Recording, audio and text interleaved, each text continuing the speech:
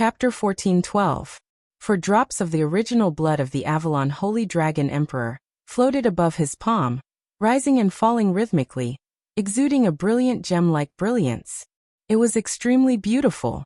Whether it was the original blood of the Avalon Holy Dragon Emperor, infant blood of the Avalon Holy Dragon Emperor, or awakening blood of the Avalon Holy Dragon Emperor, they could only raise Wu Yan to the peak of rank 9, stopping at the threshold of demigod rank. Now, Wu Yan had a total of 5 drops of the original blood of the Avalon Holy Dragon Emperor, 1 drop of infant blood of the Avalon Holy Dragon Emperor, and 1 drop of awakening blood of the Avalon Holy Dragon Emperor. However, he was already level 85, and taking them after level 89 would no longer have any effect. Therefore, Wu Yan could only take 4 drops. These 4 drops of the original blood of the Avalon Holy Dragon Emperor would raise Wu Yan's level to 89, reaching the peak of rank 9. Thinking of this, Wu Yan's heart heated up, and he took a few deep breaths to suppress it, allowing his emotions to return to a state of tranquility. Then, Wu Yan raised his head and swallowed the 4 drops of the original blood of the Avalon Holy Dragon Emperor. Boom! The 4 drops of the original blood of the Avalon Holy Dragon Emperor slid down Wu Yan's throat at an extremely fast speed, all the way down, and into his body. Before Wu Yan could react, the 4 drops of the original blood of the Avalon Holy Dragon Emperor immediately turned into a powerful energy, like a rushing river, rolling down his throat, wandering around a few times, and entering his blood. The moment the 4 powerful energies entered his blood, the blood in Wu Yan's body also began to riot. Wu Yan's face paled, then turned red. His body trembled uncomfortably, and his blood vessels also swelled. The blood and the energy from the 4 drops of the original blood of the Avalon Holy Dragon Emperor ran amok in his blood vessels, causing Wu Yan a strange pain. Wu Yan did not expect that swallowing the original blood of the Avalon Holy Dragon Emperor would cause such a change, and could only grit his teeth and bear it. Immediately in his blood vessels, surging waves of energy surged through his blood vessels, colliding fiercely with the rampaging blood. Dong! A collision sound that only Wu Yan could hear rang out, causing Wu Yan to groan, and his face flushed red. Inside Wu Yan's body, his blood and the 4 types of energy intertwined with each other, releasing invisible waves of energy. It turned into ripples, and reverberated. In blood of the Holy Dragon Emperor's body, like a hungry wolf who knows how long, scrambling to snatch the ripples of the blood Holy Dragon Emperor, to absorb them one of the blood of the Holy Dragon Emperor God. Every time this happened, Wu Yan could feel it. I seem to be a little stronger. Wu Yan's spirit was lifted, and he seriously looked inside his body. The 4 drops of energy in his blood vessels seemed to have blended with his blood, directly fusing together, and flowed with his blood. Along with this process, waves of invisible waves frequently turned into a invisible ripple, separated from his blood, and swept in all directions in his body. It was constantly absorbed by every part of Wu Yan's body, strengthening him. Body, blood, magic, organs, everything in Wu Yan's body was absorbing this invisible ripple, and devouring it, turning it into a catalyst to strengthen himself. This feeling of being able to strengthen everything, Wu Yan had only experienced it in the magical pool water from the land of gods. He did not expect it to be this time. He actually experienced it again. However, compared to the magical pool water, the effect of the original blood of the Avalon Holy Dragon Emperor was still a little different. What was the difference? The difference was that the magical pool water strengthened and purified everything in the human body on average. On the other hand, the original blood of the Avalon Holy Dragon Emperor gave priority to strengthening the blood, and then the other parts. As a result, the blood was strengthened the most and the other parts were a little less. If the magical pool water strengthened the blood and the other parts at a ratio of 5:5, then the strengthening ratio of the original blood of the Avalon Holy Dragon Emperor was 7:3. However, not only did this not affect Wu Yan's improvement, but it was even better. As a vampire true ancestor, Wu Yan's greatest advantage was naturally his blood. The power of vampires came from their own blood, and true ancestors relied on their own blood the most. After being strengthened by the original blood of the Avalon Holy Dragon Emperor, The magic in Wu Yan's body was increasing at an unimaginable speed. Moreover, it wasn't a mindless increase. Instead, it was an improvement in the quality of the mana, and when the quality of the mana was at its purest, it would increase the quantity. The quality of the magic had increased, and Wu Yan's strength was also increasing rapidly.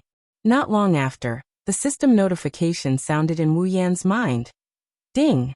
Congratulations to the user for leveling up. Current level 86. Ding! Congratulations to the user for leveling up. Current level 87. Ding! Congratulations to the user for leveling up. Current level 88. Ding! Congratulations to the user for leveling up. Current level 89. As expected, 4 system notifications sounded in succession, and Wu Yan's level was instantly raised to level 89, the pinnacle of Tier 9. At this point, Wu Yan had finally reached the threshold of the demigod rank. He was only one step away from becoming a demigod, who could definitely be called a powerhouse, whether in the main world or the dungeon world. However, this small step was as difficult as ascending to the heavens. Especially for people like Wu Yan who used the system to earn EXP to level up, it was extremely difficult.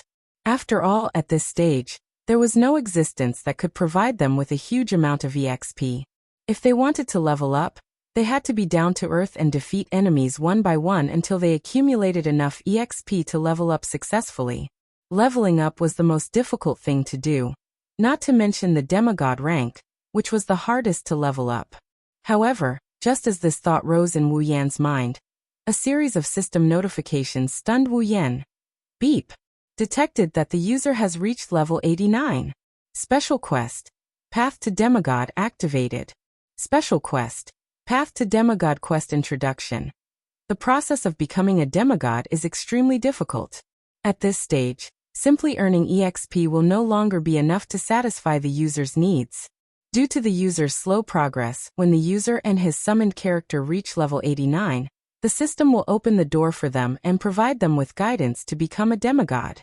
When the user and his summoned character complete the quest according to the system's requirements, the system will generate an item to upgrade the user and his summoned character to the demigod rank, allowing the user and his summoned character to become a demigod instantly. Quest introduction. The special quest Path to Demigod is a chain quest. Every chain quest will be carried out in a dungeon world, one world per chain. The content of the quest is to collect certain items. These items are the materials required to upgrade the item to the demigod rank. When the user has collected all the required materials in the dungeon world, the quest will be announced as completed. Things to note in the quest. 1. When the user completes the first chain quest, the system will generate an item to upgrade the user to the demigod rank. 2. If the user does not choose to generate an item to upgrade the user to the demigod rank after completing the first chain quest, the second chain quest will be activated. 3. Starting from the second chain quest, the items required to be collected will be able to strengthen the effect of the item to the demigod rank. The more chains the user completes, the stronger the effect of the item to the demigod rank will be. After a certain extent, the item will be able to increase the user's level again before reaching the demigod rank. 4. No matter how many chains the user completes, the final item will only be able to upgrade the user to level 99 at most. After the item is able to upgrade the user to level 99, the effect of the item will not increase anymore. 5. When the user chooses to complete the Path to Demigod mission, the system will automatically allow the user to enter the dungeon world where the items required to be collected are. The dungeon world where the user completes the Path to Demigod mission will not activate the dungeon world. The user will only be able to leave the current dungeon world after completing the Path to Demigod mission. 6. Some special dungeon worlds will add some restrictions to the user to increase the difficulty of the Path to Demigod mission. 7. The user can only bring along 2 summoned characters to participate in the Path to Demigod mission in each chain quest. More than 2 summoned characters will not be able to enter the dungeon world. Beep. Do you wish to proceed with the special quest Path to Demigod? Chapter 14:13. Beep. Do you wish to proceed with the special mission Demigod Path? Following the notification, the system list popped up without any warning and opened up in front of Wu Yan. Wu Yan subconsciously shifted his gaze to the system list. What he saw was a fourth option at the bottom of the system list that originally had 3 options: status, exchange, and instance. Demigod path. There's really a shortcut to becoming a demigod? Wu Yan didn't know if he should be happy or surprised. Originally, he had already mentally prepared himself for a long war. He had planned to transform into a battle maniac and challenge the strongest in the main world. He had even activated Violet's Red Jade mode to challenge the other 5 demigods. Otherwise, he would have gone to some of the more advanced dungeons and slaughtered his way through them. However, Wu Yan knew that it wasn't easy to become a demigod. Otherwise, he wouldn't have boasted to Sylph that he would become a demigod in 5 years. With the system's help, Wu Yan felt that he wouldn't be able to become a demigod in less than 5 years. One can imagine how difficult it is to become a demigod. There are only 5 demigods in the entire Spalier world. Among the demigods he encountered in the dungeons, Violet was the only one he could summon. It's easy to imagine how difficult it is to become a demigod. However, it's different now. As long as he completes the first round of the Demigod Path mission, Wu Yan will be able to obtain the item to become a demigod. This was much faster than honestly challenging each and every one of the experts. Wu Yan stared blankly at the last option in the system list. After a long time, he finally managed to squeeze out a thought. System, you really are a good person. With that thought in mind, Wu Yan clicked on the Demigod Path option. The list changed immediately. Wu Yan's mind just now was filled with the mission description and the things to take note of. Beep. Do you wish to proceed with the special mission Demigod Path? Wu Yan hesitated for a bit when he heard the same notification for the second time. The 5th part of the mission description stated that when the user chooses to proceed with the mission, the system will automatically send the user to the dungeon world where the required items are. In other words, the moment Wu Yan chose to proceed with the mission, the system will pull him into the dungeon world. However, Wu Yan hasn't said goodbye to his friends here yet. Even though Wu Yan will leave this world, time will stop. The time in this world had also been frozen, but if he wanted to see these friends again, it would be impossible for him to do so in a short period of time. If he didn't say goodbye, he would feel a bit uncomfortable. Sylvia, Corset, and Luca, in particular, had a certain degree of intimate contact with him. No matter what he said, he couldn't just leave like that, right? There was also Rebecca. Even though the two of them were more like friends than lovers, the perfect student council president kissed Wu Yan at dusk after their date. Wu Yan's heart was moved. Even though it was just a kiss on the cheek, Wu Yan started to feel a bit vexed. After a long time, Wu Yan laughed self-deprecatingly. Seriously, what am I worrying about here? Anyway, time will be frozen after I leave this world. It shouldn't take much time to complete the first phase of the Demigod Path mission. I can just come back and gather after I complete the first phase of the mission. After completing the first part of the mission, he'll be able to generate the item to advance to demigod rank. At the very least, Wu Yan had to ensure that he completed the first part of the mission and obtain the ticket to advance to demigod rank. Thinking of this, Wu Yan didn't feel troubled anymore. He directly said in his heart, "System, proceed with the mission Demigod Path." As soon as he finished speaking, a mechanical voice that was as calm as an ancient well immediately responded. Beep. Special mission Demigod Path activated. Special mission, Demigod Path mission round. First part mission world. Star Carvings Dragon Knight mission content.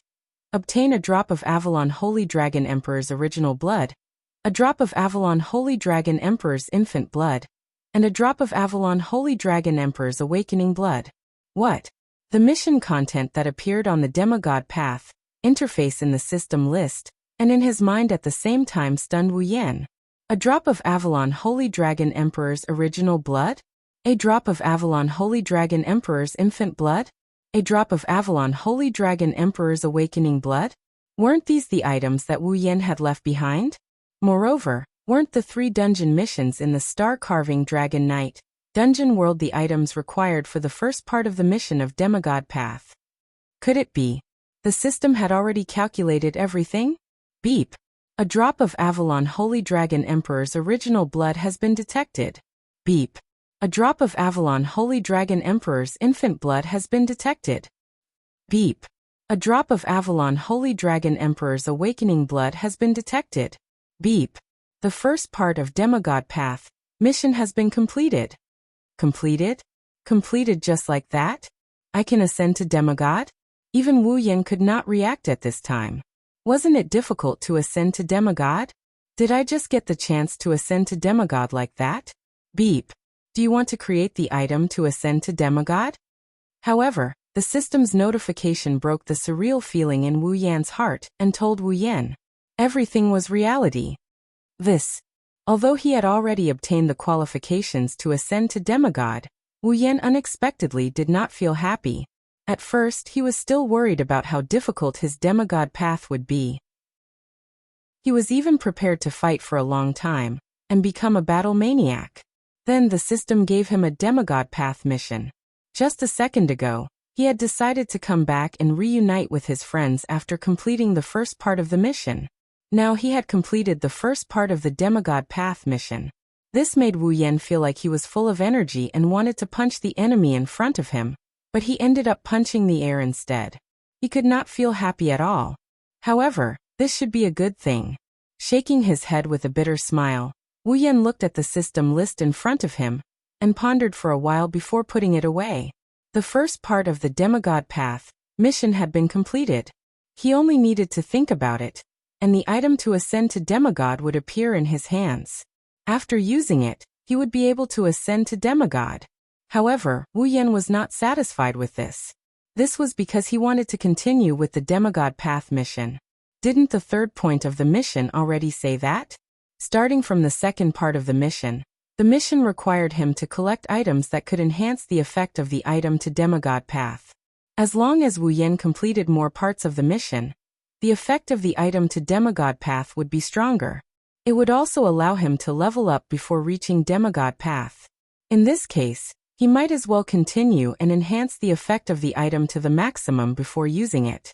The fourth point of the mission was that no matter how many parts of the mission the user completed, the item would only be able to enhance the user to level 99.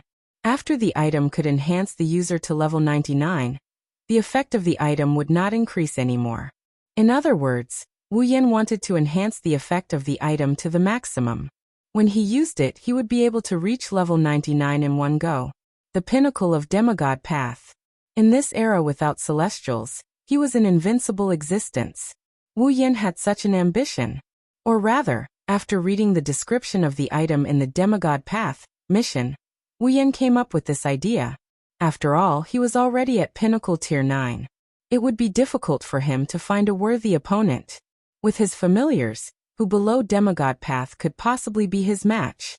Even if he faced a demigod path opponent, he still had the red jade mode. He could use Violet's power for a short period of time. With Violet's heaven-defying power, she would definitely be much stronger than he was after reaching demigod path.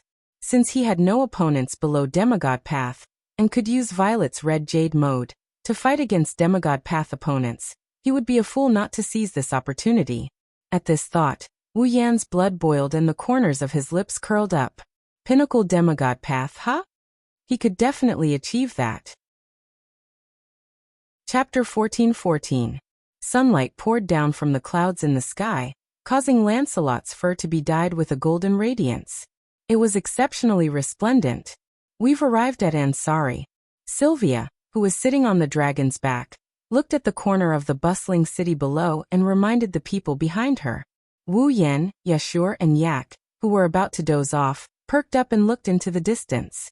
Compared to Fantion City, the city was clearly inferior in terms of land area and prosperity. Wu Yan and the others smiled.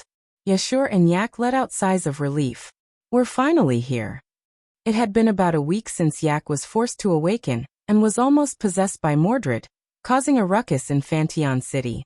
Now, the mysterious dragon's attack on the capital of Lorea's knighthood, Fantion City, which caused the Continental Conference to be suspended, had caused an uproar in the knighthood of Lorea's knighthood. It was still a hot topic that attracted everyone's attention. Even after a week or so, the impact of such a major incident didn't calm down. It was treated as an after-dinner conversation from time to time. No one would forget about it without a long period of time. During this time, Yashur and Yak, who were at the center of the incident, didn't have an easy time. Although the Cypheros Empire's actions against Yashur and Yak had been exposed, and Yak had successfully returned to her original state, and the matter had been resolved, Yak's existence had been exposed. That was a fact. The princess of the dragon clan. An existence like that couldn't be casually ignored. Thus, it didn't take long for the various factions in Aluxtran to request the Knight's Kingdom to disclose all information about Yak, the dragon princess. Yashur also received attention. Under such circumstances, Yaksu and Yak were personally summoned by Veronica for an entire week. They were questioned and investigated day after day, causing the two of them to be deprived of their freedom to go out as they wished. Their lives were extremely oppressive. Fortunately, Wu Yan and Sylvia stayed behind and spent a week with them in Fantion City. Otherwise, the two of them would have long fallen ill from boredom. And today, Yashur and Yak's investigation finally came to an end, and they announced that they had regained their freedom. Thus, early in the morning, Yaksu and Yak couldn't wait to wake up Wu Yan and Sylvia. They rode Lancelot back to Ansari together. Under Lancelot's lead, the entire Ansari Dragon Riding Academy was exposed to everyone's eyes. After a week, the reconstruction of the academy had reached its final stage. Looking down from the sky above the academy, there were brand new buildings erected inside the wall-like academy. Under the sunlight, they shone with a bright luster, as if they had just been fished out of the water. It brought with it specks of light. The academy, which had been half destroyed, was finally restored to its original state. Lancelot. Under Sylvia's instructions, Lancelot tilted his body and landed on the academy's field dedicated to dragon riding. Although the reconstruction of the academy was in its final stage, the students of the Ansari Dragon Riding Academy had yet to resume their classes. Thus, there were many students loitering around the field. Lancelot dove down and landed on the field. The sharp-eyed students immediately noticed Lancelot's presence. "Hey, look, isn't that Her Highness Sylvia's Lancelot?" "That's right. It's Lancelot." "Does that mean Lord Roland and Her Highness Sylvia are back?" "It's true. I saw Lord Roland and Her Highness Sylvia." "Lord Roland and Her Highness Sylvia are back." Not long after, the commotion began to resound throughout the field and spread further and further, attracting even more people. Lancelot slowly landed on the field amidst the cheers and support of the students. At the same time, on the other side of the academy, two joyful dragon roars reverberated in the air, reaching the ears of everyone present. Accompanied by the dragon's roar, two black figures, one red and one white, shot through the air at an extremely fast speed and landed on the field without any explanation. Thump! Thump! Two heavy thuds were heard as they landed on the ground. The entire field shook slightly and kicked up a large cloud of dust. Only then did everyone clearly see the newcomers. Gyvlin, Gawain, Lebecca and Luca, who were riding Gyvlin and Gawain respectively. President. Sylvia and Yashur hurriedly dismounted from Lancelot's back. Lebecca. Luca. Wu Yan smiled and jumped down from the dragon's back. Just as he was about to greet Lebecca and Luca, two longing roars came from Gyvlin and Gawain, interrupting Wu Yan. Before Wu Yan could react, Gyvlin and Gawain abandoned their masters and came to Wu Yan's side, rubbing their heads against him. "What's wrong with you two?" Wu Yan didn't know whether to laugh or cry when he saw the two holy dragons acting like they were wronged. He rubbed their heads. "You must have made Gyvlin and Gawain very anxious when you left." Lebecca walked up and said with a smile, "Their appetites have been fed by you. The food the dragons made couldn't satisfy them. Gyvlin and Gawain have been waiting for you for as long as you were gone. Now that you're back, of course they're overjoyed." "Seriously." Wu Yan rolled his eyes. He knocked Gyvlin and Gawain on the head with his knuckles. "I just came back and you're already ordering me around? Can't you at least let me rest for a while?" Hearing this, even holy dragons like Gyvlin and Gawain lowered their heads in embarrassment, causing the crowd to burst into laughter. "Lord Loon." Luca squeezed her small body between Gyvlin and Gawain, and came to Wu Yan's side. Welcome back, Lord Loon. Luca's crystal-like eyes stared straight at Wu Yan. There was also a hint of longing in her eyes. She went up to Wu Yan and handed him a teacup. This is a spirit herb tea I personally brewed. It can dispel fatigue. This. Wu Yan looked at the steaming hot and fragrant tea in the teacup. Luca, don't tell me you've been preparing this all this time? Luca nodded shyly. Because I was afraid Lord Loon would be too tired from the long journey. In other words, after Wu Yan left, Luca would brew a cup of tea almost every day for Wu Yan to dispel fatigue when he returned. However, tea wasn't wine. The longer it was kept, the better it was. Luca must have worked hard to prepare the ingredients for the tea every day, and waited for Wu Yan to return. She would immediately brew a cup of hot tea for Wu Yan when he returned. All for the sake of dispelling fatigue for Wu Yan as soon as he returned. She was truly a little demoness that made people love and feel sorry for her. Thank you, Luca. Wu Yan patted Luca's head and took the teacup. Then, I'll accept your kindness. Wu Yan drank the tea in one gulp. Wu Yan's stomach started to heat up as soon as the tea entered his stomach. His body started to warm up as well. His sleepy head seemed to have been stimulated. He became awake and his strength started to recover. Just as Luca said, this tea can dispel fatigue. As always, the effect is amazing. Wu Yan couldn't help but praise. This tea must be expensive, right? It can only dispel fatigue. The effect is good, but it's not as expensive as Lord Loon thought. Luca smiled calmly. In the Kingdom of Knights, you can buy it for around 100,000 ekels. 100,000 ekels. Yashu, who came from a poor family, was shocked. That's not expensive? Wu Yan laughed dryly. If it can dispel fatigue in an instant, 100,000 ekels is worth it. The princess of the Kingdom of Knights said as if it was a matter of fact. No matter what, I'm relieved to see all of you so energetic. Rebecca walked over and looked at everyone with a smile. Let's go to the dining hall. We'll talk while we eat. Chapter 14-15. Ansari Dragon Academy, inside a cafeteria. This was a typical single-story building built with red bricks in the Ansari Dragon Academy. It was also a student cafeteria. This student cafeteria was only open to the Ansari Dragon Academy. It was specially designed to provide meals for the students of the Ansari Dragon Academy.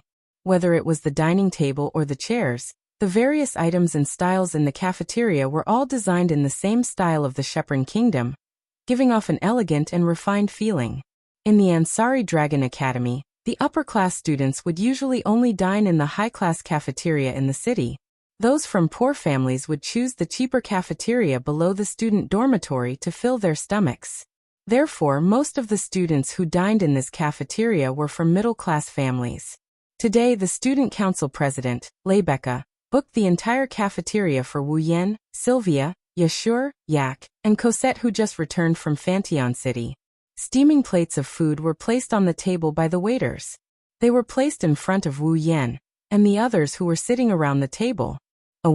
Yak held a large piece of beef in her left hand and a piece of beef in her right hand.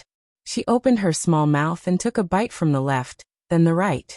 She was very busy, and her face was full of happiness.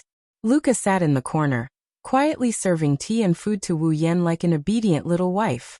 Cosette sat beside Sylvia, serving tea and food to Sylvia. As for Rebecca, she sat quietly in her seat.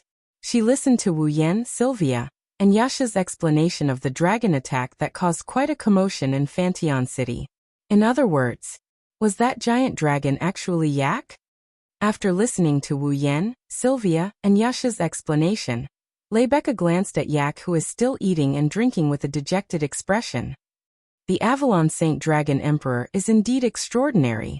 Even though he's only been born for 3 months, he can't be underestimated. You see me in a different light now. Yak puffed out her chest proudly.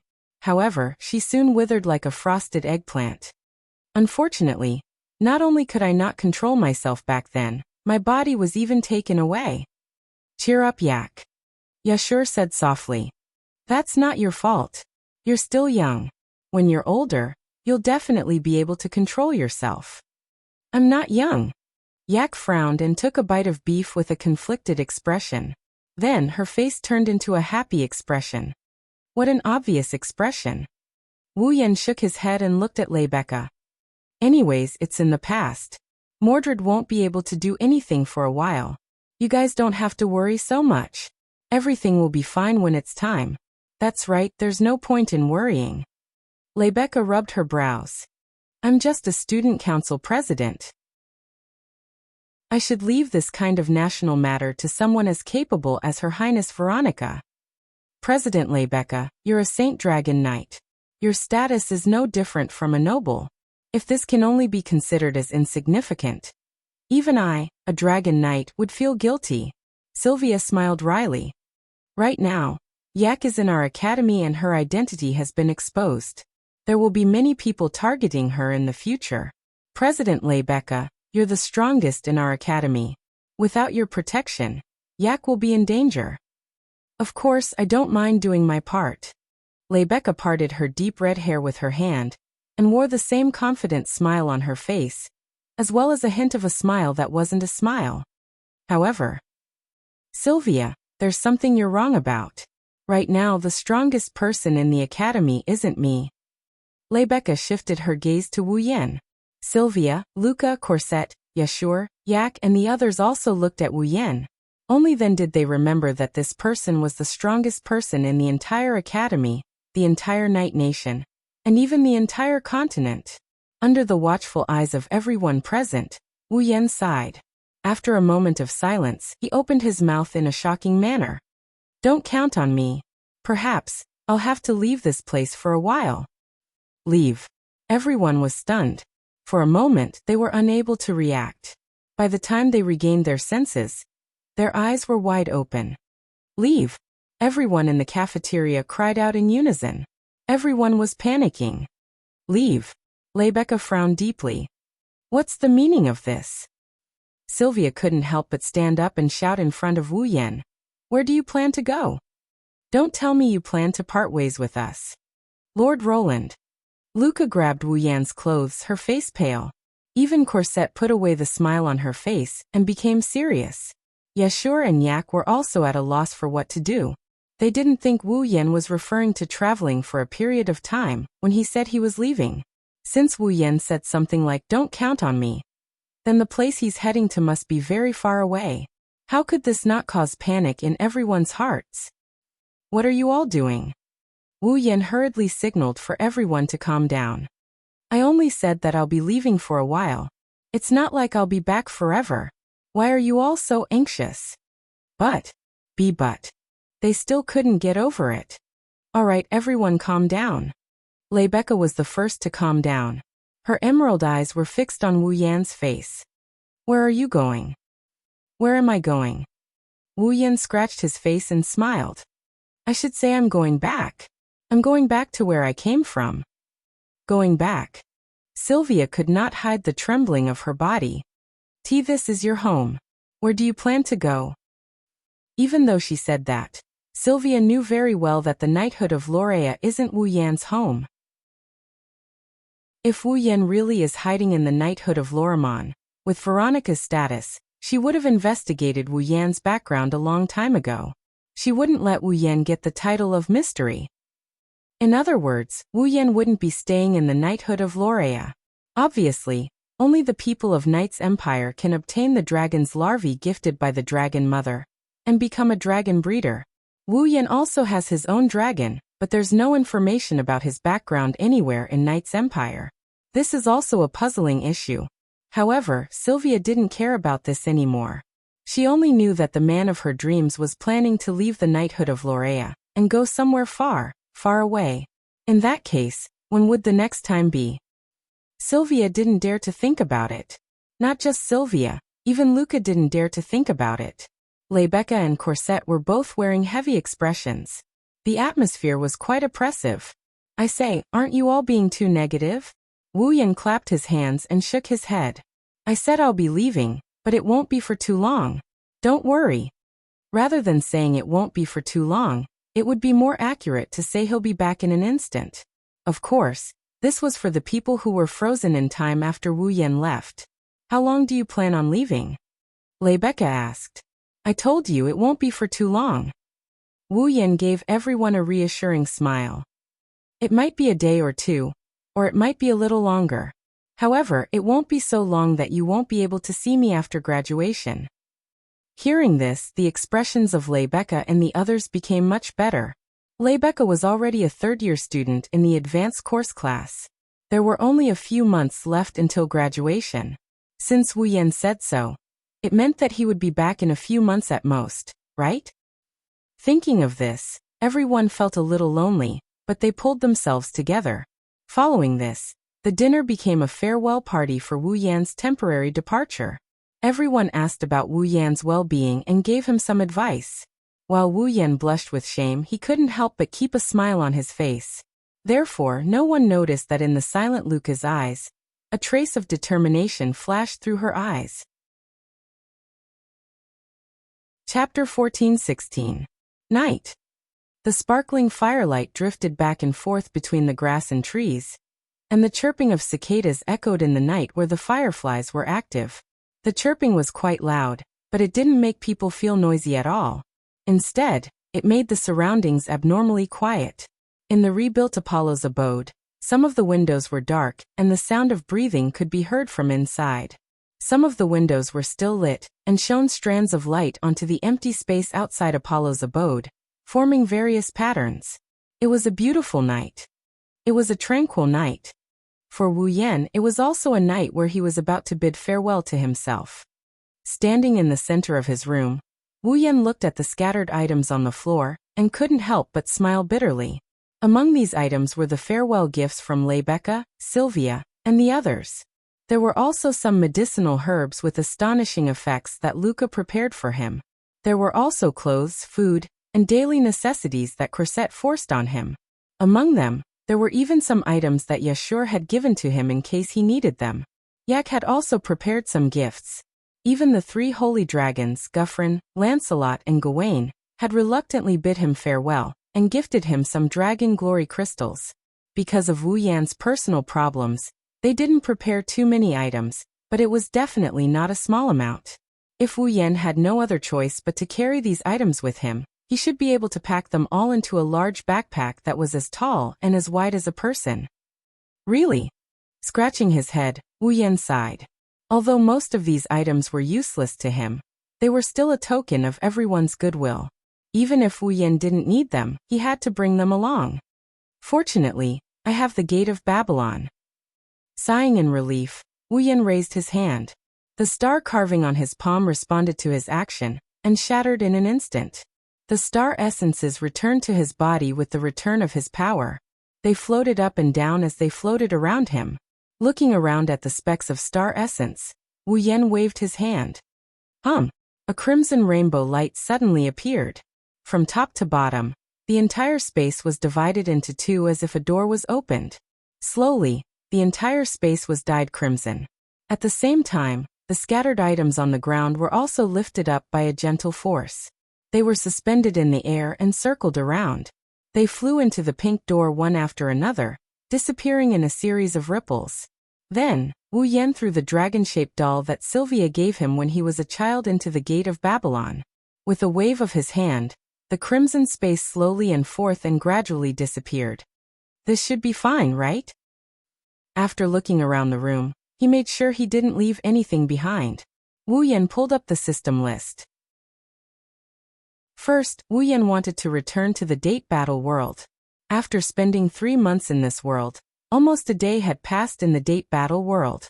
First, he will return to the date battle world to get the display device he needed. Then, he will return to the Spalier world to discuss the Demigod Path mission with Yukari and the others. After that, Wu Yan can begin the second phase of the Demigod Path mission. Now, Kotori, Kurumi, and the others were still in the world of date battle, waiting for the display devices to come out. Hinajiku Mikoto, and the others on the other hand, were training in the diluted magical pool. He will return to the date battle world to meet up with Kotori and the others before returning to the Spalier world. He should be able to catch up with Chuju and the others when they finish absorbing the magical pool water. Besides, Kodari, Kurumi, and the other girls in the date battle world haven't soaked in the magical pool water yet. They need to go back and use it once. With that in mind, Wu Yan searched for the date battle option in the instance dungeon option. But at this moment, a series of knocking sounds came from the window of the room. Wu Yan stopped what he was doing and turned around. He looked over. He didn't know when, but one of the windows in the room was opened. The night breeze blew into the room. Outside the window, a small head poked in and stared at Wu Yan. Wu Yan paused for a moment before he exclaimed, "Luca?" That's right. It was Luca who poked her head in from the window. Facing the night breeze that blew into the room, Luca's short platinum hair fluttered gently. Traces of moonlight shone on it, as if it was covered with a layer of white frost. Under the moonlight, it revealed a sense of mystery. Luca's unique pointy ears made her look like a little fairy that came out to play in the moonlit night. She made people's hearts beat faster and their spirits soar. Luca. For a moment, Wu Yan was dazed. After confirming that he didn't see wrong, he quickly put away the system list and walked to the window. Why are you here? Rune-sama. Luca pursed her lips and whispered. I want to talk to Rune-sama. Luca exuded a delicate and seductive aura as she murmured. It's easy to soften a person's heart. Wu Yan is no exception. He scratched his cheek and extended his hand towards Luca. Then come in first. Okay. Luca nodded. She took Wu Yan's hand and climbed in through the window. That's when Wu Yan noticed that Luca climbed up from downstairs. She didn't ride Gawain. This is the 3rd floor. Realizing this, Wu Yan frowned and reprimanded her. What if you fall down and get hurt? There are trees everywhere in Yekubrad's territory. Some are even taller than this. I used to climb them when I was young. I'll be fine. Luca didn't look like she had done something wrong. Instead, she smiled happily. Rune-sama, you're really gentle. Wu Yan rolled his eyes at Luca. You didn't come here just to praise me, did you? Hearing this, Luca stopped smiling and went silent. After a while, she raised her head again. Her beautiful amethyst-like eyes stared straight at Wu Yan, and her tone became a bit sorrowful. I don't know why, but I suddenly wanted to see Rune-sama. That's why I came here. Wu Yan fell silent when he heard this. Luca must have realized that he would be leaving tonight, so she wanted to say goodbye to him. Silly girl. Wu Yan said softly as he rubbed Luca's head. I'll only be gone for a short time. It won't be long. But, Luca looked downcast. I still feel lonely when Rune-sama isn't here. You. Wu Yan didn't know what to say. Luca stared at Wu Yan's face. Her amethyst eyes swayed like limpid autumn waters. It was as if they could suck him in. It was very moving. Suddenly, Luca reached out and untied the satin belt on her clothes. Following an extremely soft rustling sound, the loose nightgown on Luca's body slid to the ground with a shio sound, forming a circle with Luca's small feet as the center. Luca's beautiful and slender body was exposed to the air. She's so slender that it's like looking straight at her is a sin. Wu Yan didn't expect Luca to do something like this. His heart skipped a beat, and he yelped out of reflex. What? What are you doing? Rune-sama. Luca didn't answer. Instead, she used her actions to prove her thoughts. She threw herself into Wu Yan's arms. Wu Yan felt the fresh breath of the forest and the soft touch. Wu Yan didn't even have time to be surprised. Luca looked up and said softly, Please stay for one more night. Let me feel you. Luca looked into Wu Yan's eyes and slowly closed her eyes. Looking down at Luca's face that is so cute and pretty as if it's against the rules, looking at her seductive blushing face, Wu Yan's breathing quickened. Luca's next words ignited the last trace of hesitation in Wu Yan's heart. Rune-sama, please love me. Damn it. Wu Yan's tense nerves snapped. He gasped and picked up Luca's small body. After a painful cry, Lian Yi's Jiao Chuan sound replaced everything in this space. It was also a long night. Chapter 14-17. Heavenly Palace City. It was morning, but the sky above Heavenly Palace City was covered in dark clouds. It could rain at any time. It was still early, but the surroundings were already very dark. The pitch-black sky gave off an unimaginable pressure. In this kind of weather, after Shiori asked them to go out and buy some things, Toka, Yeju, and Shisien, who were walking back to Itsuka's house, were not in a good mood. Toka, Yagashur, and Shisien weren't in a good mood the entire day. It's just getting worse now. It's already been a day. Yejuya sighed and looked listless.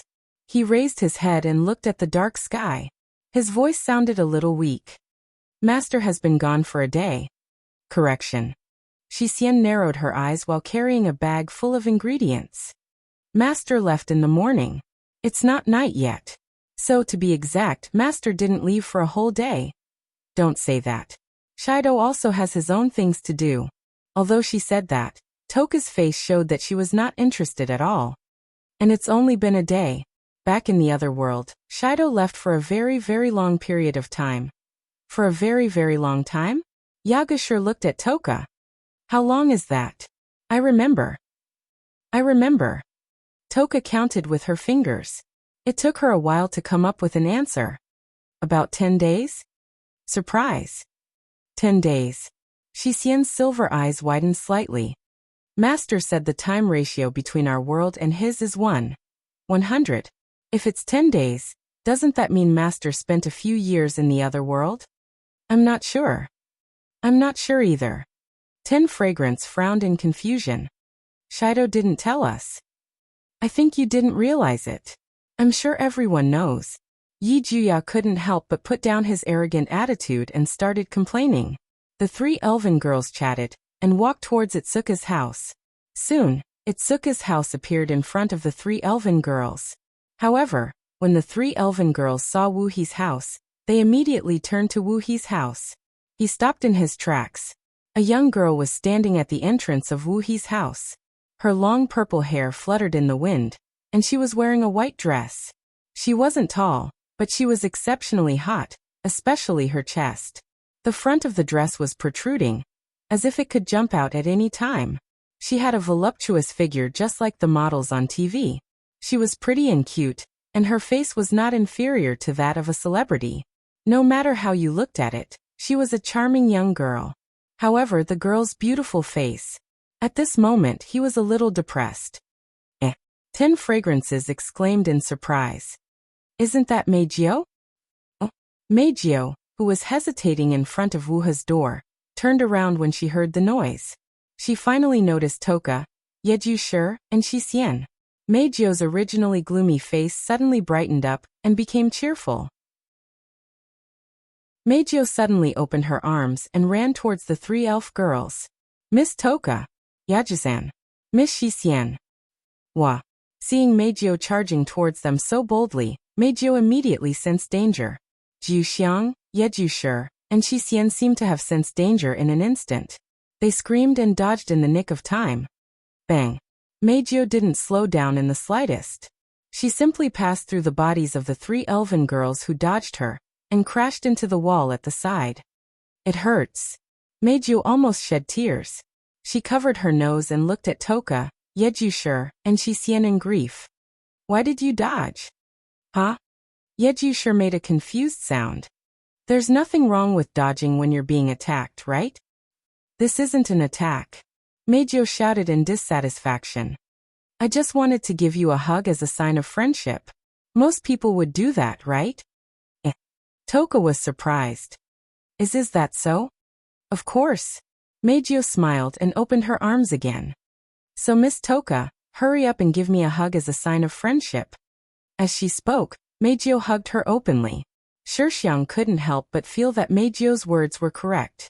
Just as Meijio was about to succeed, Yeju and Shisien pulled 10 incense away from Meijio as if they were running away from the plague. Don't be fooled. My beloved. Warning, Meijio is lying. So that's how it is. Toka's face turned ashen. What? Her plan was ruined. Meijio puffed up her cheeks in dissatisfaction. Speaking of which, after messing around for a while, Toka asked in confusion. Meijio, why are you here? Meijio seemed to remember something when she heard Toka's question. Her cheerful face immediately sank. I'm here to look for my beloved. Hearing this, Toka, Yejuya, and Shisien, who had recovered from their fight with Meijio, became depressed. Wu Yan only left in the morning. It hasn't even been a day since he left, but the girls missed Wu Yan dearly. They didn't feel it before, but now they do. Once the man who was so important to them was gone, their hearts would feel very uncomfortable. They would feel empty, as if a piece of their hearts had been dug out. Otherwise, Meijio wouldn't have come here immediately after returning home in the morning. After all, Meijio knew that even if she came here, Wu Yan wouldn't be here. Before I came, Miss Origami came as well. Meijio shrugged. She should be inside now. The girls' faces were all filled with dejection. Ah! Meijio shouted as if she couldn't take it anymore. My dear, when are you coming back?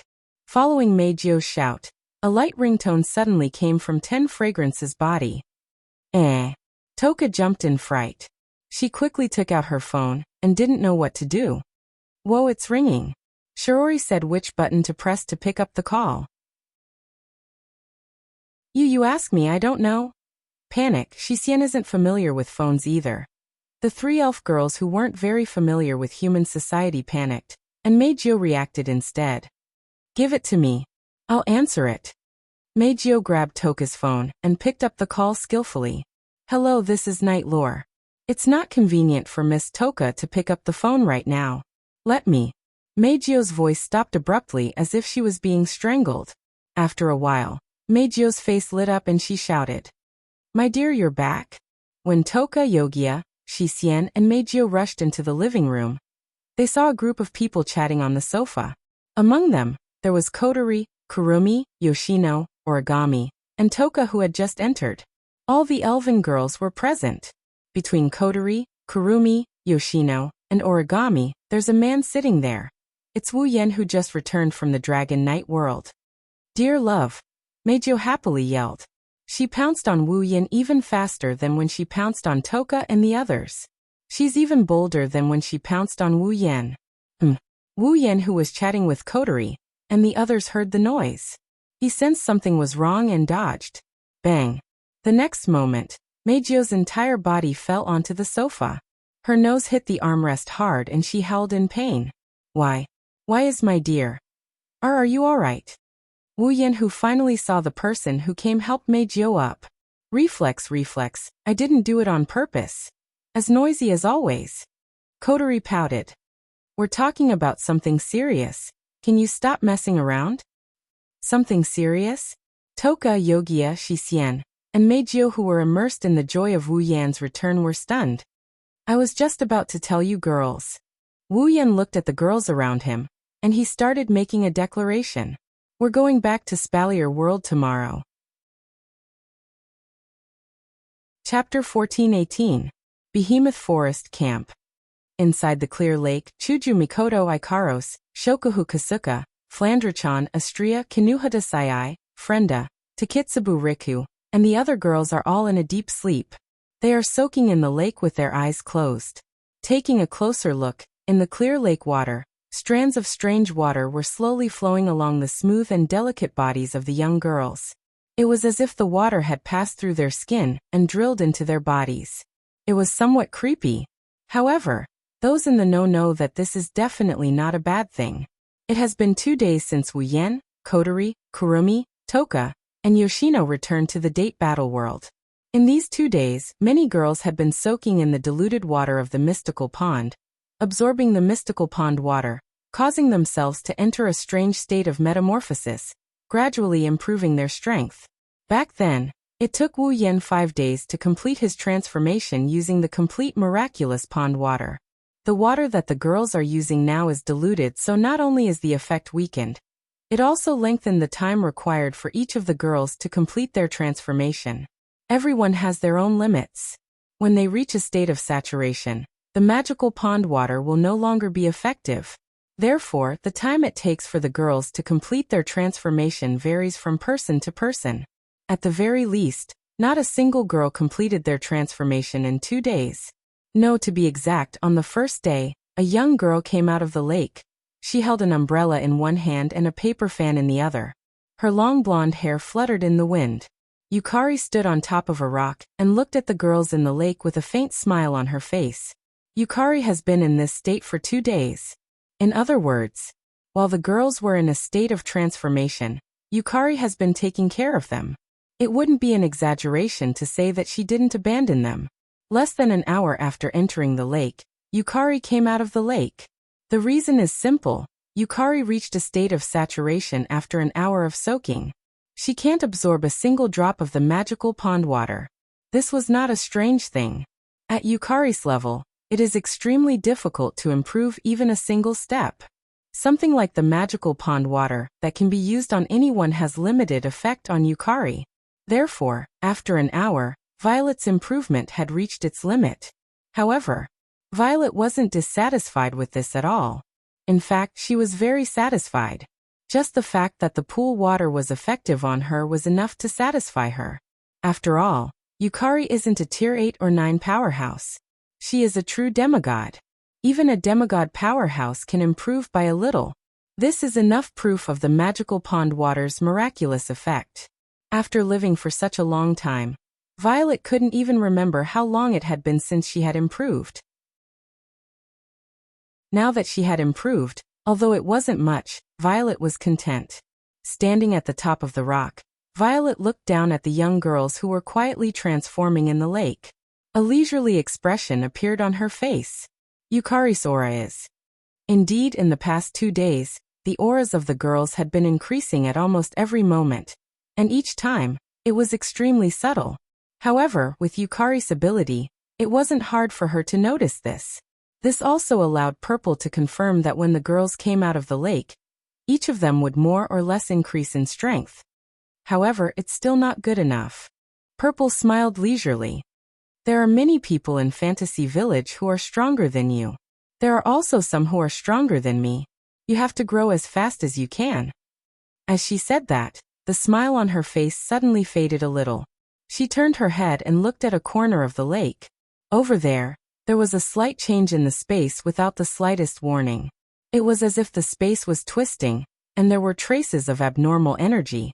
Yukari narrowed her eyes when she saw this. At the same time, the space expanded, and one figure after another suddenly flashed out. After returning from the date battle world, the group of people only felt a blur in front of their eyes, and the scene that was imprinted in their vision had completely changed. The living room of Yukari's house turned into a mountain and a lake. There were naked beautiful girls soaking in the lake. They looked like they were sleeping. This shocking scene stunned Yukari, and Yukari. Yukari was stunned. What's going on? Wow. Yukari was also shocked. Yukari often reads novels, but I don't know what this is. Wow. Yukari was the only one who looked at the girls in the lake with sparkling eyes. This is an absolute scene. An absolute scene. Origami didn't say anything. She turned to Wu Yan and silently asked him a question. It's not over yet? Wu Yan was slightly stunned. He scratched his face. Looks like it won't be over in a short time. It's been 2 days. A pitch-black spatial fissure appeared and ferocious eyeballs spun around. Zi Xiaoting walked out of the fissure, like he was taking a stroll. He sized up Yakuya, Yuxian Meijio, and Origami with his purple eyes. He then looked at Wu Yan with a smile that didn't look like a smile. You've gained quite a lot. Yukari. Wu Yan was surprised to see Yukari beside him. Yukari. Kotori, Kurumi, Toka, and Yukari called out. Her gaze swept across the 4 elven girls one by one, and she nodded with a smile on her face. You're all back? The girls nodded in response to Yukari. Wu Yan looked at Yukari with eyes that flashed with the light of the system's perception. Yukari. Level 96. Level 96? Wu Yan couldn't help but laugh. Yukari, you leveled up? This is the result of years of accumulation. This diluted pool water alone can't help me level up. Yukari turned around and looked at the girls in the lake. This pool water gave me a push, the effect is not bad. That's good. Wu Yan nodded and looked at the girls in the lake. So, when will they finish? Some are fast and some are slow. Yukari answered. Judging from the increase in their aura and the change in their frequency, it will take a long time at the latest. But today 2 of them should come out. I see. Wu Yan thought for a bit and looked at Kotori, Kurumi, Toka and Yukari. Kotori, you haven't used it yet. Go in. Kotori and the others had no objections and nodded in agreement. Wu Yan looked at Meijio, Yagoya, Yuxian and Origami, who are silent due to the unfamiliar environment, unfamiliar situation, and unfamiliar characters. He shook his head and chuckled. All right, don't be so reserved. I'll introduce you to each other in the future. For now, enter the lake with Kotori and the others. Go in. Yakuya asked curiously. Is there something strange about the lake? Why are they soaking in it? To put it simply, this is a lake that can help you guys improve your strength. Wu Yanyan said concisely. You only need to soak in it for a while, and your strength will increase. It can increase our strength. Yi Juya and Shi Xian's eyes lit up. They even turned to look at the lake. Soak in it with those cute girls? Meijio rubbed her hands together excitedly. I'll go in. If you don't, I'll go in. You can go in. Kotori added coldly from the side. But you're not allowed to come near us. Meijio instantly let out a dissatisfied sound. You guys. Wu Yan didn't know whether to laugh or cry. All in all, go into the lake and improve your strength as much as you can. Wu Yan looked at Yukari. Yukari, come with me. I have something to discuss with you. Yukari glanced at Wu Yan, and seemed to have sensed that what Wu Yan wanted to say wasn't as simple as it seems. She nodded without saying anything. Hey darling. Meijio snuggled up to him, and spoke in a soft voice. Aren't we going in together? Aha. Wu Yan laughed dryly. Chapter 14:19. In the Behemoth Forest. After leaving the lake, Violet led Wu Yan out of the campsite and into the Behemoth Forest. She didn't use the power of time gap. She didn't let Wu Yan use his teleportation magic either. Holding a parasol, Yukari strolled through the giant beast forest as if she's taking a stroll. She looked like a young lady on a vacation. She's both elegant and graceful. Invisible ripples of energy radiated from her body. Under this invisible energy ripple, wherever Violet passed, all the magical beasts within 100 meters of her seemed to have seen their natural predator. They howled miserably, tucked their tails between their legs, and fled with their tails between their legs. Wu Yan, who was following behind Yukari, couldn't help but gasp in amazement at this scene. As expected of the demon sage from the land of fantasy, his methods were brilliant. He was not someone an ordinary demigod realm expert could compare with. This made Wu Yan more determined to continue the demigod path mission. It was fine if he didn't become a demigod, but once he did, he couldn't be weaker than Violet. To Wu Yan, Violet was like a guide standing at the top of the mountain. She was always pointing the way for Wu Yan, who was still halfway up the mountain. Although he didn't say it out loud, Wu Yan had already set Violet as one of his goals. Sooner or later, he would surpass her. Phew. Taking a deep breath, Wu Yan suppressed the waves in his heart and looked up at Violet. Violet, is it okay for us to leave like this? Are you worried about your little girlfriends? Purple continued to walk forward without looking back. Don't worry. I've set up a barrier. Unless the 5 demigods from the Spalier world come, no one will be able to enter. I'm not worried about that. Hearing Violet's confident words, Wu Yan calmed down, but he still shook his head. Didn't you say 2 people would come out today? What if they don't find us? Kotori, Kurumi, and the others had already entered the lake. They were absorbing the magical pond water and transforming themselves. When the other girls saw Kotori and the others, they only needed to think for a moment to guess that they had returned. It was inevitable that they would be anxious if they couldn't find them. Don't worry. It won't take long. Violet continued walking towards a certain direction in the forest. Only then did Wu Yan realize that the surrounding environment and the path she was taking seemed somewhat familiar. This is? Wu Yan asked with uncertainty. Purple, are you going to take me to the base? Did you notice? Violet shook her head regretfully.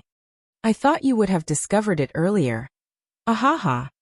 Wu Yan scratched his face in embarrassment. You can't blame me for that. I've been in another world for about half a year. I just couldn't remember it. It's not that you didn't remember, it's that you didn't pay attention to the path I took. Violet exposed Wu Yan without hesitation. You think I don't know about your instant memory ability? This time, Wu Yan was speechless. Wu Yan.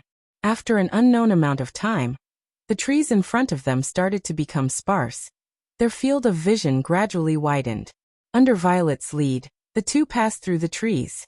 After passing through the grass, they arrived at a vast open space. This was the place where Wu Yan chose to build his base.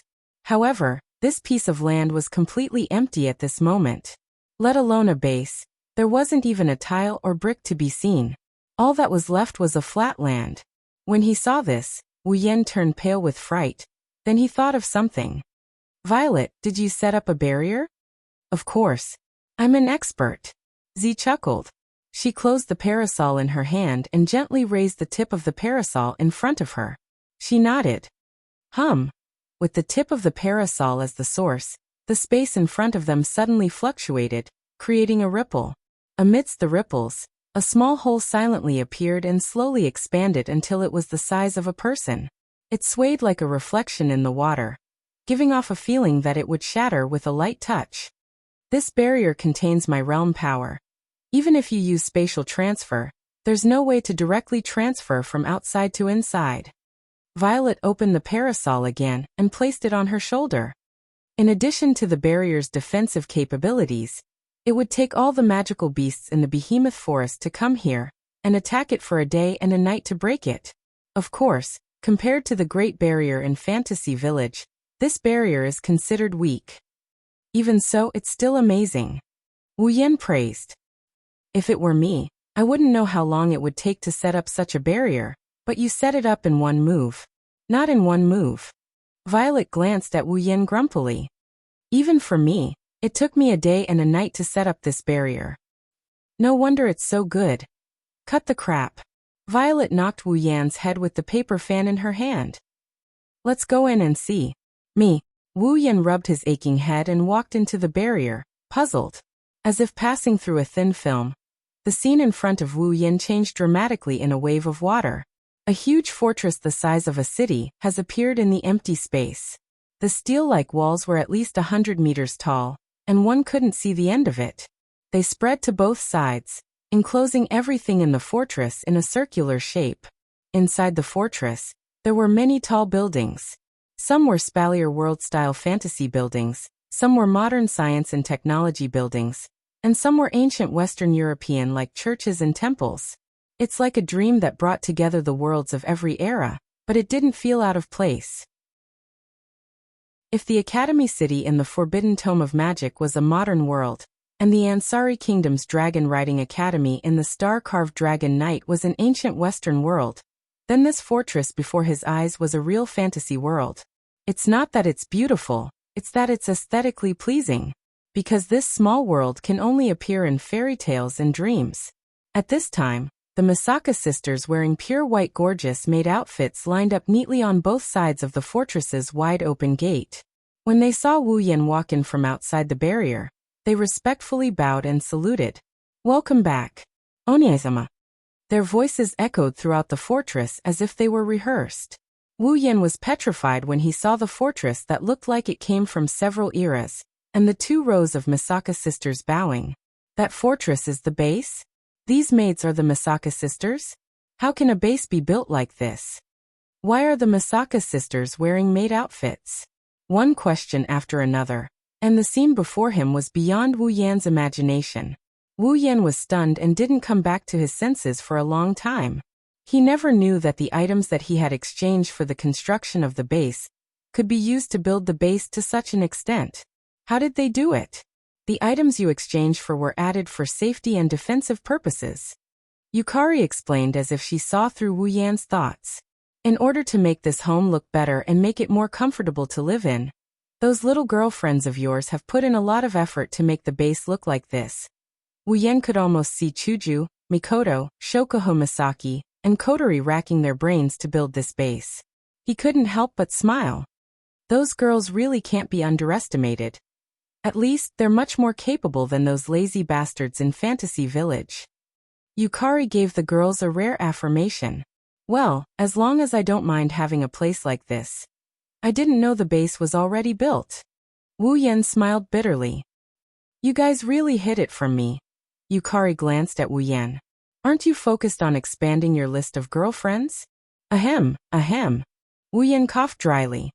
That's slander. Wu Yan was met with Yukari's gaze as if she was trying to read his mind. Wu Yan's righteous expression crumbled. Fine, I admit that I don't really care about the base, but you're doubting my intentions. Is that so? Yukari walked towards the gate of the base without saying anything. Let's just assume that. Wait. Wu Yan chased after her. Chapter 1420. Behemoth Forest, Base. In the middle of the dreamlike fortress, there was a building that took up quite a lot of space. It was pyramid-shaped, and its exterior was made of cold metal. It was the tallest building in the entire base. Standing at the top, one could even see the entire base. If Natsuki, Kanon, Nagisa, and Agurola saw this tall building, they would be able to see a familiar figure. Cornerstone Gate. However, there was a slight difference. The style of Cornerstone Gate leaned towards modern architecture, and this pyramid-shaped building looked like it grew out of thin air. It wasn't a skyscraper, nor was it a classical building. Similar to the base, it blended the feeling of several eras, making it feel dreamy. After a discussion among the girls, the name of the base had already been decided. It would be called the capital of a different generation. It meant that the base's architectural style had surpassed the limits of each generation. The pyramid-shaped building in the center of the Otherworld capital was called Generation's Heart. Speaking of which, it had to be mentioned. Actually, the Generation's Heart wasn't designed by the girls. It was the Misaka sisters who decided to build it. The Generation's Heart was for Wu Yan and the girls to live in. Originally, the group of girls didn't approve of this kind of treatment. After all, not only was the Generation's Heart located in the center of the Otherworld capital, it was also the tallest and most luxurious building. It was just like the Otherworld capital's palace. This way, living in the Generation's Heart would be the same as living in the Otherworld capital's royal family. The Misaka sisters living in other places would be treated like servants and commoners. Mikoto was the first one to disagree with such a method. The other girls' opinions were secondary. She was the older sister. The older sister lived in the center of the luxurious area and treated the younger sisters like her subordinates. Mikoto couldn't agree. But on this point, his younger sister's persistence was also surprising. To the Misaka sisters, Wu Yan and the other girls had a high status. In the past, it was the girls who gave the orders to the Misaka sisters. He told them what they should do. Therefore, Wu Yan and the girls' positions in the hearts of the Misaka sisters were deeply ingrained and could not be changed. Be it now or in the future, the Misaka sisters would still follow Wu Yan and the other girls' orders and do all sorts of things. Therefore, in the end, the Misaka sisters prepared the heart of generations for Wu Yan's group, who were like brothers, sisters, and leaders. She meant that without Wu Yan's group, they would lose their hearts and would not be able to live on. There was no need for the capital of alternate generations to exist. Under such perseverance, left with no choice, the girls could only compromise. On the top floor of Generation's Heart, Wu Yan, who was sitting on the sofa, did not know whether to laugh or cry when he heard Yukari's explanation. That sounds like something Mikoto and the Misaka sisters would do. Later, I'll use the gap's ability to move the lake in the campsite and your little girlfriends here. Yukari asked casually as she sipped on the black tea that Misaka's sister had brewed for her. So, you don't have to worry about them not being able to find us. Can you tell me what you want to discuss with me? Wu Yan did not waste any more time and pulled up the system list. He clicked on the Demigod Path interface and explained the mission to Yukari. This is really against the rules. Yukari's first reaction after listening to Wu Yan's explanation was to sigh. When your little girlfriends reach the pinnacle of Tier 9, this demigod path will be open to them, right? That's what the system said. Wu Yan shrugged. So, I want to know what you think. If it were me, I would make the same choice as you. Yukari answered without hesitation. Rather than becoming a demigod now, why don't you continue with the demigod path mission? When you reach the pinnacle of demigod in one go, you don't have to overcome it step by step like me. At my level, it's hard to even level up. Amethyst became solemn and warned him earnestly. You have to grasp this opportunity. It's not easy to reach the pinnacle in one go. You have the ruby mode, anyway, you don't have to worry even if you meet a demigod opponent. It's best if you accumulate the effects of your items. It'll be faster than you crawling on the demigod path like a tortoise. I think so too. Wu Yin nodded. So, you agree that I should continue with the demigod path mission, right? Yukari rolled her eyes and said bitterly. At the very least, I won't let go of such an opportunity. Well, you're not that weak yourself. Wu Yin grinned as he changed the topic and made a decision. Then, without further ado, let's start the demigod path mission now. Wait. Yukari pressed the paper fan against Wu Yan's forehead and pushed him back onto the sofa. Who told you that I'm going with you? Wu Yan was stunned. Although there's a barrier, it doesn't mean that there's no need for anyone to take care of this place. Yukari tapped Wu Yan's forehead with the paper fan. So I think I should stay here. I see. Wu Yan shrugged helplessly. If that's the case, I'll have to go by myself. Era, I didn't say that you should go by yourself. Yukari smiled. There are 2 people coming out of the lake today. Didn't the mission say that I can only bring 2 summoners with me? You mean, just bring the 2 of them along? Yukari made her final decision. Nighttime, Wu Yan yawned and rubbed his eyes as he walked down the hallway leading to the main hall. He looked exhausted from lack of sleep. Wu Yan was already asleep when Yukari came to his room and woke him up with a knock on his head. She told him that the 2 summoners who finished their transformation were waiting for him in the main hall. They asked him to go over and start the demigod path mission. Seriously, since it's already so late, can't I just wait until tomorrow to start the mission? Wu Yan muttered in dissatisfaction as he walked down the hallway and into the main hall. The main hall took up a lot of space. Because of this, the main hall was very quiet at night, and it gave off a creepy vibe. Just as Yukari said, there were already 2 people in the main hall. One of them had long pink hair and was wearing a pale yellow dress and a white short-sleeved jacket. The other had short brown hair, wearing a black short-sleeved shirt and shorts. They were Chuju and Mikoto. Wu Yan's mind jolted. The drowsiness in his head disappeared in an instant. Light flashed through his eyes. Misaka Mikoto. Level 82, Gue Chuju, level 80. Wu Yan smirked when he saw the 2 girls who didn't notice his arrival. He appeared behind them in a flash. Who's there? Both Hinajuku and Mikoto's expressions froze as they turned around. One of them pulled out a crystal-like longsword, while the other's hand flashed with blue and white lightning. Both of them pointed behind them. When they saw who it was, the frosty expression on their faces froze for a moment before turning into joy. Yen, Chuju, Mikoto. Wu Yan laughed out loud. You've grown quite fast. Hinajuka's eyes flashed with the light of the system's perception, followed by an annoyed expression. How can we compare to you? You're already at the peak of Tier 9. We've heard the details from Yukari. Mikoto put one hand on her waist and brushed her bangs with the other. How is it? Are we starting the quest now? With Yukari here, there shouldn't be any problems. If we can start the quest faster, I won't object. Wu Yan looked at Chuju and Mikoto. Do you want to come with me to this dungeon? You said it yourself. With Yukari here, there shouldn't be any problems. The base is already complete. We can rest assured of our sister's safety. Mikoto smiled. It's been a long time since we've entered a dungeon. It's not a bad idea to go. Me too. Chuju ran her fingers through her pink hair. It's been a long time since we've fought. I'm itching to give it a try. Seeing the smiles on Chuju and Mikoto's faces, Wu Yan couldn't help but smile as well. Chapter 1421. Crisscrossing streets. Buildings were everywhere, pedestrians coming and going. The trees were scattered all over the place. This is a small city, a quiet and beautiful small city.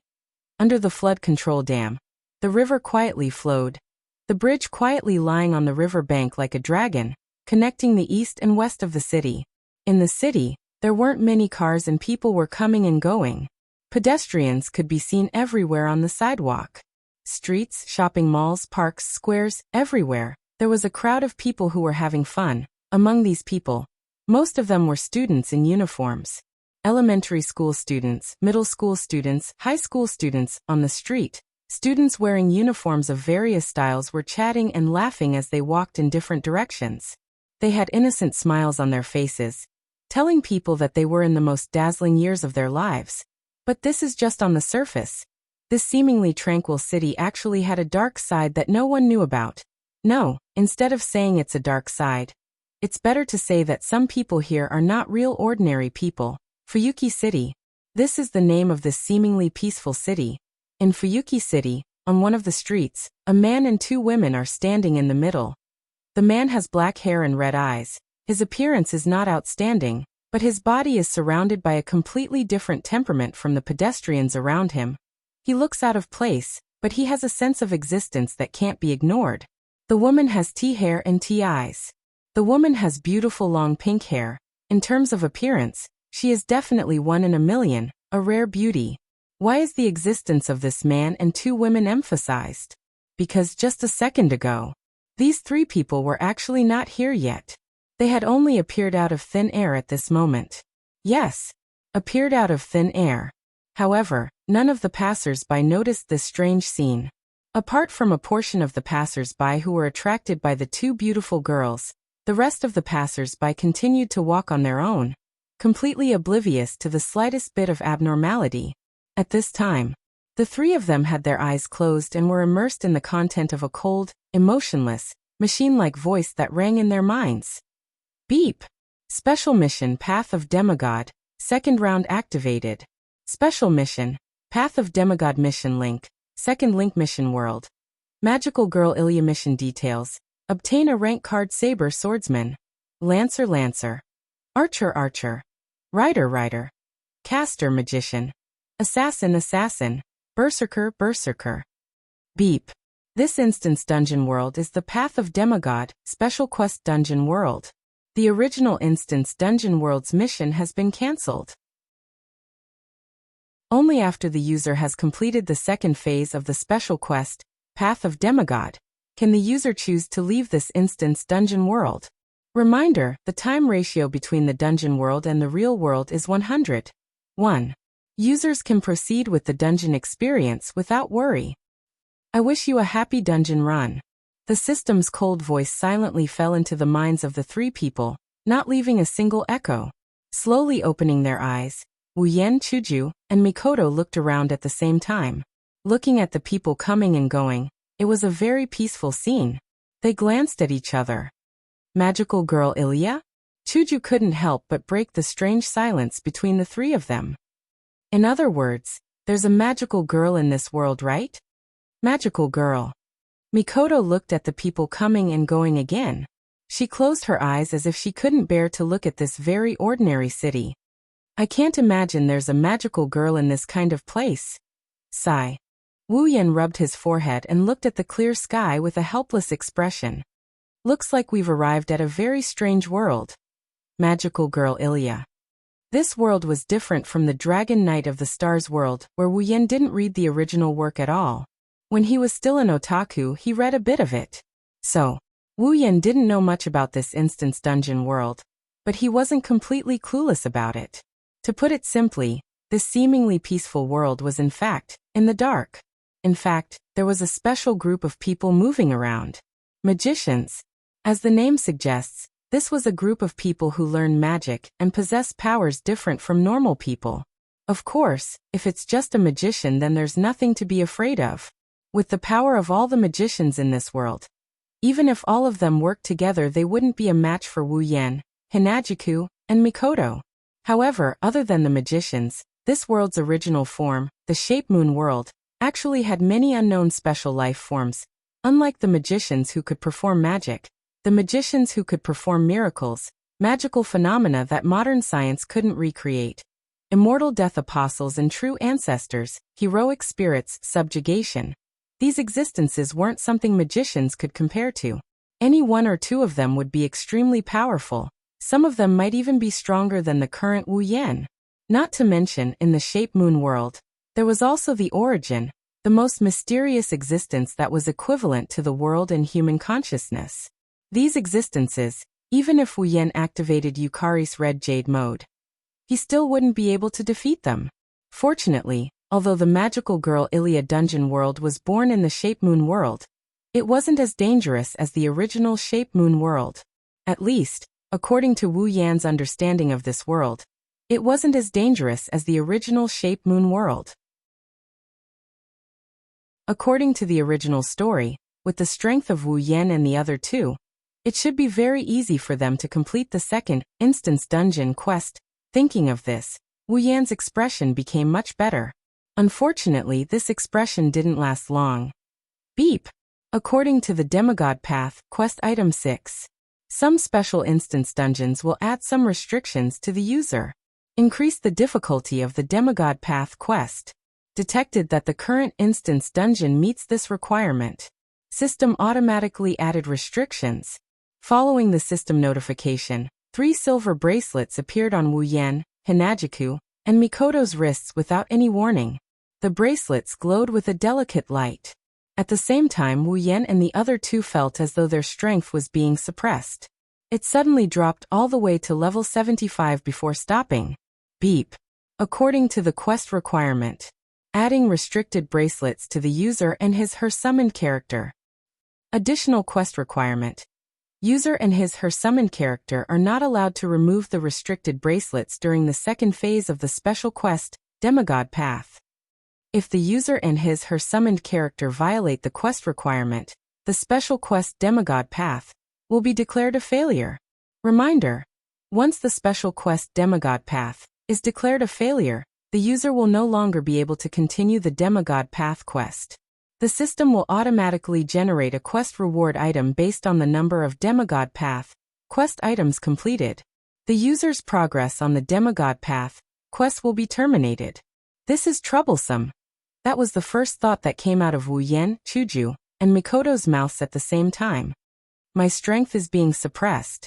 It seems like I can only fight at level 75. Mikoto's expression revealed a hint of displeasure. This feeling of being suppressed makes me feel a little uncomfortable. Me too. My level is being suppressed to 75. Chuju first looked at the silver bracelet on her wrist before looking at Wu Yan. Don't look at me. It's the same for me too. My level is being suppressed to 75. Wu Yan sighed. The Demigod Path is not easy to walk. Chuju and Mikoto looked at each other before looking at Wu Yan. What should we do now? Wu Yan scratched his head. In any case, let's find a place to stay first. This quest isn't something that can be completed in a day.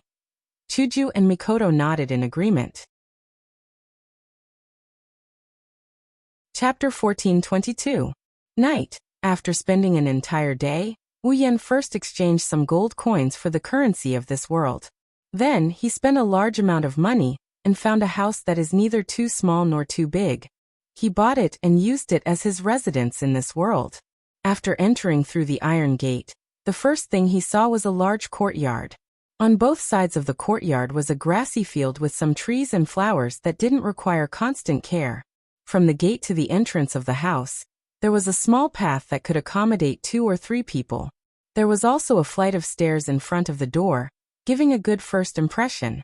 Inside the courtyard, there was a large family house that could accommodate at least 10 people. It was about 3 stories tall. Compared to the average family house, it was quite luxurious. In order to find such a place to live, Wu Yan, Chuju, and Mikoto ran around a lot. In the end, they decided to buy this place that was neither ordinary nor conspicuous. It looked very comfortable. The owner of this courtyard originally decided to emigrate, but he couldn't bear to part with such a place. He stayed in Fuyuki City and went to the real estate agent every day, trying to find someone who knew how to take care of the house and could afford to sell it. Coincidentally, he bumped into Wu Yan's group who came to buy the house. Therefore, the owner of the courtyard didn't even touch the daily necessities or furniture in the house. He just took some of his clothes and personal belongings, packed up hastily, and left the country in a hurry. So even if it was bought on the same day, except for some women's daily necessities and clothes, in terms of living conditions, this house is enough for 2 people to live in. Before the night fell, Wu Yan finished the transfer procedures in time and brought Chuju and Mikoto. They moved in comfortably. As for Chuju and Mikoto's daily necessities, because it was dark, they couldn't go out to buy them today. They'll have to wait until tomorrow. In the living room, the three of them who were busy all day were drinking the black tea that Wu Yan just made. They were comfortably lying on the sofa. Our luck isn't bad. To actually find such a place. Chuju's face showed a hint of joy, but soon she felt a bit of heartache. But isn't it a bit wasteful to just buy it? Really? Wu Yan poured tea for the two girls and he tilted his head to the side in puzzlement. I think it's worth it. We don't need to prepare anything. We can move in directly. It's just that we don't have any daily necessities. Mikoto put down the teacup in her hand. He crossed his arms in front of him. The mission shouldn't be in a hurry, right? Don't worry, it's not that urgent. Wu Yan waved his hand. Although it's called a mission, this mission doesn't require as much time as you think. You can leisurely play during the day. The time to carry out the mission is usually at night. At night? Chuju asked suspiciously. Aren't we supposed to find 7 cards of some class? Would it be enough to spend the night searching? It should be said that we can only look for it at night. Wu Yan pursed his lips and recalled what he knew. Although I don't know why, but in this world, those who look for the rank cards all start at midnight. Come to think of it, we should also need to wait until then. If that's the case, it's a lot easier. Mikoto's expression relaxed, her brown eyes shifted to Wu Yan. By the way, what is that class card? Speaking of which, you two still don't know the general situation of this world. Wu Yan paused for a moment and scratched his face. First, do you know what a heroic spirit is? Chuju and Mikoto pondered for a moment and said the same thing in unison.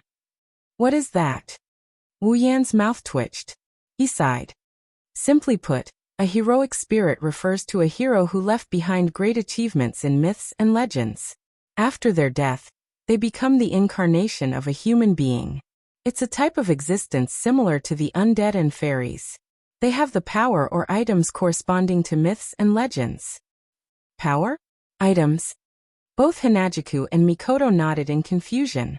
Do you know about my noble phantoms? Wu Yan reminded them. The so-called powerful item. It's referring to these noble phantoms. I see. Chuju was a little surprised. So, what does this heroic spirit have to do with the class cards we need to collect? The class card is a card made from advanced magic theory. Wu Yan narrowed his eyes. It can be used as a medium to manifest the power and noble phantoms of the legendary heroic spirit. It can be used as a weapon for the user to fight, borrowing the power of the heroic spirit. The two girls looked at each other with a serious expression. This kind of card with special power, it's not as simple as just finding it, right? Actually, it's pretty easy to find it. Wu Yan stood up and went to the balcony. He looked at the night view of Fuyuki City. Since I came to this world, I've been vaguely feeling some distorted magical energy. I think the class card should be in that place, right? Chuju and Mikoto frowned. They stood up and went to the balcony. It's a pity that one of the girls uses a superpower, while the other uses a sword as a weapon. Even if they have great power, they can't sense mana as acutely as Wu Yan. Only when they're close enough can they use their own strength to sense the presence of mana. Do you want to recycle it? On Mikoto's forehead, arcs of blue and white electricity danced around. I can recycle it anytime. The problem is the class card isn't that easy to recycle. Wu Yan frowned. The class card isn't in this world. It's in a reflection of this world called the Mirror Realm. We have to enter the Mirror Realm first to recycle the card. On the other hand, the rank cards are not just lying there and waiting for us to retrieve them. In the Mirror Realm, the heroic spirits of the corresponding rank cards have been materialized with the power of the rank cards. We have to defeat them in order to retrieve the rank cards. Saber, Lancer, Archer, Rider, Caster, Assassin, Berserker. Wu Yan turned around and faced Chuju and Mikoto. Like the information on the mission, there are a total of 7 class cards. We have to defeat them one by one to get the cards. So you're saying that we have to fight against those mythical or historical figures? Chuju pursed her lips. Sounds like it's going to be tough. Indeed, the legendary heroic spirits are very powerful. If we were to fight against their real bodies, we wouldn't even be able to defeat one of them with our limited power. Wu Yan shook his head and chuckled. However, the heroic spirits created by the class cards are only their avatars. Their power is greatly reduced. With our current power, it might be hard to deal with them, but it's not like we can't defeat them. If we work together, it's more than enough. That's good. Chuju sighed in relief. Mikoto, on the other hand, looked excited. Before that, let me have a duel with those heroic spirits. A duel? Wu Yan didn't know whether to laugh or cry. So you're eyeing those heroic spirits. They should be one as well, right? Mikoto retorted. If that's the case, it's only fair if we fight one-on-one. Heroic spirits aren't like those hooligans you fought in Academy City. Even if they're only their avatars, some of them are still very powerful. It's going to be hard for you to fight them alone. Wu Yan rolled his eyes. Besides, if I'm not mistaken, the heroic spirits created by the class cards don't have any intelligence. They only know how to destroy the enemies in front of them. Plus, they have noble phantoms as their trump card. Are you sure you want to fight one-on-one? Who gives up before even fighting? Mikoto clenched her fists. Anyway, we'll fight if we can win. If we can't, we'll gang up on them. It's decided then. Wu Yan and Chuju were speechless after hearing such a strong argument. Chapter 14:23. The next day, the sunlight that pierced through the clouds was like a golden thread, crisscrossing, sewing the white clouds into a beautiful pattern. The warm sunlight fell through the dense clouds, turning into rays of golden light, like the lights behind a curtain, gradually enveloping the entire Fuyuki city. The chirping of birds could be heard in the air, and the bustling of the streets gradually became lively. The people welcomed a brand new day, and began their peaceful daily life. On the top floor of a rather luxurious courtyard, in a room, Wu Yan lazily put on his clothes, cheered himself up, opened the door of the room, and walked into the hall. It was about 7 o'clock in the morning. At this time, some office workers and students had just woken up, so it was still early. Wu Yan woke up so early because there were a lot of things to do today. Chuju and Mikoto hadn't purchased their daily necessities yet. Because the previous owner lived alone in this house, there wasn't much furniture in the other rooms. There was only a bed, and even the sheets and pillows were spare. These needed to be bought again.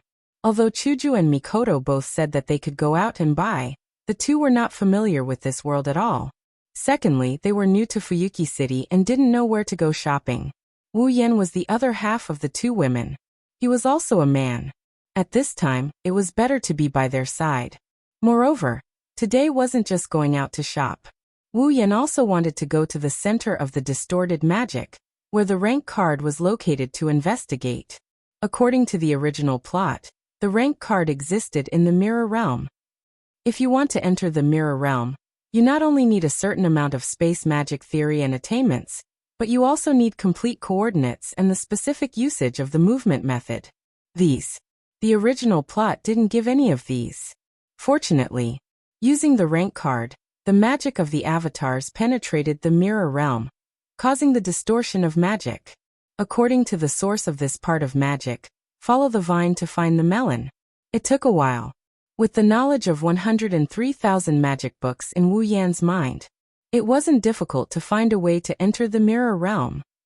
As long as he found the way to enter the mirror realm, then the second part of the demigod path could officially begin. In the original plot, the time to enter the mirror realm was 12 o'clock in the morning.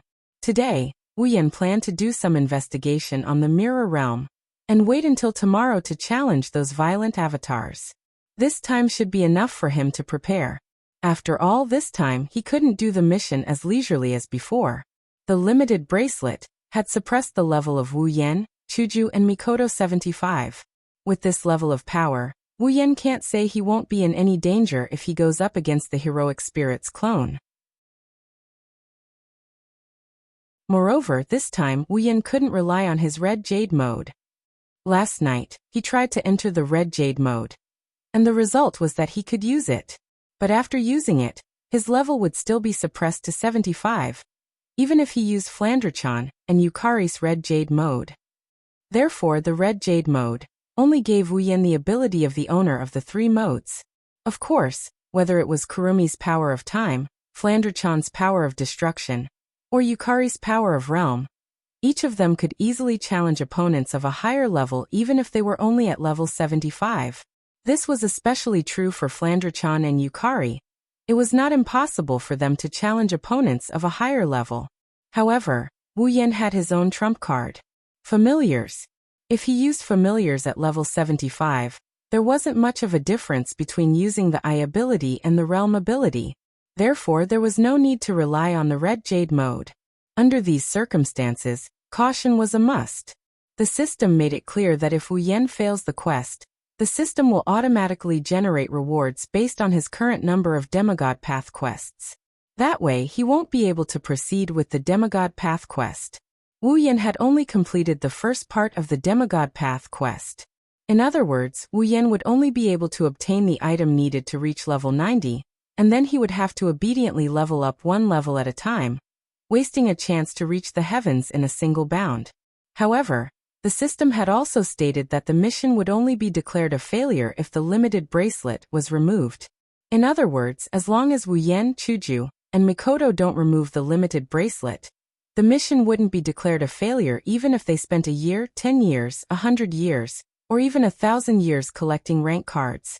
The fact that there was no time limit was good news. The prerequisite was that there was no real danger to their lives. Last night, Wu Yen had solemnly told Chuju and Mikoto to remove the bracelet if there was any danger to their lives.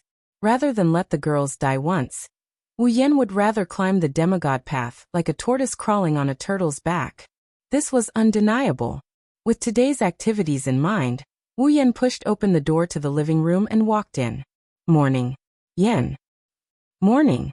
Two equally pleasant voices sounded from the living room, dispelling the last trace of sleepiness in Wu Yan's mind. He looked into the living room. Chuju and Mikoto were in the kitchen preparing breakfast, while Mikoto was setting the table. Both of them had aprons around their bodies, making them look like housewives. At this moment, they looked exceptionally virtuous. Looking at this scene, Wu Yen couldn't help but grin. Morning. Chuju. Mikoto. Come and sit. Mikoto greeted without turning her head. Breakfast is almost ready, come and have a glass of milk. Are you two cooking together today? Wu Yen sat at the head of the table, looking at the two girls with a strange expression. That's really strange. How is it strange?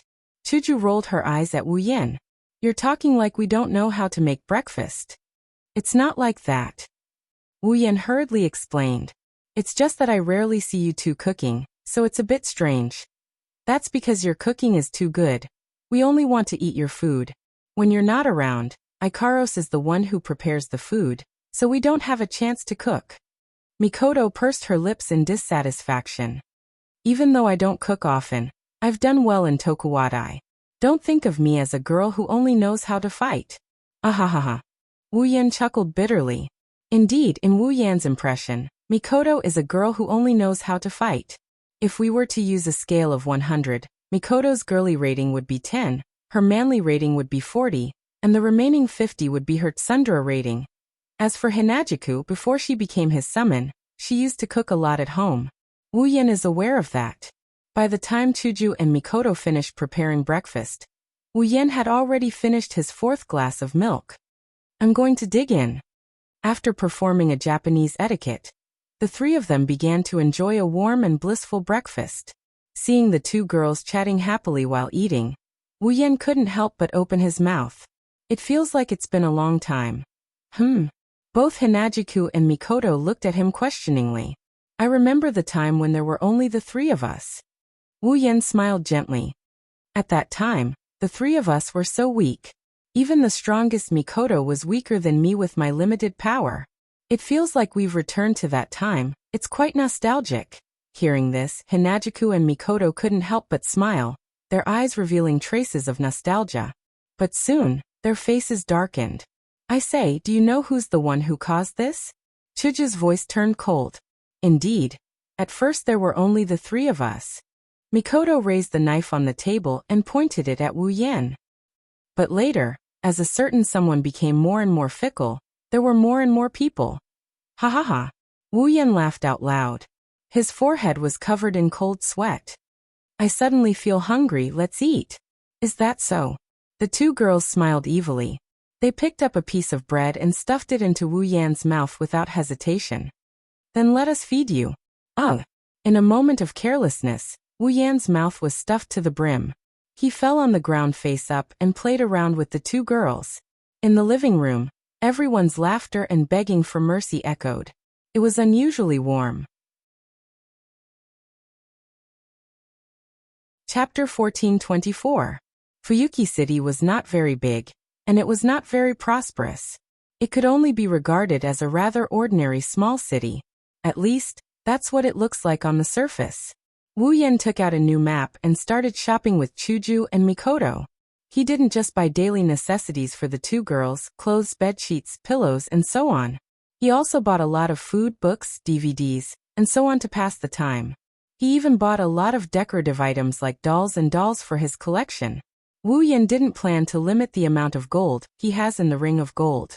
He only exchanged a dozen or so gold coins yesterday.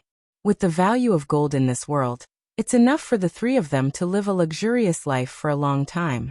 As it turns out, when the three of them finish their shopping trip, they still have a lot of gold coins left. Even if they spend it luxuriously, it's enough to last them for about a month. Due to the sheer amount of things he bought, he had no choice but to ask the shopkeeper to deliver the goods to his house every time he went to a place to buy something.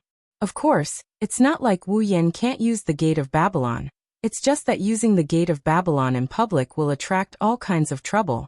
After all, even though there were magicians in this world, they all firmly adhered to the most basic and common rules that had not been coordinated. They can't let ordinary people know about the existence of magicians. Therefore, magicians were still in existence that could only appear on TV or in comics to most people who didn't know about magicians. The only magicians that were truly recognized by humans were those magicians who played tricks like poker cards. As the saying goes, birds of a feather flock together. Once Wu Yan uses some kind of supernatural power, those magicians in Fuyuki City or other places will be like sharks that smell blood. They will gather one after another. That's not an ordinary kind of trouble. Besides, even if there's no such trouble, Wu Yan didn't intend to use Gate of Babylon or any other inhuman powers at this moment. After coming out of the house, Hinajuku and Mikoto's smiles never stopped, and their mood was unprecedentedly high. Along the way, they frequently laughed like silver bells and smiled like flowers, attracting the attention of passers-by, becoming a rare scenery in Fuyuki City. That's normal. Strictly speaking, since Chuju and Mikoto came out of the Forbidden Magic Catalog world and came to the Spalier world, they haven't enjoyed a normal life like this. At first, they were students in the Spalier World Academy, competing with others for ranking. After they came out of the Spalier World Academy, they went to the Behemoth Forest because of their sisters. As a result, since they came to the Behemoth Forest, they haven't left the Behemoth Forest camp. Now that their sisters finally have a place to stay, they don't have to worry about their safety, and they have more companions. They can entrust their sisters and the Spalier world to others and follow Wu Yan into the dungeon world. At least on the surface, it's a normal world. How can the two girls not be happy?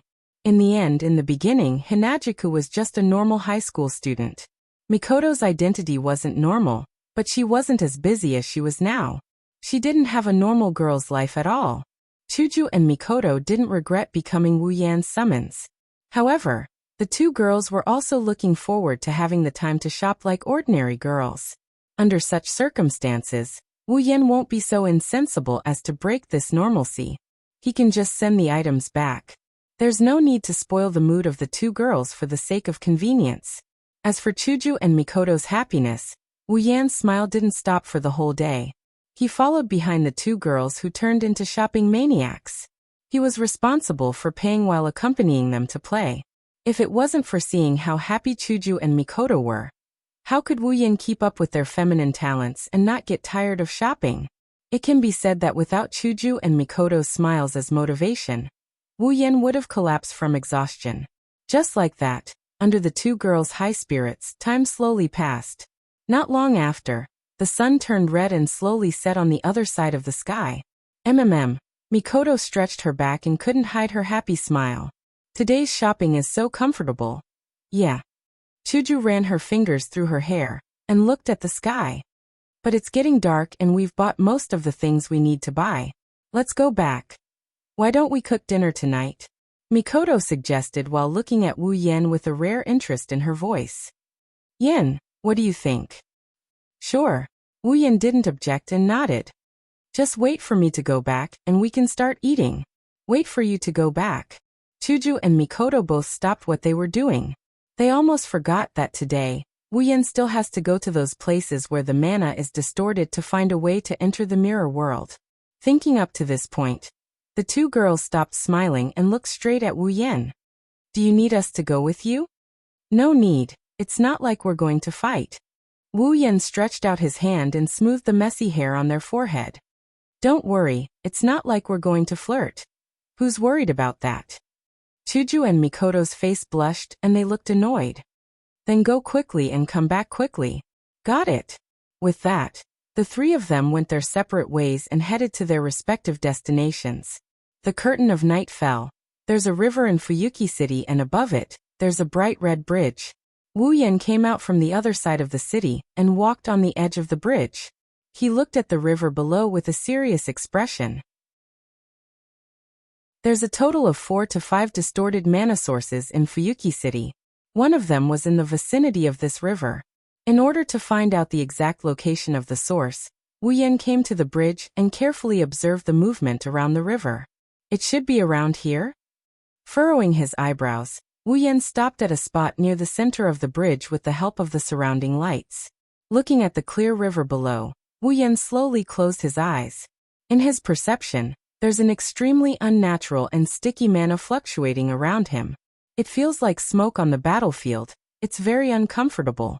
Under such mana fluctuations, even a normal person would subconsciously avoid this place and not approach the source of the distorted mana. Those who have a keen sense of mana would feel uncomfortable. But because of this uncomfortable feeling, the source of the distorted mana is too obvious to Wu Yan. At a certain moment, Wu Yan opened his eyes and looked at the river below. The source of the distorted mana is somewhere on the river bank. Wu Yan turned his body slightly and disappeared from the spot. When he reappeared, he was already in front of the location he sensed. Because of the limited bracelet, Wu Yan's power is suppressed to level 75, but the amount of mana is still at the same level. Originally, the amount of mana and the strength of one's strength were not directly related. Powerful mana only meant that one could use more magic and spells in battle. Some powerful magic and spells could also be used by relying on a large amount of mana. It could be said that it was related to explosive power and endurance. Teleporting from the bridge to the river bank below is a piece of cake. Wu Yan squatted down and looked at the red brick floor. He touched it twice. This is the source of the distorted mana that Wu Yan sensed. If one were to visualize the distorted mana in this place, one could see a black and purple smoke-like gas rising from the ground and spreading into the sky. This thick smoke was all distorted magic power. Wu Yan directly covered his hand with the distorted mana on the ground and closed his eyes again. An intricate geometric magic array suddenly appeared, as if summoned. With Wu Yan's hand as the center, it fiercely expanded and rotated. At the same time, a tidal wave of mana surged out from Wu Yan, who was half kneeling on the ground. It looked like a torrent of light that soared into the sky. It connected with the sky above. Chapter 1425. Under the night sky, cars with headlights came and went by the bright red bridge. They passed by at a moderate speed and drove to both sides of the bridge. There are 2 main traffic roads on this bright red bridge, providing different directions for the vehicles in Fuyuki City to go to the other side of the city. Although there is a sidewalk on both sides of the 2 traffic roads, few people will walk to the other side of the bridge. There is no other reason the distance is too far. However, tonight there are 2 people on the sidewalk on both sides of the bright red bridge. They were 2 beautiful girls with extraordinary looks. One of the girls was about 17 or 18 years old. She had a delicate and beautiful face, and her black hair was tied into 2 ponytails on both sides of her head. As the girl walked, her hair fluttered behind her head. The girl was wearing a dark red woolen sweater. The color was darker than the surface of the bridge, but it didn't give people a feeling of passion. Instead, it gave people a feeling of coldness.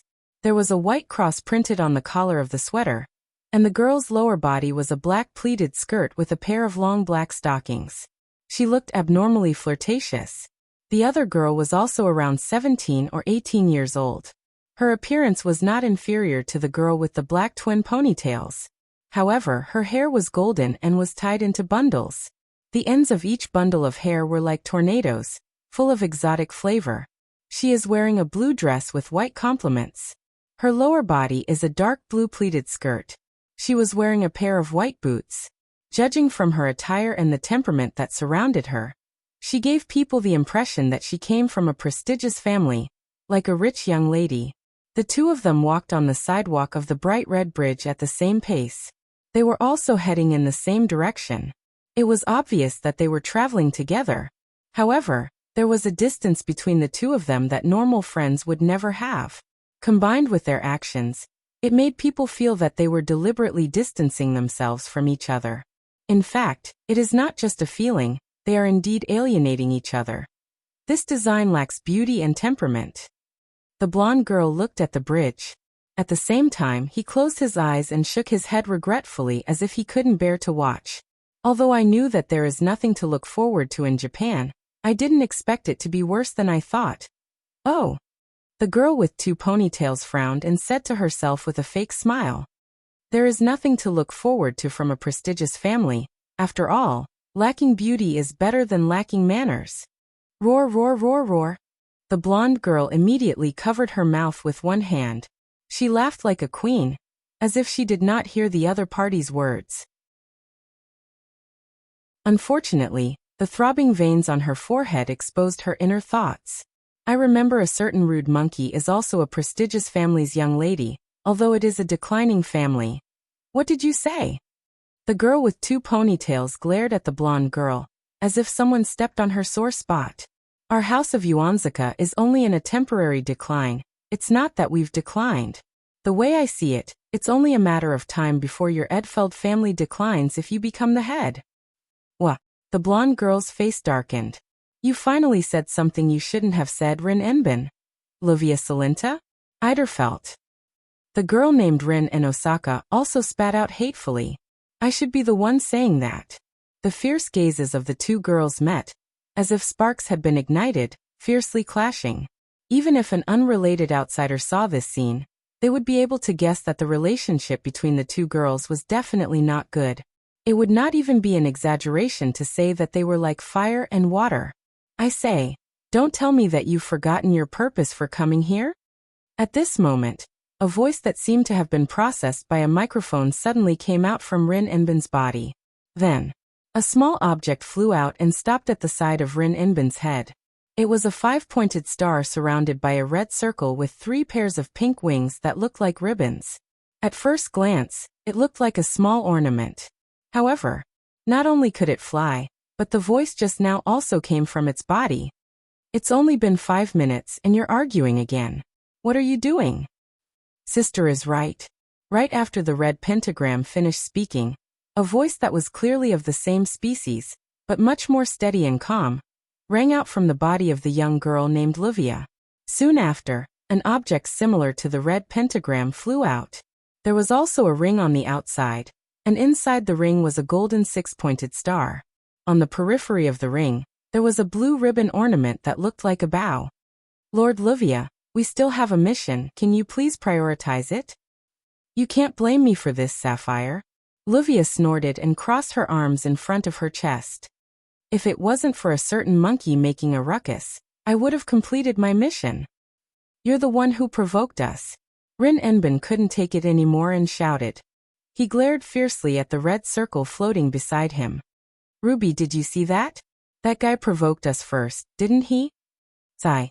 The ruby and the sapphire flew together and faced each other. They sighed as if they were looking at each other.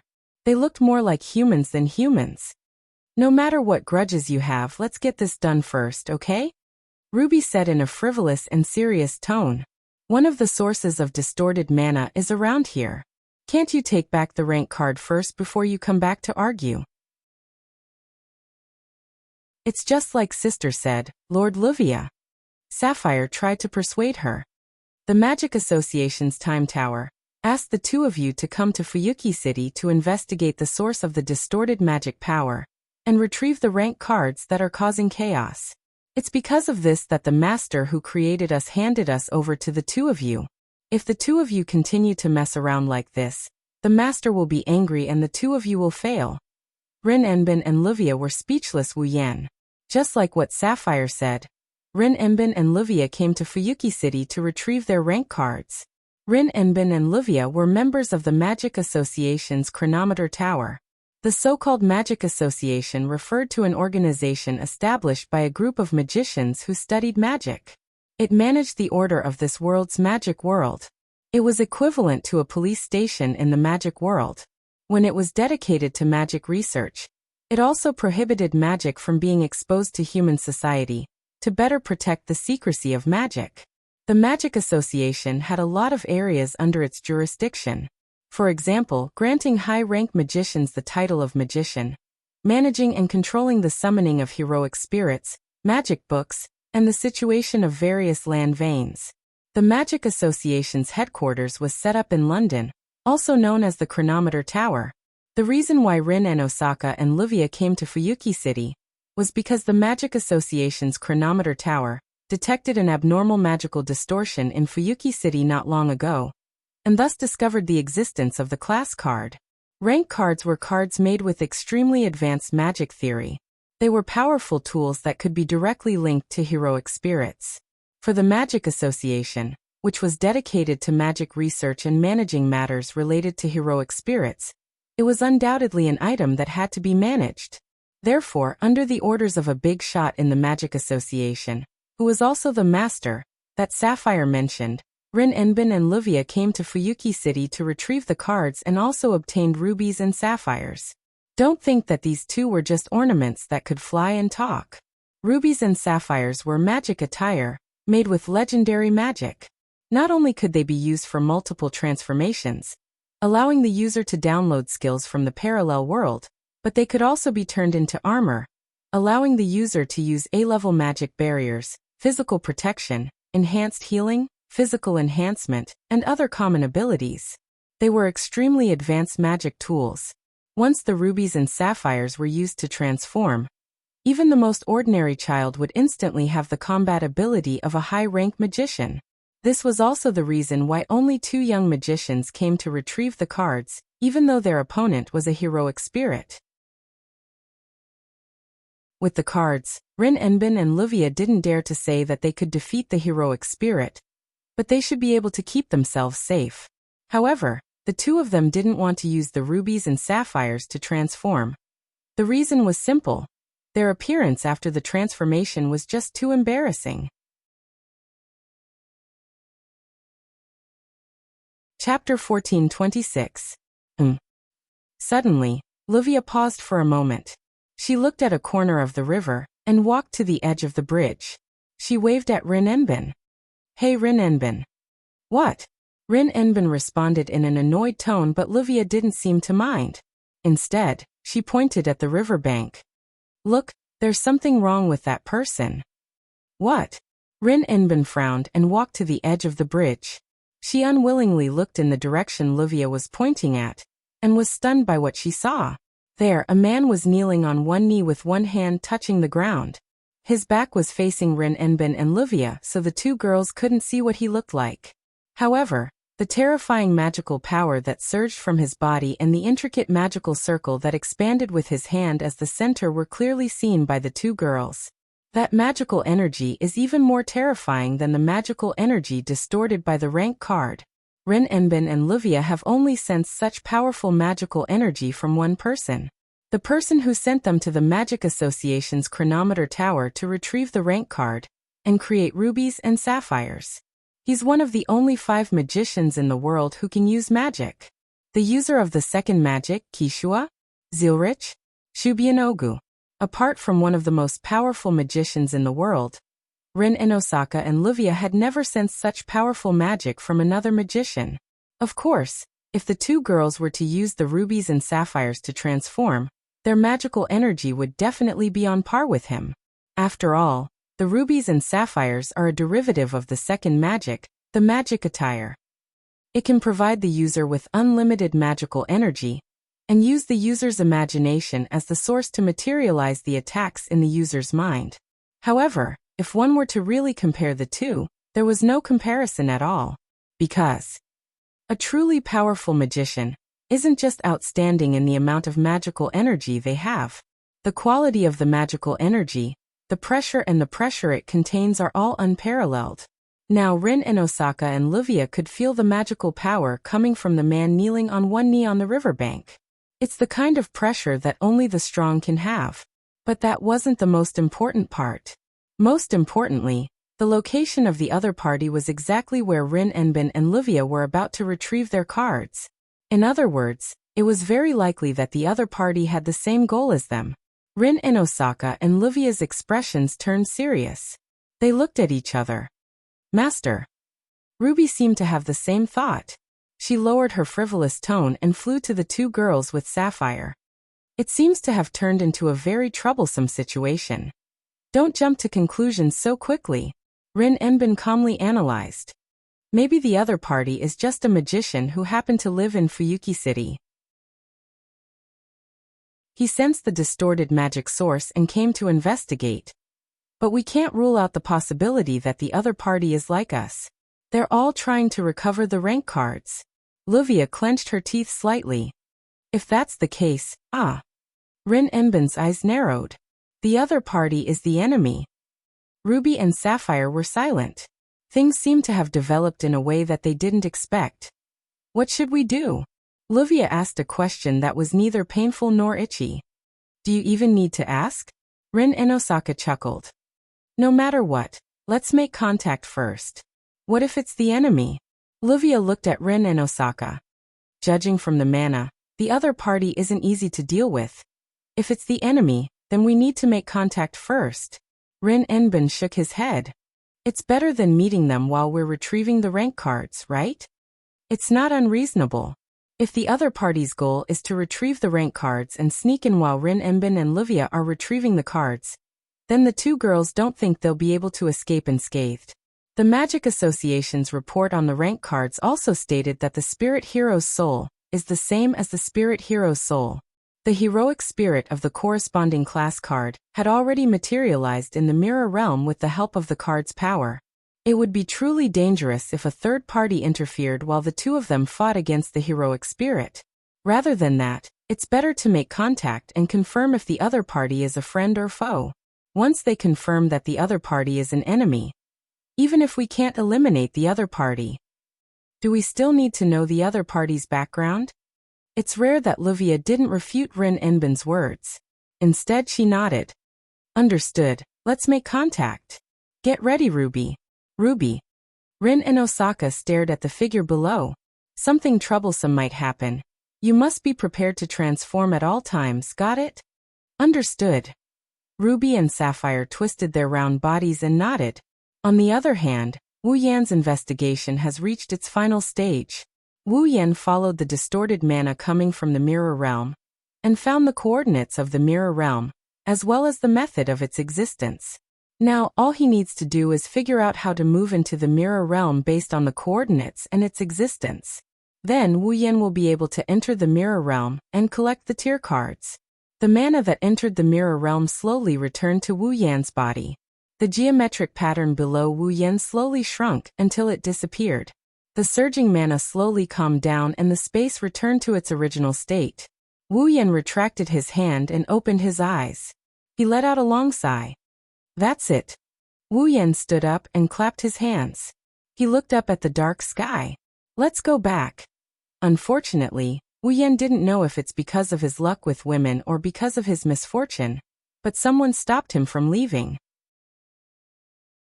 Can we talk for a bit? Just as Wu Yan was about to teleport back home, a voice echoed in the room. The mana in his body paused and returned to its dormant state. Wu Yan frowned and turned to the source of the voice. The three pairs of eyes instantly met in midair and landed on each other. At this moment, it was as if there were only 3 people left in the entire world. The surrounding atmosphere began to become strange. Looking at Wu Yan in front of them, Rin and Livia searched their memories out of reflex. They wanted to find out if they know this magician. Obviously, they couldn't find him. As for Wu Yan, he was startled when he saw Rin and Livia. His frown deepened. How could he not recognize the 2 girls in front of him? Especially Rin, he even knew Wu Yan's measurements. Therefore, he only needed to think about it a little and combine it with the original plot to figure out why the other party would appear here, and why he would appear in front of him. It was easy to guess the reason. Wu Yan couldn't help but sigh inwardly at how troublesome this is. He retracted his gaze. What's the matter? Let's get straight to the point. Rin had no intention of hiding anything and asked directly. Your goal is the rank card, right? Even though this might reveal his identity, Rin knew that even if he didn't say anything, his appearance here was enough to make Rin suspicious of his identity and his goal. Therefore, Rin's straightforward words gave off a feeling of arrogance. Wu Yan didn't know whether to laugh or cry. However, Wu Yan didn't have any intention of hiding anything. That's right. A smile slowly appeared on his face. Wu Yan also made his intentions clear. My goal is the rank card. Rin and Osaka and Livia's hearts sank, and their gazes became vigilant. Where are you a magician from? You're not from the Magic Association, right? Wu Yan raised an eyebrow and smiled. Indeed, I'm considered a magician, but you don't have to worry about my background. I'm just a wild magician. Is that so? Rin and Osaka nodded. Then can I ask this wild magician to give up his rank card? I'm sorry. Wu Yan shrugged. I have my own position. Can you please not make things difficult for me? Following this sentence, the atmosphere in the air suddenly became tense. Chapter 14:27. After a short 1-minute conversation, Rin and Osaka and Livia were led to a situation that they didn't want to see the most. Now, not only did the task of retrieving the class cards become more difficult, but a seemingly powerful enemy had also appeared. On top of that, they have to defeat the materialized avatars of the heroic spirits. There's nothing worse than that. Thinking of this, Livia could not help but feel angry. She broke her elegant and dignified aura as she cursed at Rin Tobisaka. That's why I hate barbarians like you. Huh? After being scolded for no reason, Rin and Osaka was furious. What right do you have to say that? Look at yourself, what kind of communication method is that? Livia put one hand on her waist and pointed at Rin's nose with the other. What do you mean by, just say it out loud? You think you're so great? If it were me, I would be your enemy too. What did you say? Rin was so angry that he laughed and pointed at Wu Yan. Then go say to him, please give up your rank card. See if he'll give up. That's why I call you a barbarian. Can't you use a more elegant method of communication? Then go ahead and try your so-called elegant method of communication. Maybe he'll be disgusted by you and spit out the rank card, even if he doesn't give it up. Yeah, I'm that disgusting. Monkey, hurry up and spit out your rank card. Even if I spit it out, I'll spit it out, you fake boobs. My boobs are real, you stupid flat-chested girl. Who's a flat-chested girl? They argued. Rin and Osaka and Livia actually smashed their foreheads against each other's foreheads. Their hands were also pinched together as they wrestled with each other. You can still argue in front of a powerful enemy. I really have to hand it to you. Rin-sama, Livia-sama. Can you please calm down a little? Ruby and Sapphire surrounded the 2 girls who were wrestling with each other. Their voices were filled with anger and helplessness. Looking at this sudden and completely unexpected scene, Wu Yan's mouth twitched, and he no longer had the energy to complain. In the original work, the relationship between the 2 of them was like fire and water. Wu Yan was aware of this. However, he did not expect that the 2 of them would still be able to fight each other in the face of enemies. Wasn't infighting too easy? Moreover, aren't you afraid of being ambushed by me? I say. At that moment, Wu Yan covered his forehead. He spoke as if he had a headache. If you guys are here to look for trouble, please be more professional. Hurry up and fight with me. Then go home, wash up, and sleep. I haven't had dinner yet. Hearing this, Rin Tozaka and Livia finally reacted and glared at each other. He snorted coldly and turned his head away. You too, even I can't stand it if you continue like this. Ruby's tone was seriously dissatisfied. If it wasn't for the fact that the other party was a gentleman and didn't sneak up on you when you were quarreling, you would have died long ago, you know? Shut up, Ruby. Rin glared at Wu Yan angrily. Ruby is right. Since you didn't sneak up on us, you don't seem like a bad person. If possible, we don't want to be enemies with you. Mr. Gentleman, please give up on the rank card. I already said. I have my own position. Wu Yan retorted. Also, don't call me a gentleman. When I'm evil, even I'm afraid of myself. This is troublesome. Rin rubbed his forehead, his gaze became serious. Then in other words, we can only be enemies? Wu Yan didn't admit nor deny it, he just threw out this sentence. If your goal is also the rank card. Is that so? Rin and Osaka and Livia's bodies tensed up. Then there's no other way. In order to not make the mission difficult, Livia's expression was serious. Just like you said, let's hurry up and fight. After saying that, Rin Enbin and Livia both reached for the ruby and the sapphire. Ruby. Sapphire. Yes. Ruby and sapphire spun in the air and arrived above Rin Enbin and Livia's outstretched hands. Their bodies trembled violently, and a red and a blue cane suddenly protruded from their bodies and were grasped by the two girls.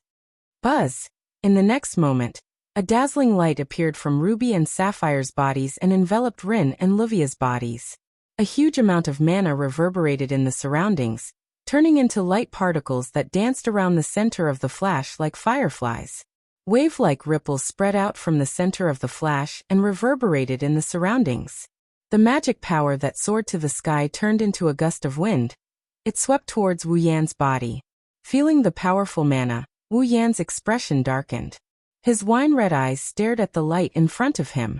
Not long after, the light dissipated and the situation inside was revealed. In the gradually dissipating light, the two girls had completely changed. The red woolen sweater and dress had all disappeared, and were replaced by two strange outfits. Rin and Osaka was wearing a red and white fluffy dress. The style was a bit childish. Rather than saying it was an outfit for a 17 or 18-year-old girl, it was more like she was acting out a role. It was extremely out of place and didn't look like her at all. Livia was about the same. She was wearing a fluffy blue dress with white complements. It was the exact same style as Rin and Osaka's. The style was also somewhat childish, and it didn't fit in with her aura of a young lady at all. In addition, the two girls had cat ears on their heads and a tail on their backs. They also held star-shaped canes in their hands. She looked just like a magical girl. Wu Yan, Rin and Osaka and Livia looked at each other in silence. After a while, Wu Yan spoke first. I'm going back. After speaking, he turned around and left without looking back.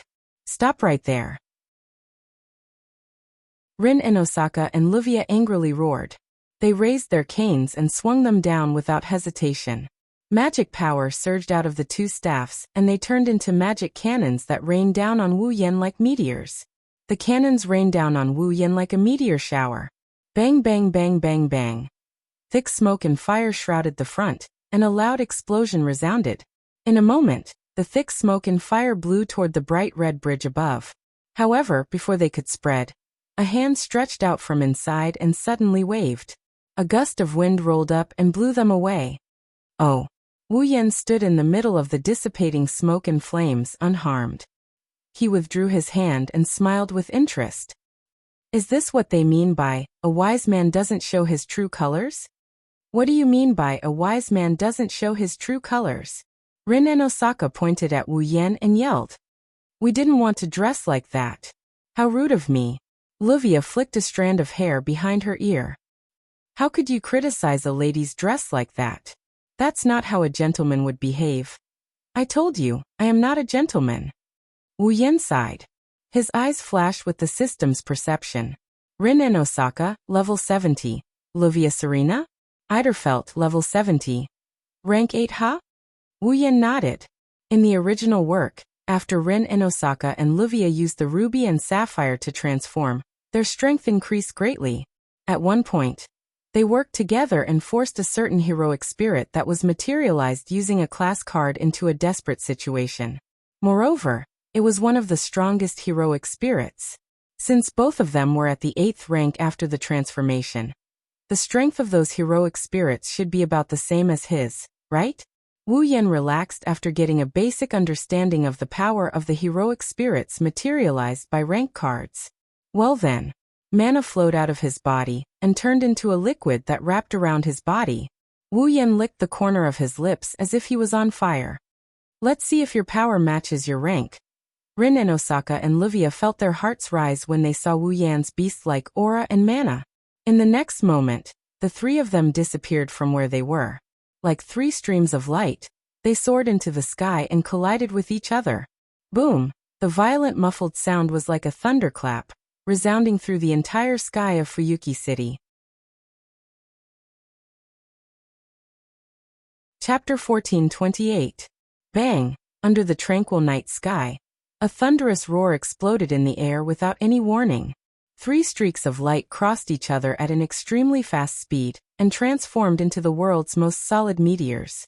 They collided with each other in an instant. Boom! Violent gales filled the sky. The entire sky seemed to tremble at this moment. Accompanied by a thunderous sound, the sky shook violently. Rin Enbin and Livia held their staffs and retreated explosively. They stepped in midair, and as they retreated, they swung their staffs fiercely at the void in front of them, leaving a trail in their wake. As the staffs drew a line in the air, a dazzling magical light flashed in the air. Magic cannonballs the size of footballs shot out like a meteor shower, fiercely bombarding Wu Yan. Under the barrage of magic cannonballs, Wu Yan's body was as small as an ant. However, his eyes were filled with a fearless expression. The corners of his mouth even curved up into a happy smile. Staring at the barrage of magic cannonballs, Wu Yan's body erupted with violent magical energy. At the same time, in front of Wu Yan, a dazzling and intricate geometric magical formation was drawn. With a crisp ding sound, it rippled outwards. Within the geometric magical formation, a crimson curtain of fire burst out like an erupting volcano and transformed into a natural flame barrier. Like raindrops, the magic cannonballs landed heavily on the curtain of fire. Bang bang bang bang bang. In the air, the space around the curtain of fire began to tremble. Magic cannonballs rained down from the sky like a torrential rain. All of the magic cannonballs rained down on the curtain of fire and violently collided with the curtain of fire, causing the sky to explode like firecrackers. It's useless? Rin and Osaka and Livia gritted their teeth and raised their staffs at the same time. They pointed forward. Then how about this? As the 2 girls pointed their staffs forward, 2 overlapping magical formations, one red and one blue, sprung out and spun around. In the next instant, the 2 overlapping magical formations suddenly expanded to the size of a person. The dazzling beam of light was like a falling meteor. It pierced through the air and whistled through the air as it fell towards Wu Yan. Not bad. Wu Yan opened his eyes slightly. His body erupted with even more frightening magical flames. Unfortunately, it's not enough. Magical flames burned like raging waves and surged towards the top of Wu Yan's head. It spiraled and turned into a fiery red vortex like the mouth of a volcano. The fiery red vortex spun and trembled all over. A muffled sound like an earthquake resounded from it and reverberated under the night sky. Then, scarlet flames flashed in the red vortex, and a ball of light burst out. Within the light, a fiery red arm that was over 10 meters long stretched out. It looked like a giant's arm was stretched out. Rin Enbin and Livia felt their scalps go numb when they saw the giant fiery red arm. Roar! It was as if a giant was roaring. A muffled roar turned into a sound wave from the volcanic vortex. Within the sound wave, an extremely subtle but exceptionally clear chanting sound was suddenly heard. Resurrected Titan's hand. The giant arm stretched out and clenched into a fist. With a shrill sound that could even make space howl, it carried with it a turbulent air current. It fiercely swung out and collided with the beam of light at close range. Boom! In the sky, the beam of light and the giant arm collided. Like a meteor crashing into Earth, a blinding light flashed. Then, a deafening sound of collision and a storm-like shockwave exploded in all directions. Rin and Osaka and Livia hurriedly raised their staffs once more, erecting a magic barrier to block off the incoming shockwaves. Cold sweat dripped down their foreheads as they watched the blinding aurora and the fiery red giant arm dissipate into thin air. The two of them had joined forces and unleashed a magic light pillar with all their might. What kind of magic is that? Isn't it too destructive? Livia couldn't help but exclaim. We already transformed and worked together. Our most powerful magic cannons were blocked just like that. Where did that man come from? Magic. I've never seen magic before. Rin Enbin bit his nails. Which system's magic is that? The two of you, there's no time for you to hold a meeting. At this time, a hand was placed on Rin Enbin and Livia's shoulders. If you don't show me what you're capable of, I can't guarantee that you won't lose an arm or a leg. Hearing the voice behind them and feeling the hand on their shoulders, the two girls' hearts skipped a beat. Their expressions hardened, and they forcefully swung their staffs behind them. Unfortunately, the two staffs brushed past Wu Yan's nose as he leaned back. When the two girls wanted to follow up with another attack, the figure in front of them suddenly disappeared and reappeared 10 meters away. He crossed his arms in front of his chest and looked at them mockingly. No way. Livia couldn't believe her eyes. Teleportation magic? Is there a magician who can use such a high-level magic trick in an instant? Ah. Haha. Rin Enbin chuckled as a drop of sweat rolled down his cheek. He already went easy on you. What else do you want? If Wu Yan, who appeared behind Rin Enbin and Livia, didn't place his hand on their shoulders but their necks, they would have lost by now. Even if he didn't place his hand on their necks, Wu Yan didn't use teleportation magic to increase the distance between them. Instead, he reappeared behind them and they would have lost anyway. That's why Rin Enbin said that he went easy on them and Livia had nothing to say. Seriously, we haven't even started the mission, and we already met such a troublesome opponent. Livia took a deep breath. Her expression suddenly turned extremely serious. If that's the case, it's not time for me to go easy on them. After saying that, Livia stretched out her hand and pulled out a card from her body. It was a palm-sized rectangular card with a noble dressed in luxurious clothes and holding a spear engraved on the front. On the card, there were no other images other than a noble holding a spear. There was only a line of letters at the bottom of the card that was stepped on by the noble holding a spear. Lancer, Lancer. That's a rank card. Rank card. Wu Yan's eyes flashed with a glint. Hey. Rin Enbin was shocked when he saw Livia take out the Lancer rank card. Are you going to kill him? Don't worry. Livia narrowed her eyes. I will stop right before I pierce through that man's heart. As soon as she finished speaking, she raised her Lancer rank card and stacked it on top of the six-pointed star that was surrounded by the rings. Rank card Lancer, Lancer. Limited activation. The rank card belonging to Lancer instantly turned into a ray of light, fusing with the entire staff and gradually elongating. Holding the elongated radiance, Livia waved her hand, and a crimson-red spear appeared in her hand. It's a noble relic that belongs to the heroic spirits. The rank card can connect to the heroic spirit's throne of heroes and borrow the power of the heroic spirit that corresponds to the rank card. Now Livia was using the sapphire as a medium to connect the Lancer class card to the seat of heroic spirits, materializing the noble relic of a Lancer-class heroic spirit she had designated. At first glance, Wu Yan recognized the origin of the noble phantasm. Wu Yan only knew 2 crimson spears among all the noble relic that he knew. One of them is a noble relic that can nullify magic and magic nullifying Wild Rose. The other one is a noble relic that can reverse cause and effect. Once the spear is swung, it will definitely pierce the target's heart. Spear of Dead Thorn. Wu Yan has a noble relic that can nullify all supernatural abilities. Fantasy Killer. It's a noble relic that was modified by the system using the magic nullifying Wild Rose as its raw material. Wu Yan could tell that the noble relic in Livia's hand is not the magic nullifying Wild Rose. That explains the origin of the spear. Spear piercing death. Chapter 1429. The Spear of Reverse Karma, Spear of Death. Its ability was to reverse karma. With the premise of having the heart in the heart, it first decided on the effect of having the heart in the heart. Then it used the spear to attack as the cause to launch an attack. This was because the result of the attack was destined to happen.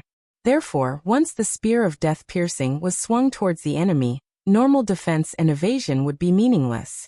No matter what, the spear of death piercing would definitely hit the enemy's heart. This effect was already a type of curse. Therefore, it wasn't an exaggeration to say that the spear of death piercing spear was a spear of absolute destruction. The moment he swung the spear, he already knew that he would definitely hit his opponent's heart. Even if he managed to defeat the user of the spear of death, there was no way he could change the outcome. His heart would definitely be hit. In order to nullify the spear of death, when it was swung towards him, unless he was lucky enough to change his fate and prevent the spear of karma from causing the karma spear to fail, otherwise, he would never be able to escape the curse of having his heart targeted.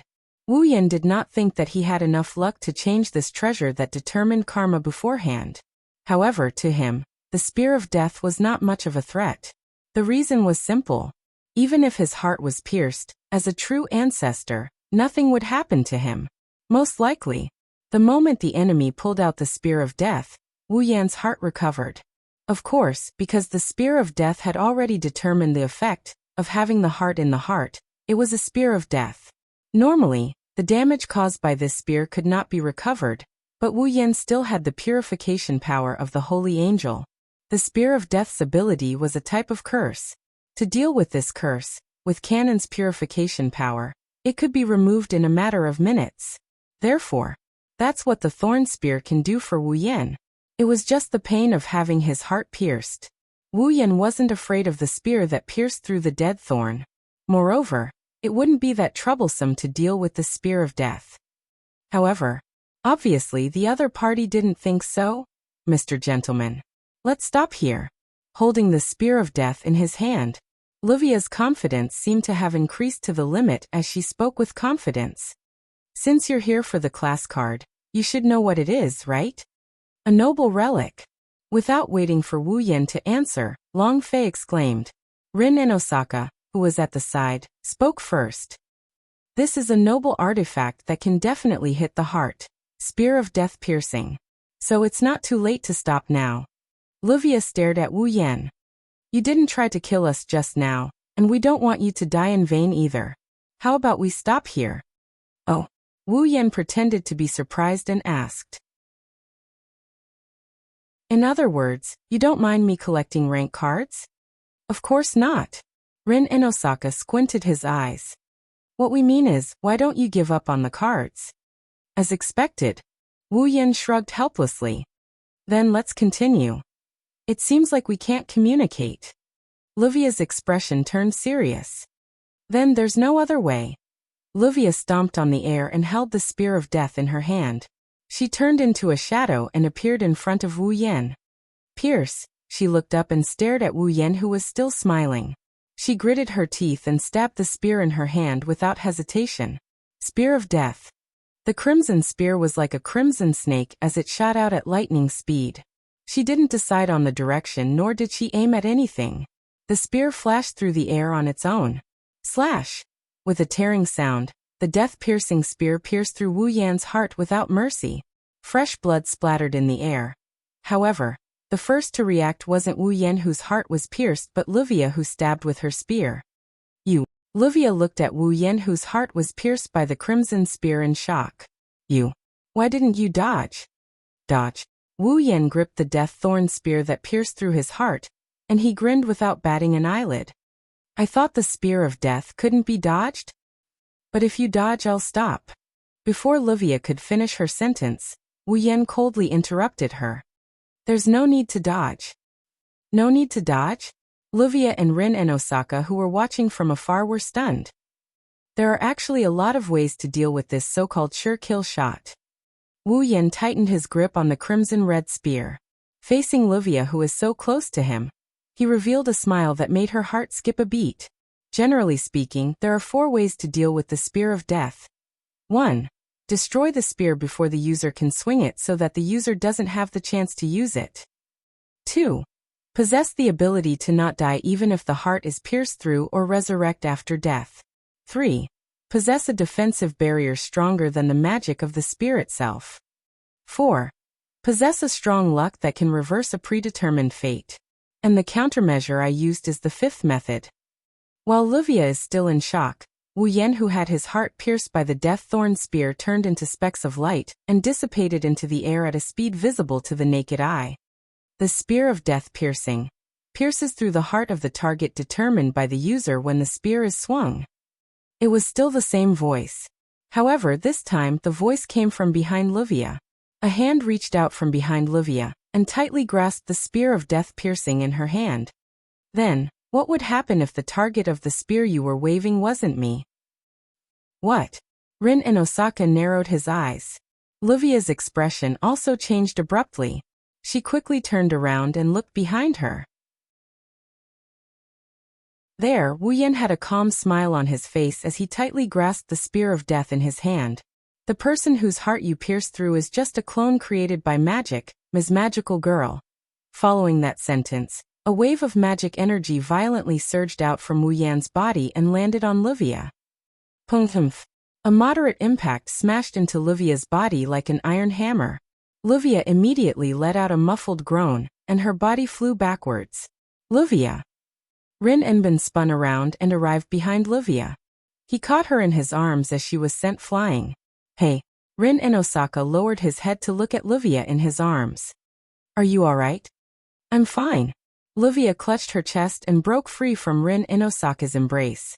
She bitterly smiled. He went easy on me again. The two of them looked at Wu Yan at the same time. Their expressions turned ugly when they saw Wu Yan. That's because Wu Yan is floating in midair, looking at them with a smile that doesn't look like a smile. In one hand he held the struggling sapphire, and in the other he held a card. It's the Lancer card. So this is the Lancer card? Weighing the card in his hand, Wu Yan glanced at Sapphire, who was struggling in his other hand. I didn't know that there's a time limit to the relic that can summon a hero spirit using a class card. Sapphire. Card. Livia stepped forward and clenched her teeth. Hey, give me back the sapphire and the card. You're not calling me Mr. Gentleman anymore, but hey? Wu Yan shook his head with a smile. Don't worry, I'll give it back even if you don't ask. She let go of the sapphire in her hand. The sapphire immediately flew away at lightning speed, as though it was fleeing for its life. It returned to Livia's hand. Livia sighed in relief, but Rin Inosaka quickly pointed at Wu Yan. There's still the card. This. Wu Yan raised the Lancer card and chuckled. Well, since I've played around with you guys tonight, I'll gladly accept this Lancer class card. Take it. Rin Inosaka and Livia were slightly surprised. Wu Yan kept the card and waved at the two of them. Well then, I'll be leaving now. See you next time. Wu Yan turned around and disappeared from where he stood. Chapter 1430. Wait. Rin and Livia yelled in surprise, trying to stop Wu Yan from leaving. Alas, by the time they reacted, Wu Yan was already nowhere to be seen. He left. Rin Inosaka stared at Wu Yan's original spot. He didn't recover from his stupor. Livia was like a goldfish. Her mouth kept opening and closing as if she was on the verge of death. Her face was also filled with a lifeless expression. Not long after, an earth-shattering scream resounded throughout the sky of Fuyuki City. My rank card. What should I do? What should I do? What should I do? Livia panicked. Like a cornered dog, she grabbed Rin Enbin's shoulder and screamed hysterically. Rank card. Rank card. Rank card. Rank card. Rank card. You're so annoying. Rin Hasaka waved his hand in annoyance after hearing Livia's words. Even if you whisper it in my ear, I can't help you get your rank card back. It's over this time. As if facing the end of the world, Livia hugged her head and squatted down in despair. In the end, not only did I fail to retrieve the class card tonight, I even lost the Lancer's class card. If Master finds out about this... Livia's delicate body trembled. She couldn't say the rest of her words. After all, on the surface, Rin and Livia were sent by the Magic Association's chronometer tower to retrieve the rank card. But secretly, the two girls agreed to come to Fuyuki City to retrieve the rank card with their own motives. The master they were talking about was Kaguya? Zerich? Shubian Ogu. Not only was he one of the top 5 magic users in the world, but he was also known as the Marshal of the Demon Path. Even if he didn't have a second spell, what about Keishua? Zerich? Shubian Ogu was also a magician at the peak of the world. When such an existence entrusted Rin and Osaka and Livia to come to Fuyuki City to retrieve the rank cards, he promised that he would as long as the two girls collect all 7 class cards: Saber, Swordsman; Lancer, Lancer; Archer, Archer; Rider, Rider; Caster, Magician; Assassin, Assassin; and Berserker, Berserker. Then I'll accept them as my disciples. This was an opportunity that any magician could only dream of. Once Kaguya? Zerich? If Shubian Ogu became Rin and Livia's teacher, then not only would the two girls have the opportunity to learn one of the top 5 magic in the world, the second magic, it would also mean that the two girls would have a good teacher in their magic practice. Which magician wouldn't be tempted by such a condition? If it weren't for this condition, Rin and Osaka and Livia, this pair of sworn enemies, would never have gotten together and carried out this mission together. Now, once he arrived at Fuyuki City, he hadn't retrieved his rank card yet. However, he had already lost one of his rank cards. This was no joke. Before they arrived at Fuyuki City, the Magic Association had already detected the source of the distorted magic and sent someone to investigate. Then, at that time, the person who executed the mission retrieved 2 rank cards. An Archer, a Lancer card. It was also because of these 2 class cards that the Magic Association was able to analyze class cards and obtain part of the usage of class cards.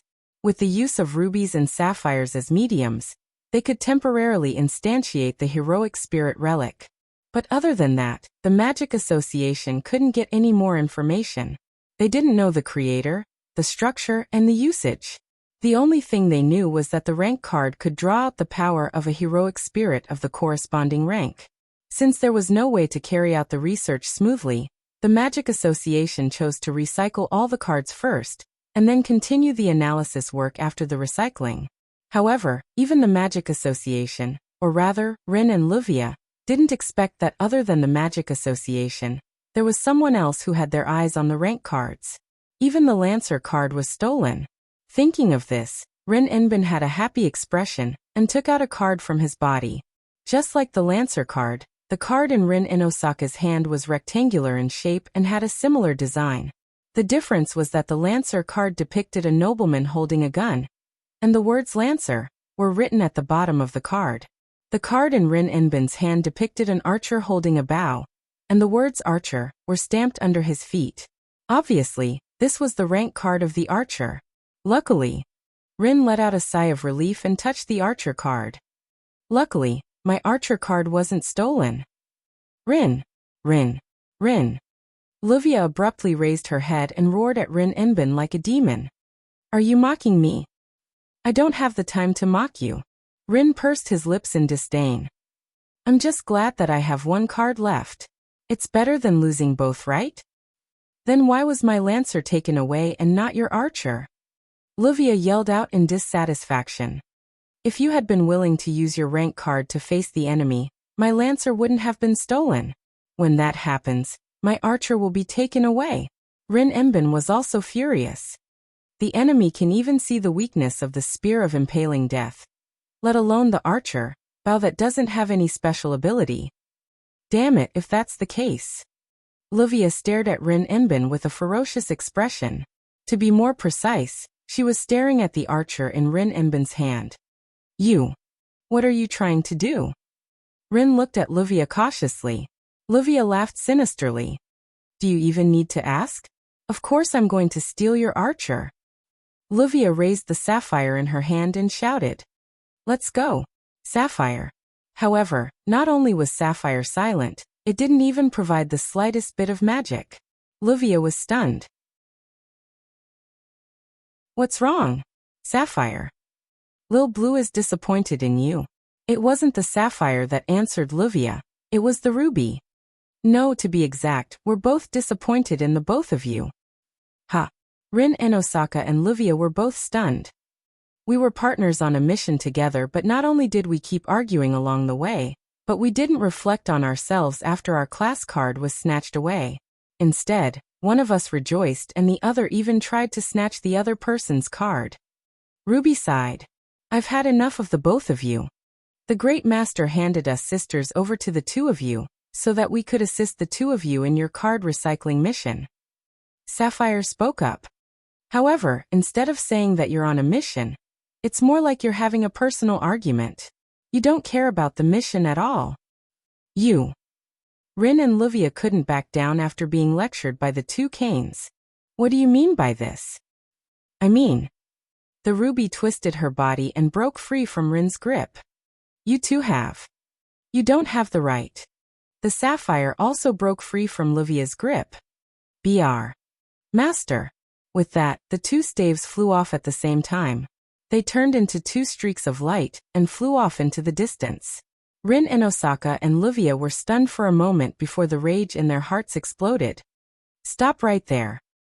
Just two Canes. How dare you disobey us? However, the two girls who were roaring didn't notice it. My transformation state has been removed. Neither Rin and Osaka nor Livia knew how to fly. They were only able to fly by relying on the strength of their staffs. Now that their transformation has been cancelled, they can no longer fly. Yua, the next moment, a sorrowful cry echoed in the night sky.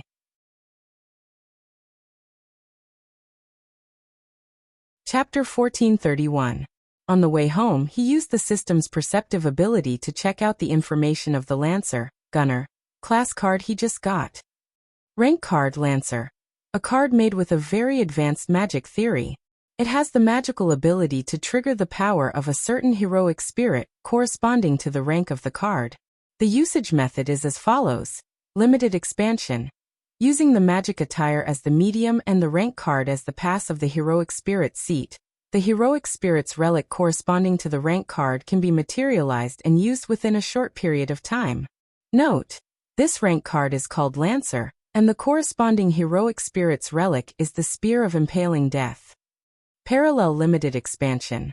With multiple magic attire as the medium and the class card as the pass to the seat of heroes, multiple heroic spirits relic corresponding to the class card can be materialized. The same relic can be materialized repeatedly. This is the overlapping expansion mode of limited expansion. Note: this rank card is called Lancer, and the corresponding heroic spirit's relic is the Spear of Impaling Death. Dream summoning. With the user as the medium and the class card as the pass to the seat of heroic spirits, the user can summon the power of the heroic spirit corresponding to the class card and materialize it on the user. The user can turn into a heroic spirit and obtain the power of the heroic spirit corresponding to the class card. Note: this rank card is called Lancer, and the corresponding heroic spirit is the half-human, half-god mythical hero Cuculin. Spear of Impaling Death. A magical spear that reverses cause and effect. The moment the user swings the spear, the user will determine the result of the heart attack. It will definitely pierce through the enemy's heart. The information of the rank card Lancer Gunner entered Wu Yan's mind in a direct manner, allowing him to obtain it. As the information of the Lancer rank card was injected into his mind, the three methods of using the rank card were also engraved into the deepest part of Wu Yan's memory. Limited expansion. Side-by-side expansion. Dream summoning. There wasn't the slightest bit of hindrance in how to use the three kinds of class cards, which were easily obtained by Wu Yan. As long as Wu Yan wanted to, he could use the Lancer card at any time. He used the heroic spirit corresponding to the Lancer, which was the Spear Knight Cuculin's treasured artifact, the spear-piercing spear, and his power. Wu Yan couldn't help but feel speechless.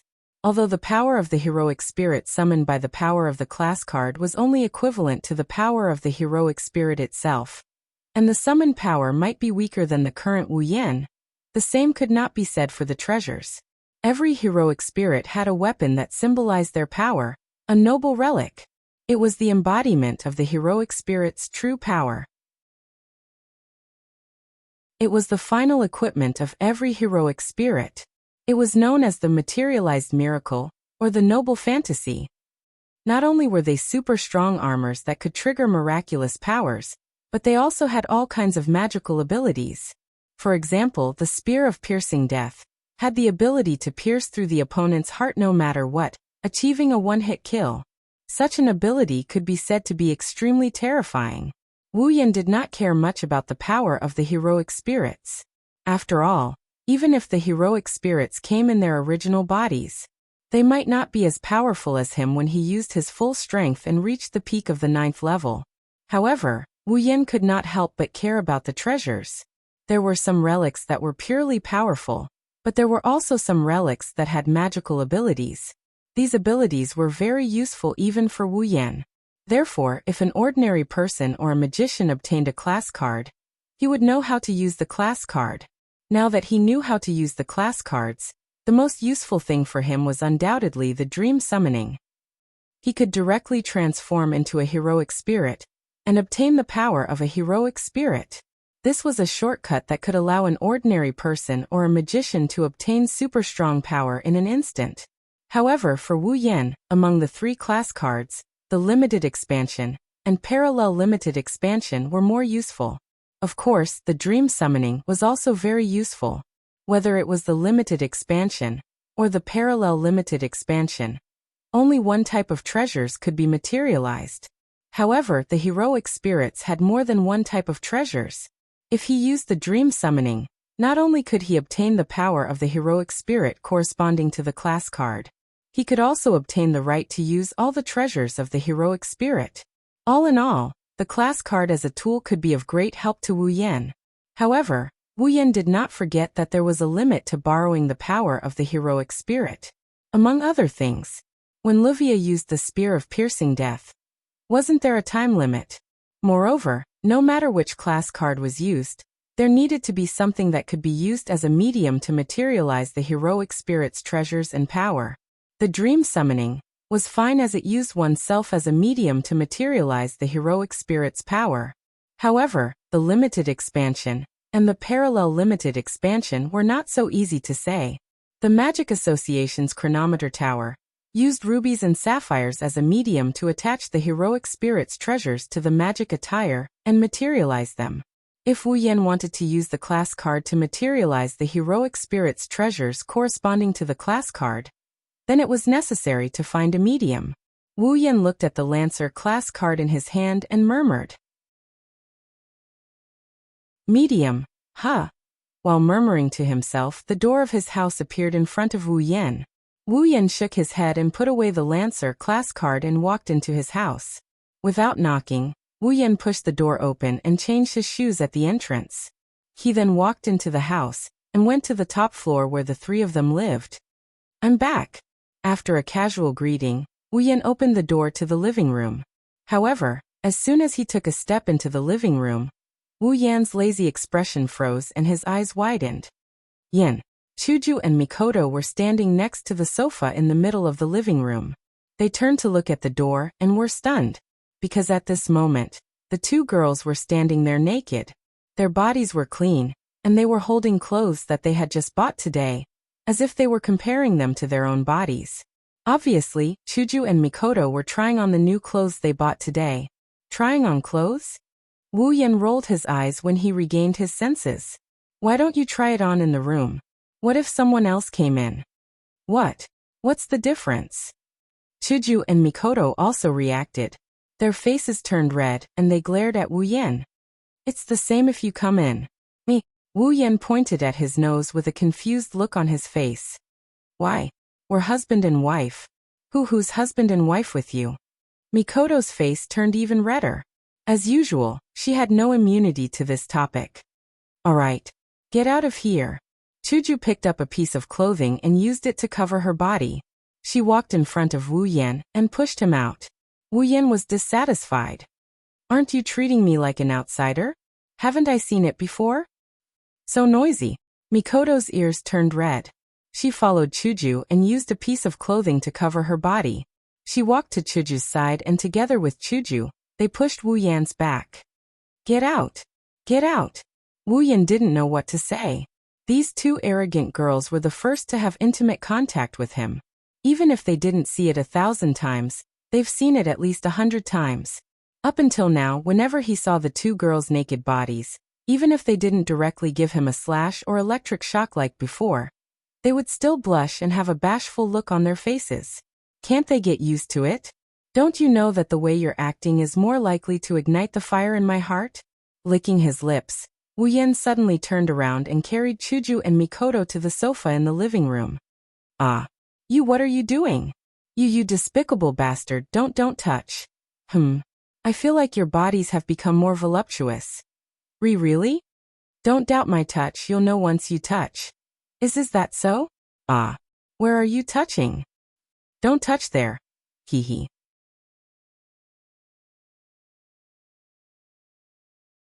Chapter 1432. The night gradually deepened. In one of the rooms on the top floor of the courtyard, Wu Yan laid on his bed after making love with the two girls. In his arms, Hinajiku and Mikoto were panting with flushed faces. Their skin was an alluring rosy red, and their delicate bodies were covered in sweat, proving just how intense the battle was. The two girls who were slightly exhausted no longer had any thoughts of shyness. They laid in Wu Yan's arms and opened their eyes to listen to their sweetheart's strong heartbeat. However, such a peaceful and warm state made the two girls even more sleepy. They raised their heads and looked at Wu Yan with their gem-like eyes. All right. Chuju helped Wu Yan tidy up his hair. How's the investigation today? Are you talking about the mirror realm? Wu Yan couldn't help but grin when he met the two girls' eyes that seemed capable of sucking him in. We've done most of the things we need to do. The next thing we need to do is to analyze the method to enter the mirror realm and determine the coordinates of the mirror realm. Then we can start collecting the rank cards. Are we starting? Mikoto's ears twitched like a puppy that smelled a piece of meat. She opened her mouth eagerly. I'm looking forward to the duel with the legendary heroes. I already said it's not a duel. Wu Yan pinched her nose and shook his head. They won't follow the rules of the duel. They'll beat you to death. Don't worry about that. Mikoto slapped Wu Yan's hand away and snorted. When the time comes, I'll beat them to death too. You're that confident. Wu Yan snickered. I remember. In the beginning, a certain someone would even be afraid when they saw a dead person. Don't mess around. I'm too embarrassed to go over there. Mikoto bared her teeth at him like she's going to bite him at any moment. Now I can definitely do it. Oh. Wu Yan looked at Mikoto in disbelief. Really? Of course it's true. Mikoto felt a little guilty at first, then she puffed up her little chest.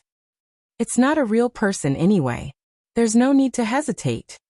You can do it because the opponent isn't a person? Wu Yan didn't know whether to laugh or cry and attracted Mikoto's angry glare. What? I can't? I didn't say that. Wu Yan quickly raised his hands in surrender. That's enough. Chuju pushed Mikoto's shoulder and looked at Wu Yan. When can we start the mission? We should be ready by tomorrow night. Wu Yan's hand slid down the sweaty backs of the two girls.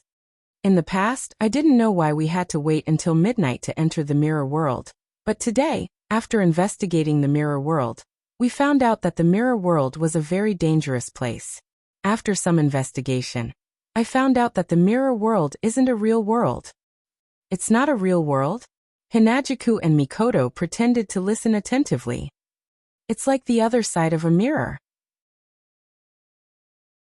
Depending on what you see, the reflection will be different. Wu Yan raised his hands and rotated them facing each other. It's used to describe the existence of the mirror world.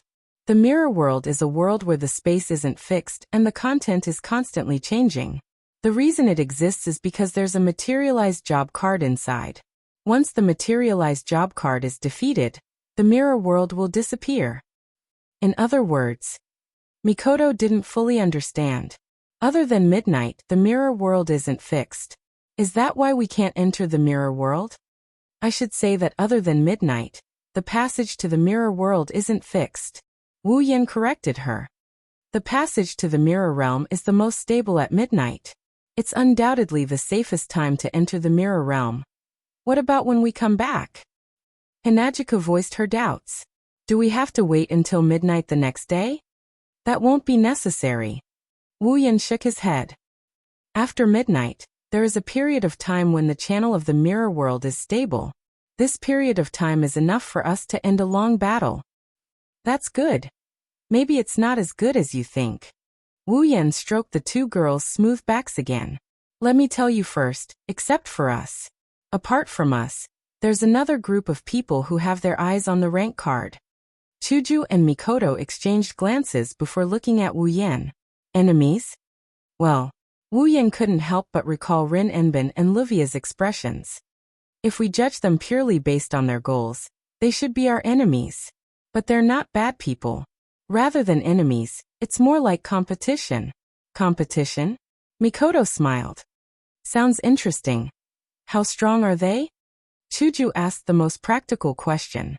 You've met them before, right? If they go all out, they're at least tier 8. Wu Yan nodded. But they don't pose much of a threat to us. I even managed to steal a rank card from them. Hearing this, the two girls' spirits were lifted. They have a rank card? Mikoto asked doubtfully. In other words, they've already started collecting rank cards. In this world, there is a magic organization called the Magic Association, created by magicians for the purpose of developing and managing magic. Wu Yan explained. The magic distortion caused by the 7 rank cards in Fuyuki City won't escape the Magic Association's eyes. So it's not hard to guess that they'll send someone to retrieve the rank cards. Wu Yan extended his hand and the gate of Babylon's crimson spatial ripples appeared on his palm. It spat out a card and landed on his palm. Before we came, the Magic Association had already retrieved 2 rank cards. Wu Yan smiled as he raised the card in his hand in front of Chuju and Mikoto. Today, I happened to meet the people sent by the Magic Association to retrieve the class card and fought with them. Luckily, I managed to snatch this Lancer class card from them. Looks like I didn't have to put in any effort at all. Snatch. Chuju and Mikoto were speechless. Didn't you say they're not bad people? Is it okay for you to just snatch their things? That's why I only managed to snatch one. Wu Yan smiled awkwardly. They have rank cards and we need to get our hands on them. We'll have to fight them sooner or later. Snatching it now is just a matter of time. Then why don't you just do it? Mikoto rolled her eyes at Wu Yan. Wouldn't it be over if we just snatched both rank cards? By that time we'll have a huge grudge. We'll have a grudge sooner or later, right? Hinajiku furrowed her brows and suddenly said. They're not all girls, right? Wu Yan looked down at Chuju in surprise. How did you know? As soon as he said that, Hinajiku and Mikoto's eyes turned cold. I see. Girls? No wonder you're so merciful. Hey, do you think I didn't hear that? Wu Yan was speechless. Why do you think I'm merciful because they're girls? It's nothing. Hinajiku and Mikoto replied coldly and laid down. We're going to sleep, don't disturb us. She didn't wait for Wu Yan's reply, and went back to sleep. Looking at the two girls sleeping soundly in his arms, Wu Yan couldn't help but laugh. These two people are really not frank at all. Good night. Wu Yan kissed the two girls on their forehead and picked up the Lancer rank card. Wu Yan, Chuju, and Mikoto's level are suppressed to 75. They don't have overwhelming power anymore. The power of the heroic spirit is still unknown. A rank card can trigger the power of the corresponding heroic spirit. If used well, it's a good item that can reverse the situation at a critical moment. If I study it carefully, it might be useful in tomorrow's battle.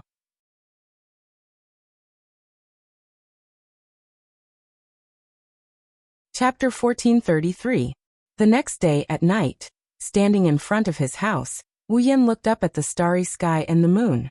He took out his Dragon Knight's certificate silver pocket watch and opened it to check the time. The Dragon Knight world's time calculation method is a bit different from Wu Yan's common time calculation method. But if it's converted to the time he can understand, the current time is about 23:40 in the middle of the night. There's about 20 minutes left before he enters the mirror world. With a slight hook of his finger, the Dragon Knight's certificate cover was put back on. Wu Yan turned around and looked at the two girls behind him. Chuju, Mikoto. Perhaps it's because they know there's going to be a big battle tonight. The two girls didn't wear skirts or tight clothes. Instead, they wore clothes to make it easier for them to move around. Their upper body is the same short-sleeved shirt. Chuju's is the same pink color as her hair while Mikoto's is white. Their lower body is the same pair of denim shorts. Their two white and alluring thighs are exposed to the air. On their feet is a pair of thick boots. Such simple attire on the two girls didn't diminish their charm at all. It's said that people rely on clothes and Buddha relies on gold. But whether it's Chuju or Mikoto, their body condition is very good. No matter how simple their attire is, they're still prettier than the average girl. If there's a flaw, it's probably that the upper body of the two girls isn't too prominent. But that would make the battle more convenient for him. It's almost midnight. Looking at the time again, Wu Yan looked at Chuju and Mikoto. Are you ready? Ready. Ready? Mikoto flashed an excited smile. I should say we've been waiting for a long time. Where's the place? Hinagika looked around. Where should we go to retrieve the cards? The Magic Association already sent people to retrieve 2 of the cards. The Lancer card is in Wu Yan's hands and the Archer card is in Rin Enbin's hands. The rest of the cards. 5 more cards. Wu Yan sensed 4 or 5 distorted mana sources in Fuyuki City. Wu Yan closed his eyes and sensed the location of the distorted mana sources. He then opened his eyes and looked in a certain direction. There's less than 20 minutes left. Let's get closer. Okay. Chuju and Mikoto nodded at the same time. Fuyuki City, Private Suechuan Academy. Private Suechuan Academy is a famous academy in Fuyuki City. There's more than one academy in Fuyuki City. There are several academies. Private Suehara Academy Primary School, Private Suehara Academy Middle School, Private Suehara Academy High School. In addition to kindergartens and universities, the Private Suechuan Gakuin in Fuyuki City included the other 3 schools. And Wu Yan, Chuju, and Mikoto's target was the Private Suechuan Gakuin High School. One of the sources of magic that caused the distortion in Fuyuki City was in this school. As it neared the wee hours of the morning, the entire school building was shrouded in darkness. It wasn't so dark that one couldn't even see their own fingers. However, it also severely obstructed one's vision. At this time, even the security guards and night patrol personnel had returned to the duty room to rest. The entire campus was silent, without a single ray of light. Wu Yan sensed the exact location of the source of the distorted mana, and brought Chuju and Mikoto to the school field. However, what surprised the 3 of them was that there was someone else in the field. And it's someone Wu Yan knew. She was wearing a white coat, a black pleated skirt, tall stockings, and her shoulder-length black hair was tied into 2 ponytails. Rin and Osaka. She's here too. Wu Yan was surprised for a moment, then he understood. That's right, her mission was to retrieve the class card. What? Chuju, who was next to Wu Yan, asked in confusion. Do you know her? Didn't I tell you guys? Wu Yan shrugged and sighed. The Magic Association also sent someone to retrieve the class card from Fuyuki City. I snatched one from them yesterday. Oh? Mikoto raised an eyebrow. Her brown eyes stared at Rin and Osaka. Is she the girl you let go of yesterday? The 2 girls looked at each other. Then, he looked at Wu Yan with a frosty expression. She's a pretty girl, no wonder you let her go. You're too sensitive. Wu Yan face-bombed, then he frowned. That's strange, why is she alone? Where's the blonde girl? And his eyes were locked on Rin and Osaka. Wu Yan's eyes rippled with the system's perception. Rin and Osaka level 60. Sigh. Rubbing his forehead, Wu Yan couldn't help but mutter. Rin and Osaka, who isn't a magical girl, is so weak. The 3 of them subconsciously lowered their voices, so the entire conversation was rather low. However, Rin Enbin, who was standing in the middle of the field, still noticed something. Rin and Osaka's expression froze. She turned around abruptly and tensed her body. Who's there? Rin and Osaka saw Wu Yan and the other 2 standing on the edge of the field. She was stunned for a moment before she exclaimed, It's you. Oh, we meet again. Wu Yan smirked. Miss Magical Girl, aren't you going to transform today? Who's Miss Magical Girl? Rin gnashed his teeth as he picked up a few gems that are bright red in color. Holding them between his fingers, he looked at Wu Yan cautiously as if he was going to throw them out. Why are you here? Don't tell me you're still asleep? Wu Yan pursed his lips. Why am I here? Isn't the answer obvious? Rank card. Rin Inosaka's expression darkened. Her eyes were filled with uncertainty. At this moment, a series of footsteps sounded from the other side of the field and entered the ears of the 4 people present. Wu Yan, Hinajiku, and Mikoto looked at the source of the voice. Rin, on the other hand, was shocked. He turned around and he yelled at the source of the voice as if he knew who it was. Don't come over here. Ah. The owner of the footsteps seemed to have been startled by Rin Tobasaka. The owner of the footsteps let out a cute cry and stopped at the edge of the field not far away. Wu Yan, Chuju, and Mikoto were stunned when they saw the intruder. This was because the newcomer was more or less out of everyone's expectations. It was a girl of about 10 years old. Her hair was as white as snow and as smooth as water. It gently hung down to her waist. Her skin was also as white as snow. Although her pupils were not white, they were very clear. Her entire person was like a snow fairy. Even if one looked at her from a harsh angle, she was still extremely cute. She was wearing a plush shirt with an orange camisole and a purple pleated skirt. Her eyes were like red gems that shined in the night. Such a cute girl was looking at them with a bewildered expression, as if she didn't understand what was going on. On the side of her head, a pentagram with 3 pairs of pink ribbon-like wings was suspended there. It was Ruby. Ruby's voice turned serious when she saw Wu Yan. Ilya, back off. What's wrong? The girl called Ilya had a confused expression on her face. What's going on? Listen to me. Listen to me. Back off. Ilya. Rin Inosaka walked in front of Ilya and shielded her behind him. He stared at Wu Yan and the other 2 with vigilance. Nah. Mikoto wrinkled her nose and put her hands on her hips in displeasure.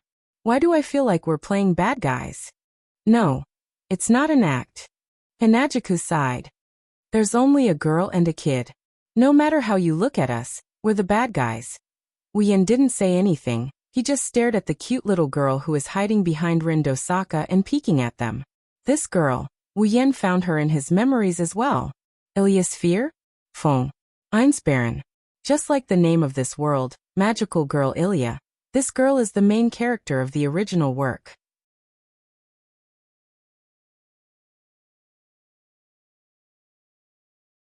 Chapter 1434. Ilya Sphere? Fong. Einsberg. Wu Yan muttered Ilya's full name. He glanced at the ruby floating beside her before turning his attention back to Rin Inbin with a mocking smile. Miss Magical Girl, why did your transformation device come with that little girl?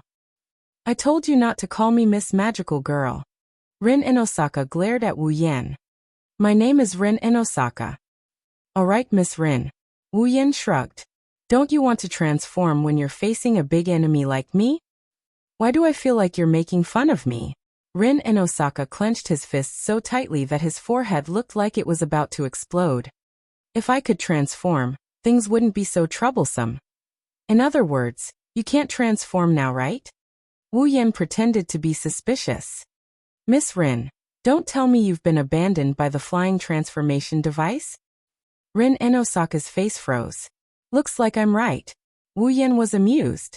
He looked at Ilya, who was hiding behind him. Then, is the little girl behind you the new owner of the transformation device?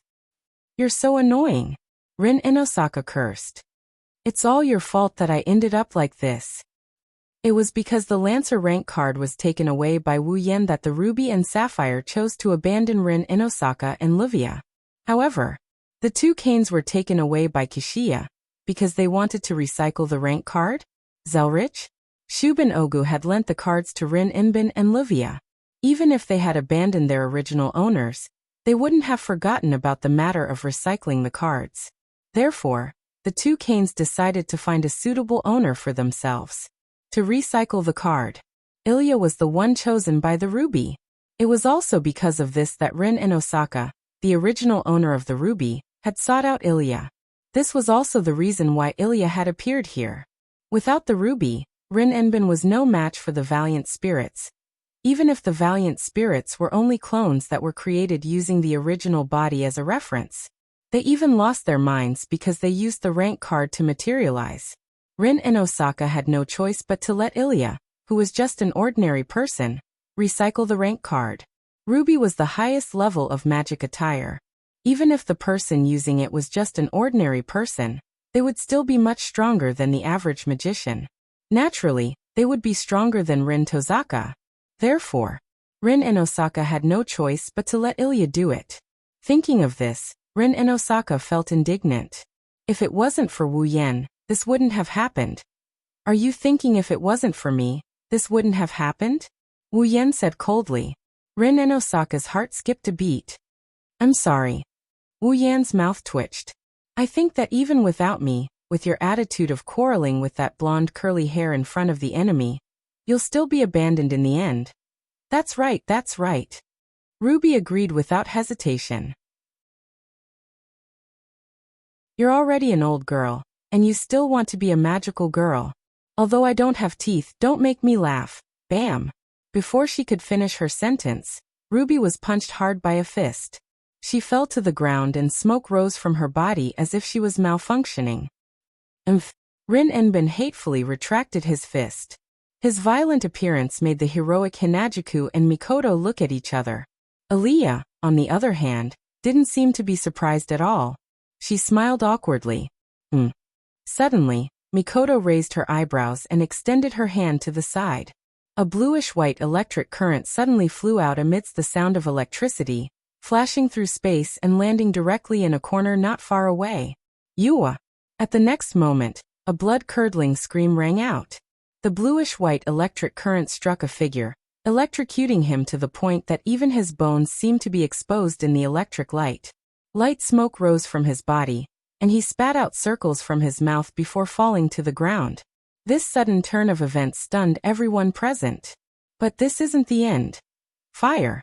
Along with such a shout, a dazzling magical flash suddenly burst out from the corner. Like a beam of light, it rushed towards Mikoto. Unfortunately, before Mikoto could make a move, a long sword made of crystal appeared right beside her.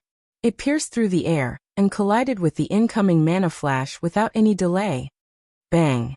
Amidst the dull sound, the dazzling mana flash seemed to have been split into two by the crystal longsword. The sword light cut through the center of the mana flash and directly detonated it in midair, stirring up thick smoke and dust. Chuju held White Cherry in her hand and looked towards the corner with her yellow-green eyes. The crystal longsword in her hand shone brightly in the dark. After 2 consecutive attacks, Rin finally took Chuju and Mikoto seriously. Rin clenched his fist as he looked towards the corner. One of them had blue and white electric current while the other had a crystal longsword. They're not simple. Wu Yan looked at the person who got electrocuted by Mikoto and is now smoking on the ground. Wu Yan exclaimed in surprise. Golden curly hair? Golden curly hair? Rin reflexively looked over as well. When he got a good look at the person's face, he was shocked as well. Livia? No, it's not just her. Chuju stared at the corner. What? You don't plan to come out? As soon as he finished speaking, the scene fell silent. Everyone looked at the corner with different expressions on their faces, but all of them were more or less on alert. A short while later, another figure walked out from the corner. What was surprising was that the owner of the figure was also a young girl about the same age as Ilya. Her shoulder-length hair was tied into 2 small ponytails that hung down to her ears. She had 2 bunches of shoulder-length hair on both sides of her forehead. Her bangs were fixed and separated by 2 hairpins, causing a small tuft of hair to be left in the center of her forehead. She had a delicate face. Without a doubt, she was a cute girl that did not lose out to Ilya. However, this cute girl didn't seem to be as energetic as Ilya. Her beautiful face was ice-cold, giving people the feeling that she had matured early. However, the most eye-catching thing about her is her outfit. The dark blue tights looked like a school swimsuit with a rather novel design. It was longer than her elbows, and there were cloth arm guards that extended all the way to her shoulders. The lower half of her body had a short skirt that looked like petals, and there was a winged cape behind her. She looked like a little elf that had crawled out of a flower bush. In her hand, there's a blue hexagonal staff with a blue ribbon on the front. There's still a trace of mana left on the staff. It proves where the mana came from. Luvia. The girl stood in front of Luvia, who's smoking on the ground. Her orange eyes stared at Wu Yan, Chuju, and Mikoto. Are you okay? I'm fine. Luvia crawled up from the ground with difficulty. There are burn marks all over her body. She looks very sorry. You actually used electricity on a lady. That's unimaginable. Is that so? Mikoto stroked the bangs on her forehead. A bluish-white lightning accompanied her movements and jumped between her fingers and her forehead. I don't think someone who hides her head and shows her tail is a lady. Luvia choked. She couldn't say anything to refute. Soon she glared at Wu Yan. You bastard! Return my lancer to me. Are you okay? Wu Yan covered his head as he couldn't bear to look at her. If you snatched the rank card from me, would you return it to me? Luvia was once again speechless at Wu Yan. Chuju came to Wu Yan's side and reminded him. It's almost time. Wu Yan looked at the pillar at the edge of the field. On the screen, the two needles were already pointing at the number 12.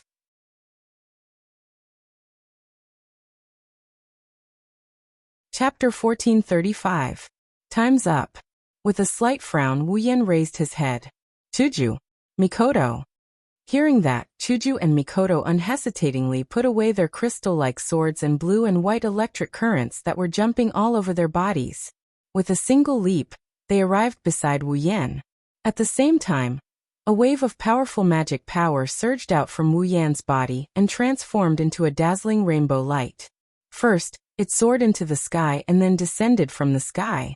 Then it enveloped Wu Yan, Chuju, and Mikoto. In the next moment, an intricate geometric pattern gradually spread out like ripples under the feet of the three of them. It was then surrounded by a circle, combining into a colorful magic array that began to rotate. That's... Rin and Osaka and Luvia were shocked. Pay attention. The ruby floating above Ilya's head shouted. They're planning to enter the mirror world. Not good. Rin and Osaka reacted, and abruptly turned his head to look at Ilya. Ilya. Hurry up and transform. Ilya was stunned. Now? There's no time. Hurry up. Oh. Ilya didn't care about anything else and grabbed the ruby. A beautiful, wave-like dazzling light enveloped Ilya's body. Intense flashes of light were also stirred up. When the strong light faded away, Ilya's casual clothes had also disappeared. Instead, she was wearing the same style of clothing as another young girl of the same age. Her white shoulders were exposed. She was wearing a white pleated dress with a pink top and white bottom. She also had a pair of shoulder-length cloth gauntlets on her hands, and a pair of white gloves. She looked rather playful. Her thighs were wrapped in a pair of pink stockings that reached above her knees. Behind her, there was a cape that looked like a fairy's wings. Behind her head, a pair of feather-like hair accessories were tied to her snow-white long hair. In her hand, the ruby had transformed into the shape of a cane. Ilya was holding it in her hand. Although it sounded a bit inappropriate, it was true. No matter if it was Ilya or that little girl, they were more suitable to be the so-called magical girl than Rin and Osaka and Luvia. As for the level of these two little girls, Ilya's field? Fong. Einstein Baron. Level 66. Beauty Tour? Eiderfelt. Level 69. Although they couldn't compare to the transformed Rin, Osaka, and Luvia, these two girls were ordinary people who didn't know how to use magic in the first place. It was already quite impressive for them to possess such strength after transforming. Especially that child called Mayu, who actually had the strength of the peak of the 7th rank. For a child who could only go to primary school, it was really rare. Compared to the two girls who had transformed, Rin Osaka was much weaker. He was only level 60 and had just reached tier 7. Luvia was the same. Luvia Serena. Eidfelt. Level 60. From this, it could be seen that this was the most advanced magic attire, made by the second mage of this world. Just how high was its performance? Ruby. Rin Enbin hurriedly called out. Stop spacing out. Hurry up and open the channel to the mirror world. Mayu. Luvia's expression also turned serious as she gave the order to the little girl named Mayu. Don't let them get there first. Hurry up. Perhaps because she sensed that Rin Enbin and Luvia's expressions were a bit abnormal, Mayu's expression turned serious. Even Ilya couldn't help but swallow her saliva. Afterward, a multicolored magic array that resembled a kaleidoscope emerged from Ilya and Mayu's bodies and enveloped Rin Endo and Luvia. Bzzz. The entire field of Suechuan Academy's high school flashed with a blinding light. Dense mana currents intertwined together. They charged into the dark night. After that, all of them vanished on the spot. When everyone opened their eyes again and regained their vision, they discovered that they were in a rather mystical world. They were still in Suechuan Academy's high school. They were still in that small field, however. Compared to the field from before, there were more scenes here that wouldn't appear in a normal world. The ground was filled with a faint blue substance that looked like mist and light particles. It wasn't dense, in fact, it was extremely thin. If one didn't look carefully, they wouldn't be able to see it clearly. The night sky was covered by a mirror-like barrier that flashed with arcs of light from time to time. It was like a large mirror. Where is this place? Ilya, who didn't know what was going on, was the first to call out. Rin Enbin only told them what they had to do. He didn't tell them anything else. He didn't even tell her that they had to fight. It was normal for her to be surprised. Is this the mirror world? Hinajika scanned her surroundings and fixed her gaze on the middle of the field. I do feel an unusual presence. Where's the materialized heroic spirit? Mikoto focused her attention on the task at hand. I don't see anything, don't worry. Wu Yan stepped forward and stood in front of everyone. His wine-red eyes stared straight at the center of the field. Even if we don't look for it, it will come out on its own. As soon as he said that, without any warning, a black fog suddenly appeared in the middle of the field. It spiraled up into the sky like a dark cloud and gathered into a circular ring. Ilya's panicked voice continued to resound. What's going on? As expected, Rin Enbin and Luvia didn't have time to guard against Wu Yan. Their faces were heavy. Like the report said, did it materialize? Mayu didn't say anything. It wasn't clear if she was too calm, or if she had already expected this situation. She stood in front of Luvia, raised the staff in her hand, and entered battle mode. At the same time, the black fog hovering in the sky seemed to distort. With a turn, it condensed together and suspended in mid-air like a black hole. An oppressive presence slowly emerged from the black hole and reverberated in the air. What are you playing at? Mikoto looked at the black hole and raised her hand. Dazzling blue and white electric arcs leaped up. Come out. After saying that, Mikoto swung her hand forcefully. Amidst the crackling sound of electricity, the violent electric current converged into a beam of light and shot towards the black hole in the sky. Boom! The ferocious lightning struck the center of the black hole, twisting the entire black hole into a mess. Blue and white electric arcs flowed on top of the black hole. Together with the black mist, it formed a thunderstorm. However, the oppressive aura fluctuating in the air did not decrease in the slightest. Instead, it seemed to have been detonated. The black mist also contracted and expanded. That's the sign of an explosion. Danger. Rin Enbin's pupils shrunk. Ruby. Defensive barrier. Convert all mana into mana barrier and physical defense. Ruby seemed to know that it's not the time to go against Rin Enbin. She started channeling her mana without Ilya's permission. Miyuki. Luvia also spoke. Yes. Miyuki raised her staff. Mana also fluctuated on top of it. In the next second, two transparent barriers appeared with the two staffs as the center. It enveloped Rin Enbin, Luvia, Ilya, and Miyuki. On the other side, Wu Yan and Chuju only took a step back. Mikoto, on the other hand, pinched a token with her finger. Don't even think about it.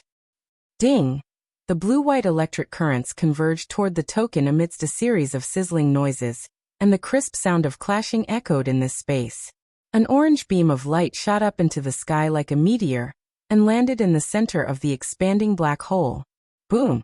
Very straightforwardly, The entire pitch-black black hole was blown away like a cloud under the shooting of the super railgun. It undulated and dispersed. Whoosh! At the center of the black hole, a figure transformed into a black ray of light. With a speed comparable to that of the railgun, the figure charged towards Mikoto and slammed into her. Boom! Amidst the deafening explosion, the black light didn't hit Mikoto. Instead it hit a black wall in front of her. A wall made of iron sand. Everyone finally saw the black light's true form. It was a girl with long purple hair that reached her ankles. She wore a black skin-tight suit. Her eyes were covered by a shield, and she held a chain of spikes in her hand.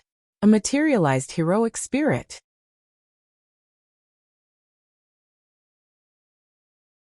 Chapter 1436. Rider. Level 70. The sharp tips of the spikes collided with the iron sand wall, causing a series of sparks and incessant sounds of metal clashing. The sharp friction that made one's eardrums hurt reverberated in the air, making one feel extremely uncomfortable. Holding a sharp spike connected to the chain, the rider kept exerting force on the iron sand wall in front of her, as if the wall in front of her was her enemy. She would not stop until she pierced through the wall. Everyone who saw this confirmed that the rider, in front of them, didn't have a shred of rationality. If the rider had a normal sense of judgment, she wouldn't have tried to fight against a wall. So this is the incarnation of a mythical or legendary hero. Mikoto looked at the rider, in front of her, with blue and white electricity jumping around her body and black iron sand waves rolling around her body. She was disappointed when she saw the rider, with a ferocious eyeball on her face. If a mythical hero looks like this, then it's really disappointing. After saying that, a ball of violent blue-white electric current was like a shock wave, shaking and exploding out. Bang! The electric current hit the riders without any hindrance, like blue and white whips. Amidst the crackling of the electric current, a series of electric roars sounded. Then he began to crazily lash out at the skinny body of the Japanese cavalry. Instantly, a burning smell came from the rider's body, and his body was covered by the crazy flowing blue and white electric current. He screamed in agony. Before the rider could react, the iron sand wall in front of him suddenly twisted, and a column protruded from the front corner. The column slammed into the rider, with a heavy impact. Bang! Ah! The rider let out a strange cry like a wild beast. His body flew out and smashed into a wall far away. His body was covered by the falling rubble. What the hell? Mikoto made a dissatisfied sound. Is she at tier 8 with this level of strength? Even a peak tier 7 is barely enough. He heard Mikoto's complaints. On the side, Rin Enbin and the others, who were behind the defensive barrier, finally reacted. That big sister! Ilya exclaimed. She's so strong. Hey Rin and Osaka. Livia also asked in surprise. Who's that woman?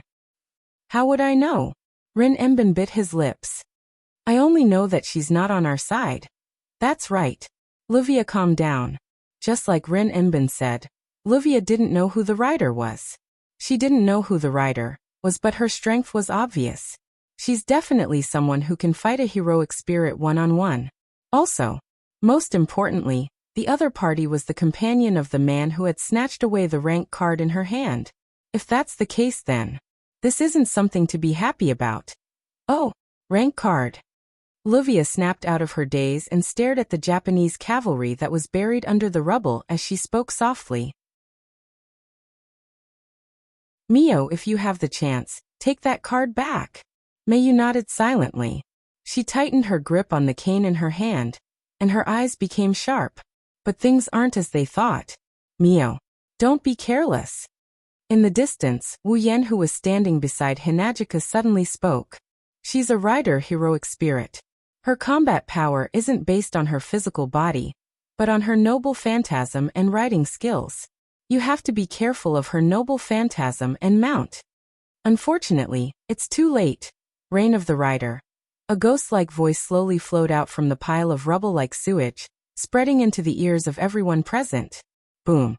Amidst the explosion, a beam of light shot up into the sky from the pile of rubble, smashing the surrounding rubble and the ground into pieces. What happened? Ilya gripped her cane tightly in panic. Rin and Osaka and Livia were both shocked. She used her noble phantasm? Everyone raised their heads and looked at the light beam that pierced through the sky. Their pupils gradually shrank to the size of a needle tip. Everyone on the scene saw it. In the middle of the pillar of light, the rider held a glowing rein.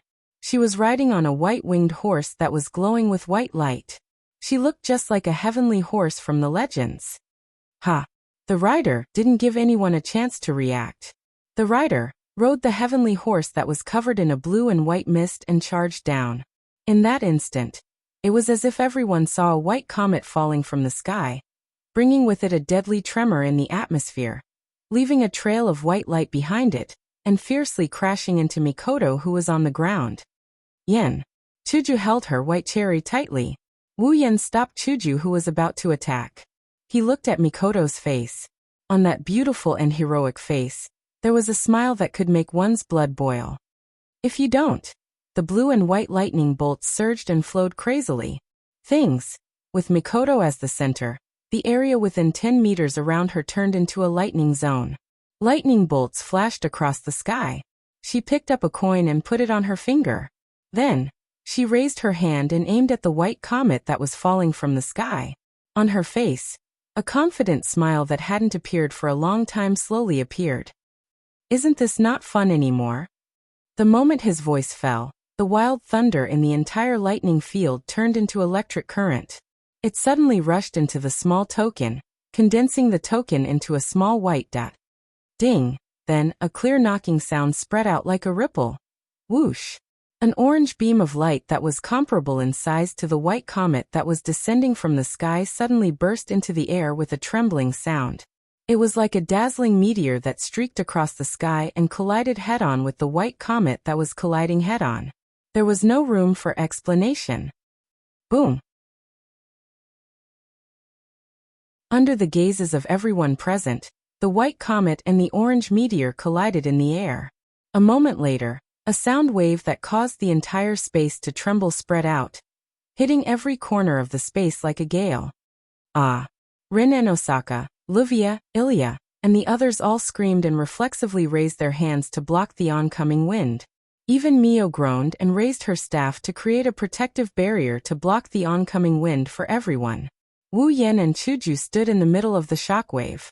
They stared at the white comet and orange comet that collided in midair. Their faces turned serious. Not for any other reason, but because the confrontation lasted for a period of time. The orange meteor was suppressed. Not long after, a heavy clashing sound rang out. Bang! The white comet fiercely pushed back the orange meteor. Like a sharp blade, it fiercely pierced through the railgun and disintegrated it. Then, it crashed into the ground without slowing down at all. Without a doubt, Mikoto was the one who lost this time. However, Wu Yen and Chuju showed an unusual smile. Riding on the Pegasus and turning into a white comet charging down, the rider shuddered. That was because a slender arm was placed on the shoulder of the Japanese rider. Even the super electromagnetic gun that I launched with all my strength couldn't win against your sudden advance. I take back what I said just now. It's not that your strength hasn't reached stage 8, but it has really exceeded your level. You can challenge someone of a higher level. On the back of the Pegasus, Mikoto lifted her head, her tea-colored eyes flashing with a sharp light. But it's time to stop. As soon as he finished speaking, a layer of pitch-black clouds suddenly appeared in the sky. It rotated and condensed into a whirlpool. Blue-white lightning flowed within it and gathered at the center of the whirlpool. Lightning strike! A delicate shout and a thunderous roar filled the sky. A giant lightning bolt came down from the whirlpool of dark clouds. In a thousandth of a second, it hit the rider on the Pegasus. Kaboom! Mikoto, the rider, and the Pegasus were all enveloped by the blinding lightning. The sound of the explosion echoed throughout the area.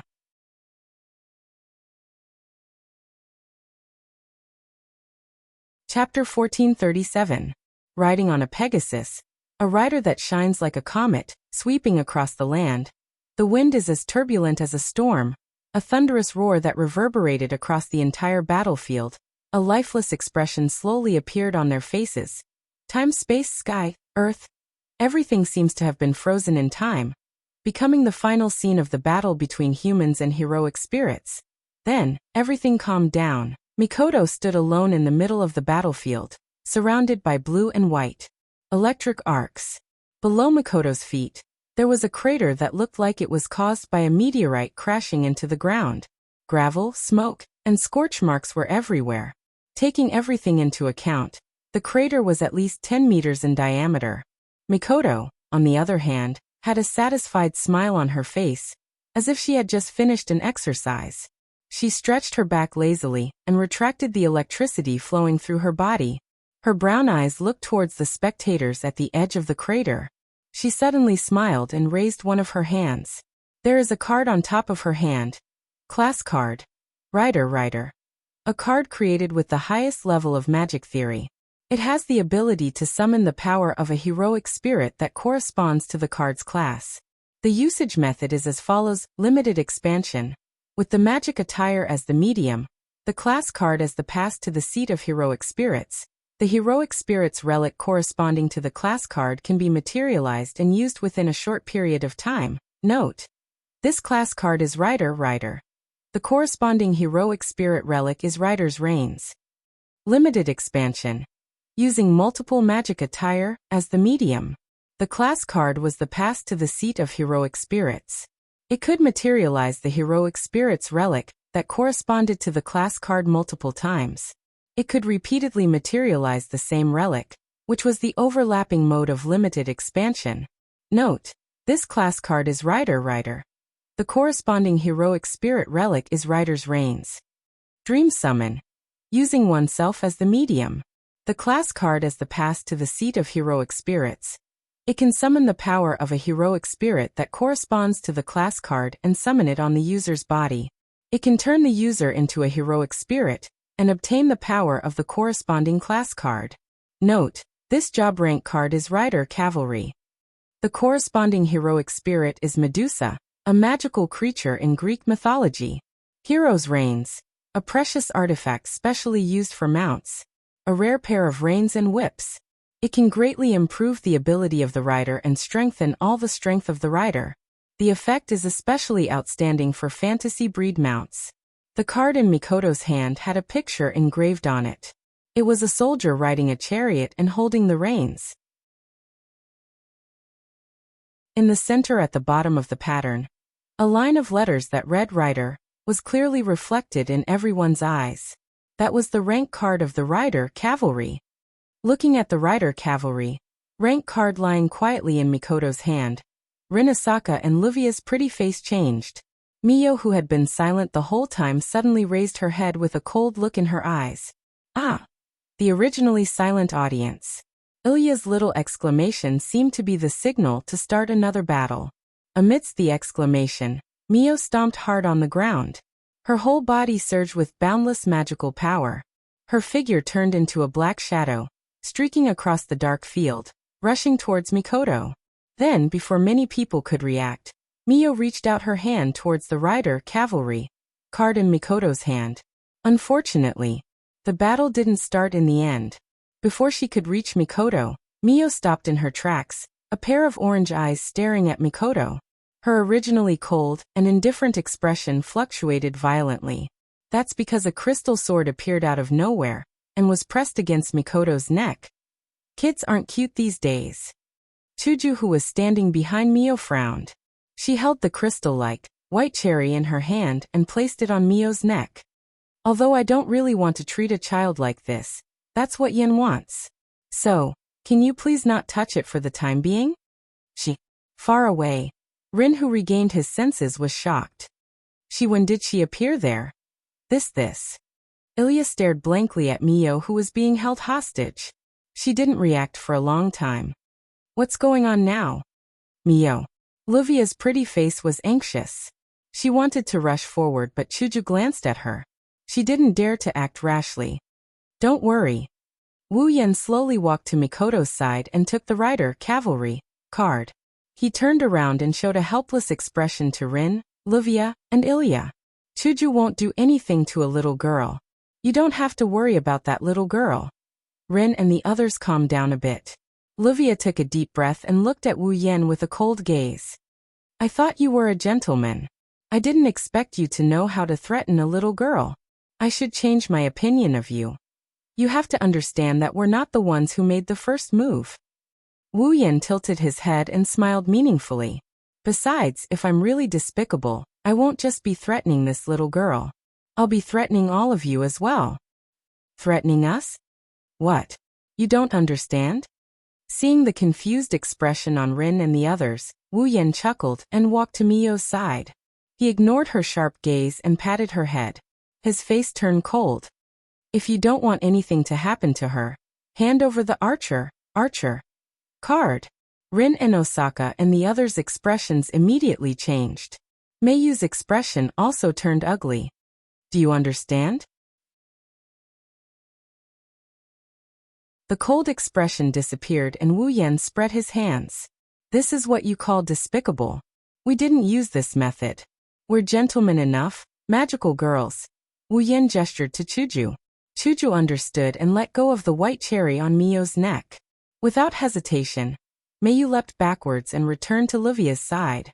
She raised her sapphire staff, and the vigilance in her eyes was unprecedentedly high. Only then did Rin Enbin and the others truly let out a sigh of relief. They were worried that Wu Yan would threaten them with that method. Then, Wu Yan raised the Rider Knight card in his hand and grinned. Class card, Rider Knight. I'll gladly accept it then. Rin and Osaka and Livia gnashed their teeth in anger. No matter how he looked at it, this line sounded exactly the same as the declaration the other party made when he snatched the rank card of Lancer, wasn't it? But what can they do? Fight? When they were still able to transform, Rin Enbin and Livia were already no match for the enemy when they joined forces. Now, even though they had more people on their side, their overall strength had decreased rather than increased. Not only did the opponent have more than one person, but he also had two more powerful companions. If they were to fight, Rin and Livia would have no chance of winning. Under such circumstances and the disparity in combat strength, it would be better to say that the archer card wasn't taken away by the other party through threats or robbery. That was something worth rejoicing over. It looks like you don't want to do anything to the cards we have. Rin Enbin mocked him, unwilling to give up. Are you really a gentleman? You won't do anything to weak women and children? Wu Yan raised an eyebrow and smiled. Since we're both aiming for the class cards, we'll have to fight sooner or later. Why don't we let you guys take back the cards, and we'll have a showdown? Oh, Rin Hasaka tightened his grip on the gemstones around his finger. You look like you've got us. Who knows? Wu Yan pursed his lips and put away the Rider Knight card. Chuju Mikoto, let's go back. The two girls nodded and came to Wu Yan's side. See you next time. Wu Yan put his arm around the two girls' shoulders and a colorful magic formation appeared under him. His body blurred and he disappeared. Rin and Osaka, Ruvia, Ilya, and Miyo looked ahead and remained silent.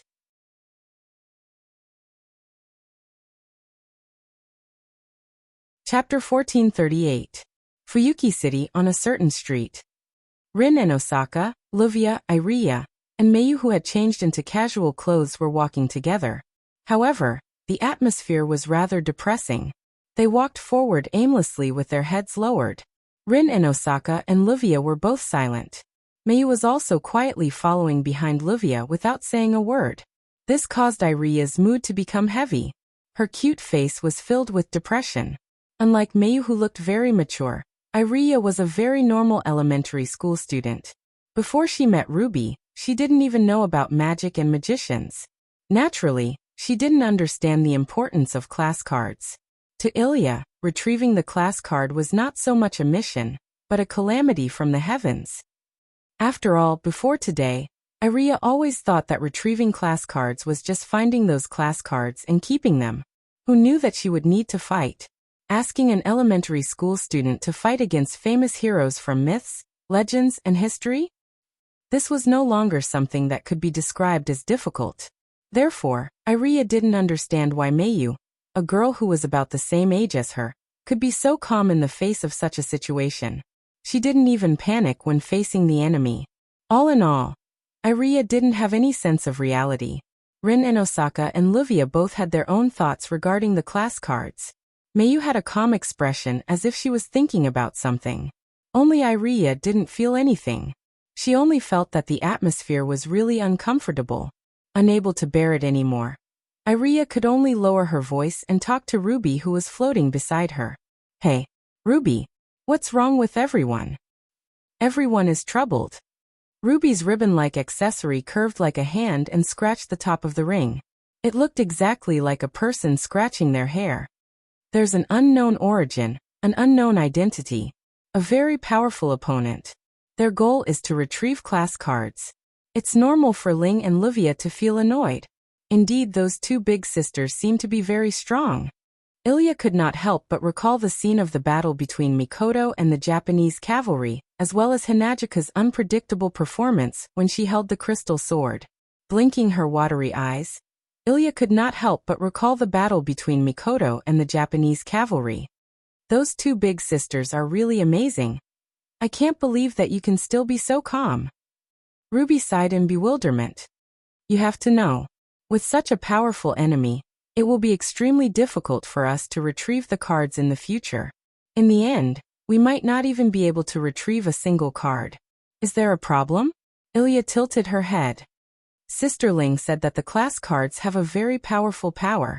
If they are used to do evil, the entire Fuyuki city may be destroyed. That's why we need to retrieve them. That big brother and two big sisters don't seem to be bad people. The cards are in their hands, so they should be fine, right? After saying that, Ilya clapped her hands cutely. Let's say, if they help to retrieve the cards, those dangerous items like bombs should be retrieved very quickly. This way, Fuyuki City will not be in danger. Isn't that great? Ruby was speechless. Wu Yan was speechless. We're retrieving the cards not only to prevent them from falling into the wrong hands and bringing disaster to others. Rin Enbin suddenly said. The Magic Association has the obligation to manage items related to heroic spirits. Class cards are directly linked to heroic spirits and powerful items that can draw out the power of heroic spirits. No matter whether they fall into the wrong hands or not, this item will bring about a devastating disaster if it's not used properly. That's why it must be managed properly. Of course, since the class card is a card that is made from extremely advanced magic theory, it's very worthwhile for the Magic Association to analyze it, since the nature of the card is still the research of magic. We won't deny that the Magic Association would also like to get their hands on such an experimental product. Livia said softly. But it is indeed a dangerous item that must be managed. Dangerous item? Ilya asked in a trembling voice. Is it that serious? It's an item after all. Since it's an item, it must have a source. Perhaps it's an item made by a great magician. Rin Enbin explained seriously. If someone with ulterior motives gets their hands on the class card and analyzes it to learn its manufacturing method, the item that can draw out the power of heroic spirits will be mass-produced. It's inevitable that it will become a tool for evil people to do evil. Rin Enbin glanced at Ilya. Ilya, can you imagine if everyone in the world has a class card? With the power of the class card, they can obtain the power of heroic spirits like the one we dealt with in the Mirror Realm. Once there's a dispute, they'll immediately use this terrifying power to fight? Hearing this, Ilya felt a chill in her heart. If that's the case, Ilya can't imagine what kind of chaotic world it will be. In the Magic Association, there are some people who want to analyze the class card and mass-produce it to increase the strength of the combatants in the association. This way, the Magic Association will have more influence in the world. Among them, there are also some people with ulterior motives who covet this power. Livia said seriously. That's why the master at the top of the Magic Association couldn't help but intervene in this matter. He asked us to retrieve the class card so that the power won't be used by those with ulterior motives. But now, Rin Enbin and Livia looked at each other and shook their heads with a bitter smile. Powerful enemies are appearing one after another. Their target is the class card. Although they don't look like bad people, we can't deny that they will use the power of the class card in an improper way. This is something that we can't let happen. Also, Rin Enbin's expression turned bitter. He was about to burst into tears. If we can't complete the mission, The master wouldn't have accepted us as his disciples. This is unacceptable. Ilya stumbled and almost fell to the ground. Even Miyuki was speechless. So, these two women are doing this for me? The enemy is too strong. They're not something we can handle right now. Livia looked at Rin Enbin. So, should we report to the association and ask for help? Are you ready to be punished?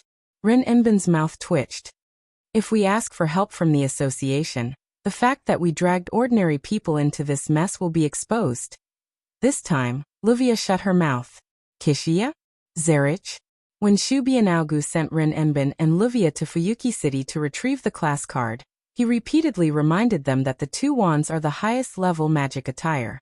They have the ability to grant the wearer great power in an instant. Just like the class card, if used improperly, the magic attire can become a dangerous weapon. So Kishiya? Zarich? Shubi and Augu seriously reminded the two girls to take good care of the wands and prevent any accidents from happening. But in the end, not only did the two wands break free from Rin Enbin and Livia's control, they also successfully dragged the two 10-year-old ordinary people into this mess. As a result, the two girls had to borrow their power to retrieve the cards. What if Kishiya was involved in this? Zarich? Shubi and Augu knew that he would have to reconsider taking Kishiya as his disciple. Rin Enbin and Livia were sweating profusely when they thought of this. Maybe things aren't as bad as we thought. Rin Enbin forced a smile as sweat dripped down his face. Look, even the Magic Association can't do anything about the class card. They can't analyze it at all. How can others analyze its structure and mass-produce it? You're right, Rin Enbin. Livia forced a smile. Thinking about it carefully, this isn't a bad thing. Just like what that man said, we have class cards in our hands. Sooner or later, we'll face them. Why don't we let them work hard to retrieve the cards and wait until the final battle to snatch all their cards? Wouldn't that save us a lot of trouble? That's right. That's right. Rin Enbin and Livia laughed out loud, but their expressions were as fake as they could be. This time, it was Aaliyah and Mio's turn to sweat profusely.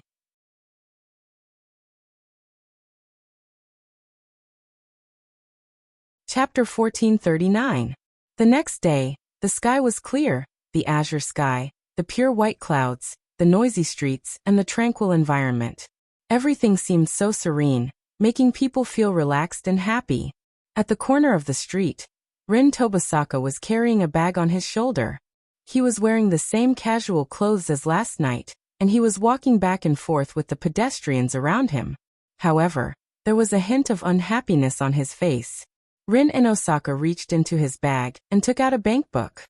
He looked at the numbers on it, and his originally unhappy expression suddenly became extremely unhappy. There was even a faint trace of sadness. Today, Rin Inosaka planned to buy some gems from the shops in Fuyuki City. For Rin Inosaka, gems were essential to her magic career. The magic trick Rin Inosaka used was called gem magic.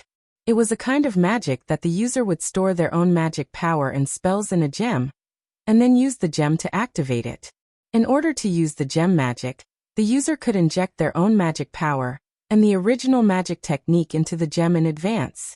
When it was time to use the gem, they didn't need to follow the original magic activation process. They could activate the magic stored in the gem through a procedure and use the magic. This kind of magic trick could be prepared in advance and stored magic power in the gem. Gem magic was a very famous magic trick. After all, when the user of the gem magic activated the gem magic, they basically only needed to draw out the spell and magic that originally existed in the gem to form the magic. It only needed one process, and it didn't even need to consume magic power. It was very convenient. In addition, the gem was easy to store the user's thoughts and magic power. It could store magic power for a long time. So, gem magic was very famous in the magic circle. Only some famous families could use it. Therefore, gem magic was passed down in Rin Inosaka's family, the Inosaka family. Unfortunately, there were pros and cons. Gem magic was convenient, practical, and powerful. However, the most basic condition to activate gem magic was to use gems as a medium. This was a very expensive magic trick. Gem magic was a one-time use. Not only could the gems not be recycled, but they would also disappear when the magic was activated. One magic trick was a gem. How could it not burn money? It was also because of this reason that most of the users of gem magic were famous magicians. Originally, the Inosaka family, who could use the gemstone magic as their family heirloom magic, was also a wealthy family. Although he didn't want to admit it, the Inosaka family had indeed declined. As a result, Rin Inosaka's family wasn't very well off. He usually used the gemstone magic as frugally as he could, which was very sad. This was also the reason why Rin Tozaka looked at his bank book with such a sad expression. Her net worth wasn't that great to begin with, and now that she was going to buy expensive gems, Rin Enbin didn't even dare to imagine how much she would have left. Moreover, even if he didn't have much money left, the number of gems he could buy was limited. But what could he do? Who asked the ruby to betray her and not let her use it? She still had to carry out the mission of retrieving the rank cards. Moreover, there was such a strong enemy. If she didn't prepare more gems, when the time came for the real battle, the gems would be used up. Wouldn't she be at the mercy of others? Therefore, even though Rin Tozaka's heart ached, he had no choice but to buy gems. It was only at times like this that Rin Tozaka envied his nemesis, Livia. By the way, Livia was also a gem magic user. She wasn't as poor as Rin Tozaka. She was truly wealthy. She threw away gems one after another. She was even wealthier than the so-called rich girls. She was so rich that she was practically dripping with oil. Rin Tozaka soon arrived outside a gemstone store. He looked at the gems displayed in the glass cabinet. His green eyes were filled with conflict. Of course, Rin Tozaka wasn't conflicted about the gems, but the rows of numbers displayed under the gems. She took out her bank book again and glanced at the number on it. She shrugged her shoulders. This means that even the cheapest gems I can buy aren't that many left. Suddenly, a hand appeared and patted Rin Tozaka's shoulder. What are you doing here? Wah! The sudden voice and the physical sensation on Rin Tozaka's shoulder made him jump in fright. Rin Tozaka's leg tilted and he fell to the ground. Seeing the ground getting closer and closer to her, Rin Enbin's pretty face was filled with panic. She closed her eyes and prepared herself to be disfigured. However, before she could prepare herself, Rin Enbin felt that her body was frozen in the air, still in the position of falling down. Rin Tozaka opened her eyes and looked at the ground that was about to touch her face in confusion. Then she realized why she didn't fall to the ground. That's because a hand went under Rin Tozaka's armpit and hugged her. She was suspended in midair and didn't fall to the ground. It must be the owner of this hand who saved Rin Tozaka.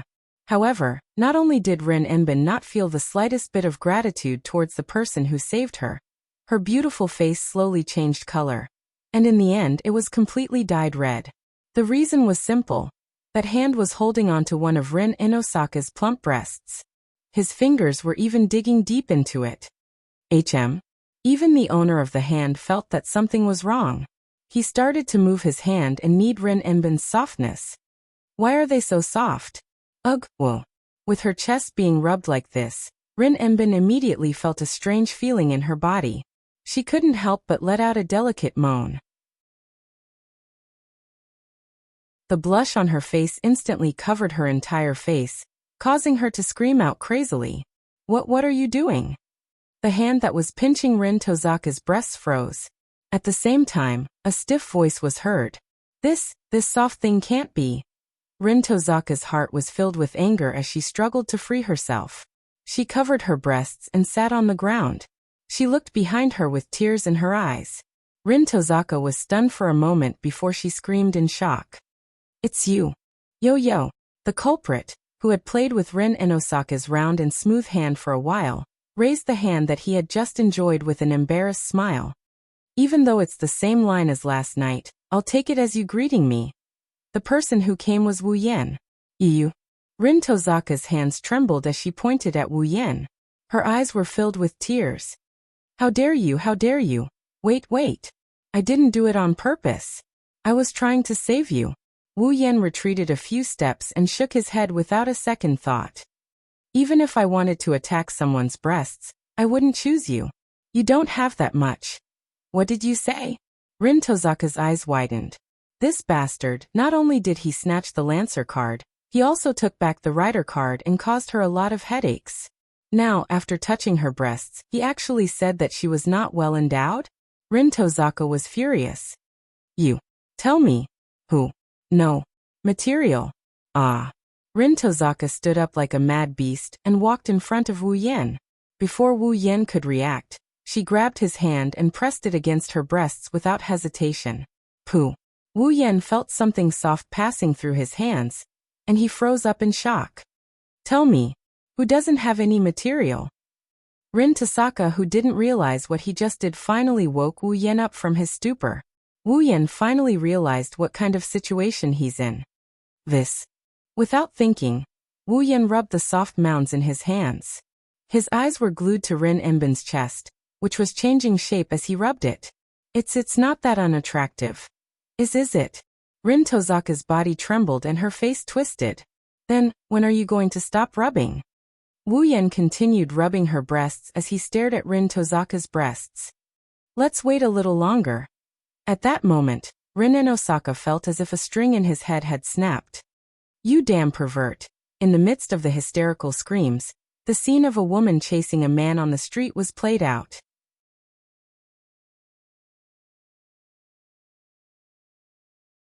Chapter 1440. Fuyuki City, a coffee shop.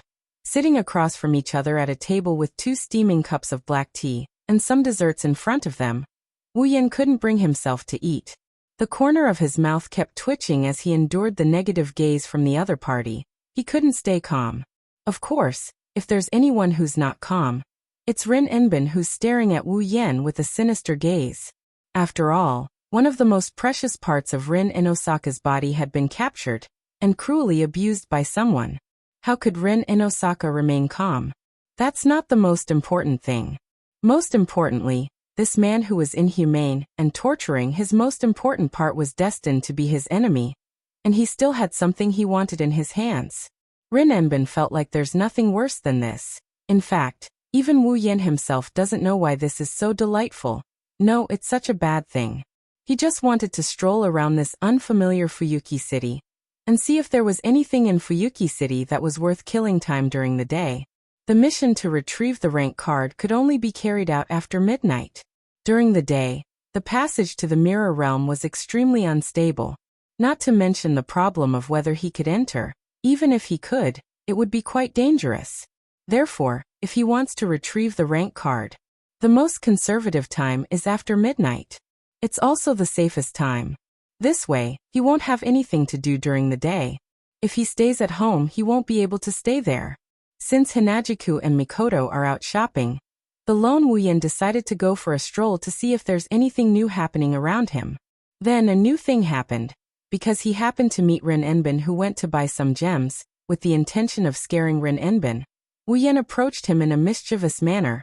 In the end, there's no result. This is something that only happens in manga. It's unknown if it's good luck or bad luck that befell them. After a while, Rin Enbin was tired of chasing after him, and was invited to the coffee shop by Wu Yan, who wanted to change the topic. Then, there's nothing else. The two maintain this posture, sitting face to face. How should I put it? That's right, one thing is for sure, even with Wu Yan's thick skin. After enjoying some benefits, he couldn't stand Rin Enbin's glare, and had to change the topic again. Oh right, why were you there? Wu Yan regretted it as soon as he said that.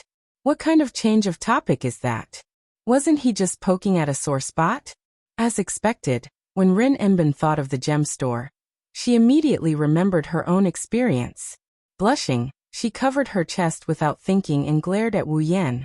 Ahem. Wu Yan coughed. I'm just curious. Humph. Rin Enbin snorted and turned her head away. I went to buy some magic gems to deal with a certain gentleman who's been ruining my plans. No, I mean a pervert. Ahem. Wu Yan coughed even harder. As expected of the devil, even if he's not as black-bellied as the original, he's still good at cursing. He's still as skilled as ever. Gem magic? Wu Yan asked weakly. Did you run out of gems? Don't worry. Rin Enbin glanced at Wu Yan. In order to avoid being robbed by perverted gentlemen, I always carry gems with me. I was just filling up my storage. Perverted? Wu Yan's mouth twitched. He looked at Rin Enbin's disgusted expression and he was furious. He said with a hidden meaning, "But why did I hear someone say that even the cheapest gems that can be bought can't be bought that much?" Rin Enosaka's expression stiffened as he fell into a state of paralysis. "Oh." Wu Yan looked like he saw a new continent, and he teased. "Could it be that, Miss Lin, in order to fill up your anti-wolf warehouse, you've lost all of your little treasury instead?" Hisashi turned around and he glared at Wu Yan with a ferocious look. "What's wrong? Can't I?" "Well, I'm not saying no." Wu Yan picked up the cup of black tea, and he started sipping his tea. "Well, we're friends. If you're worried, you can tell me. I don't mind helping you." "Help?" Rin Enbin looked at Wu Yan suspiciously. "Help me? Isn't it just a gem?" Wu Yan pursed his lips. He recalled something and he flipped his hand. He took out a crystal clear gem. "No, rather than calling it a gem, it's more like a crystal. Take a look at this."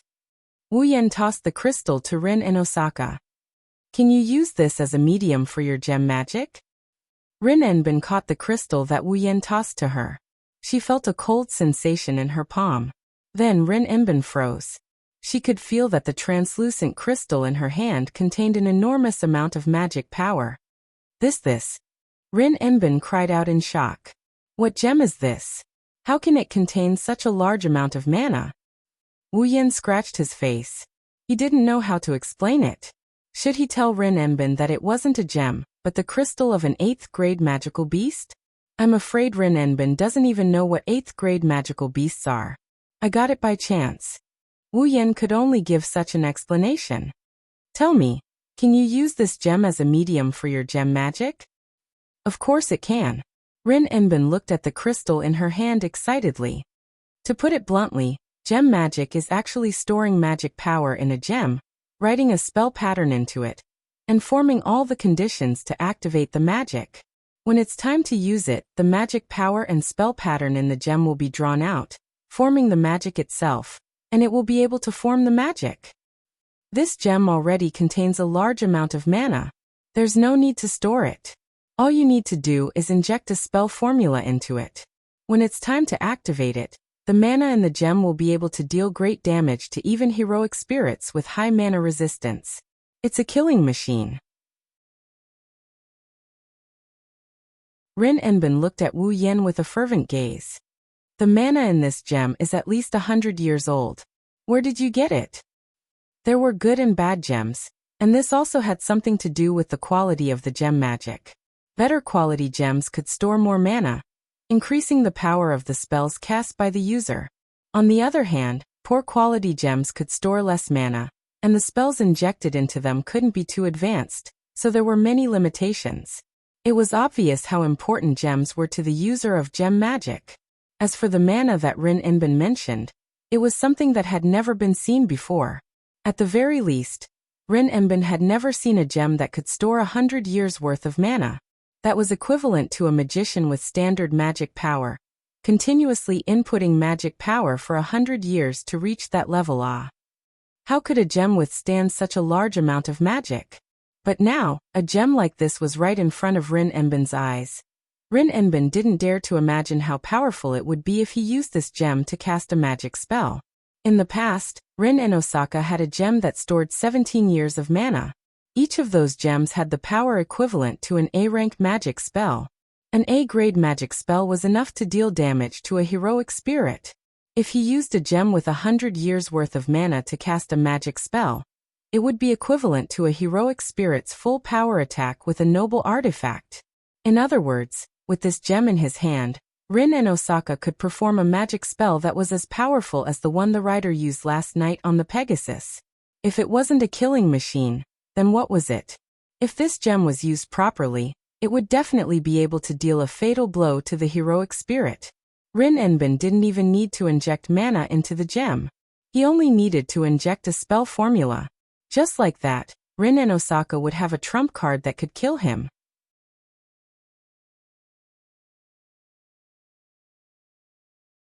Chapter 1441. How would Rin Enosaka know that in the Spalier world, The magical crystals of magical beasts were all crystals that contained a large amount of mana.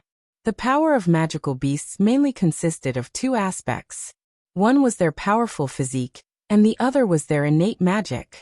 Putting aside their powerful physical abilities, since magical beasts could use magic, their magic power was naturally indispensable. Magical beasts stored their mana in the magical crystal within their bodies. Thus, a magical crystal contained the mana that the magical beast had accumulated over its lifetime. This was why magical crystals had such a large market in the Spalier world. They could be used to create potions, tools, and even weapons. Their price had always been high, and the magical crystals of high-grade magical beasts were even more expensive. The magical crystal in Rin Inosaka's hand was a grade 8 magical crystal. Needless to say, the amount of mana stored within was only Rin Inosaka's conservative estimate when compared to the amount of mana a magician with a standard amount of mana could store in 100 years. This was why Rin Inosaka was so excited. Not to mention who had injected the mana into the gem. The fact that the gem itself could store 100 years of mana was enough to make all gem magic users go crazy. To a magician, the mana stored within the gemstone wasn't much of a problem. The quality of the gemstone was even better.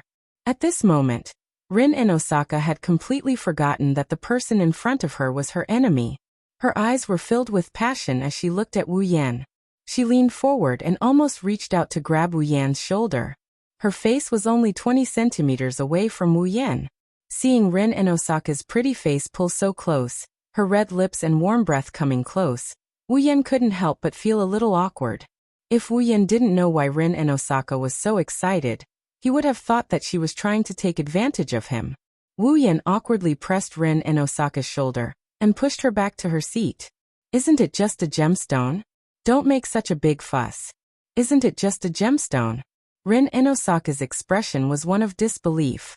Don't you know how valuable this gemstone is? As for the value, I can more or less guess it. Wu Yan scratched his cheek. But you don't have to be so exaggerated, do you? You. Rin Inosaka opened his mouth wide in shock as he looked at Wu Yan's innocent expression. In the end, he sighed as if he had given up. Forget it. Even if I tell you, you won't be able to understand what kind of pursuit a gem magic user has for such a gem. To think that you have such a strong magic attainment. I'm sorry. Wu Yan rolled his eyes. I know a lot of magic tricks, but there's no gem magic among them. Wu Yan's magic knowledge came from the 103,000 magic books in the magic manual world. There were all kinds of spells in the magic catalog.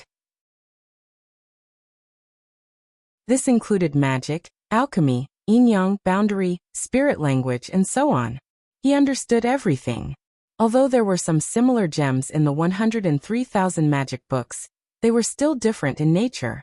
The gems that Rin Inaka had weren't exactly the same in the magic manual. Therefore, Wu Yan knew how to use gems to perform magic, but he didn't know how to rely on gems to perform magic like Rin Inosaka. In Rin Inosaka's ears, Wu Yan admitted that he didn't know how to perform gem magic. Of course, gemstone magic is very rare in magic. Only a few famous families would use it. Rin Inben puffed out his chest as he spoke. Our family's gemstone magic has already formed an entire system. It also includes some of our own understanding. Even compared to the gemstone magic of other famous magician families, we have a certain advantage. Luvia and the others can't even compare. Wahahaha. Rin Inosaka started giggling to himself. Wu Yan blushed with shame. Since your family has some understanding of gem magic, why don't other families have it too? Is that so? Wu Yan brushed off Rin Inosaka's boasting without much interest. If that's the case, I'll give you the gem. Rin Inben's laughter stopped abruptly. Not only was he not happy about it, but he also frowned. What are you planning? Huh? Wu Yan was stunned. You don't have a reason to give your enemy such a valuable gift. Rin Inosaka's expression turned serious. He raised the grade 8 crystal and stared at Wu Yan's face. Do you know that I can use this gem to give you a fatal blow at a critical moment? A fatal blow, huh? Wu Yan mumbled and he chuckled. Are you sure? You don't believe me? Rin Inosaka laughed coldly. It contains 100 years of magic power. Next, I just need to inject a spell into it.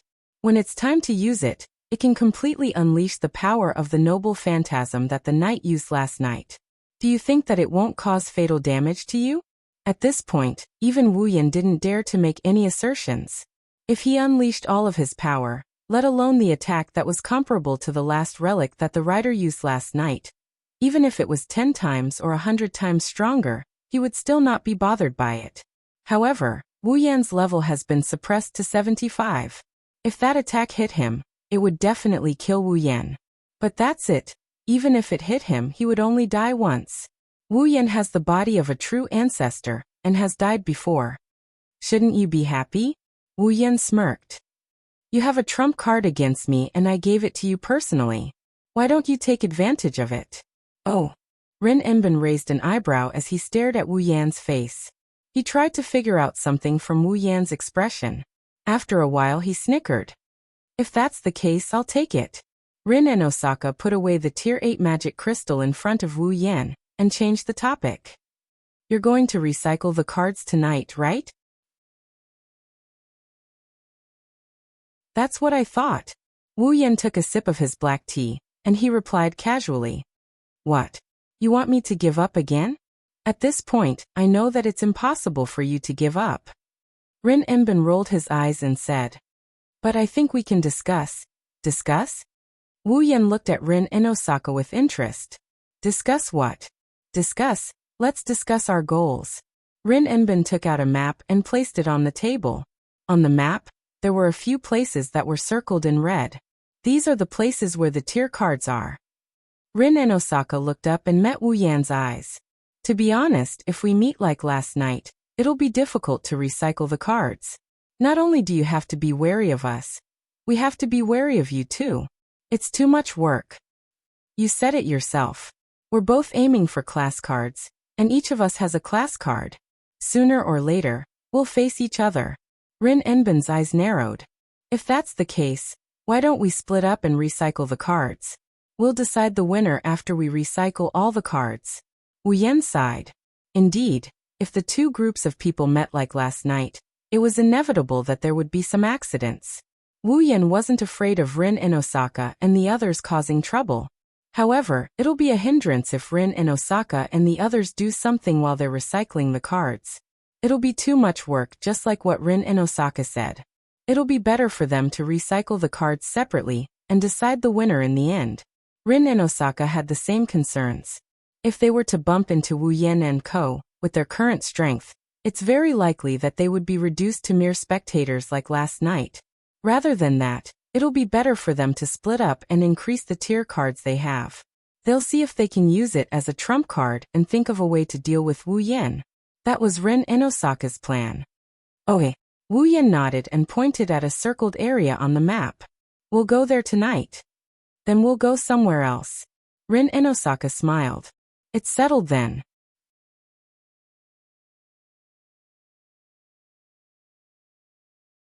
Chapter 1442. Night on a mountain behind Fuyuki City. So we won't run into each other tonight, right?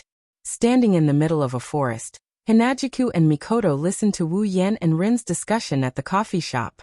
They thought for a bit before nodding in agreement. Indeed, it's more convenient to split up. Mikoto crossed her arms in front of her.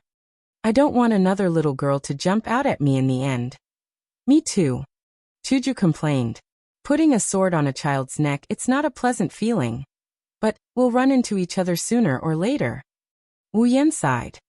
In the end, those two by the name of Ilya and Mayu will also become our enemies. We must also snatch the class cards from them. Sounds like something a bad guy would do.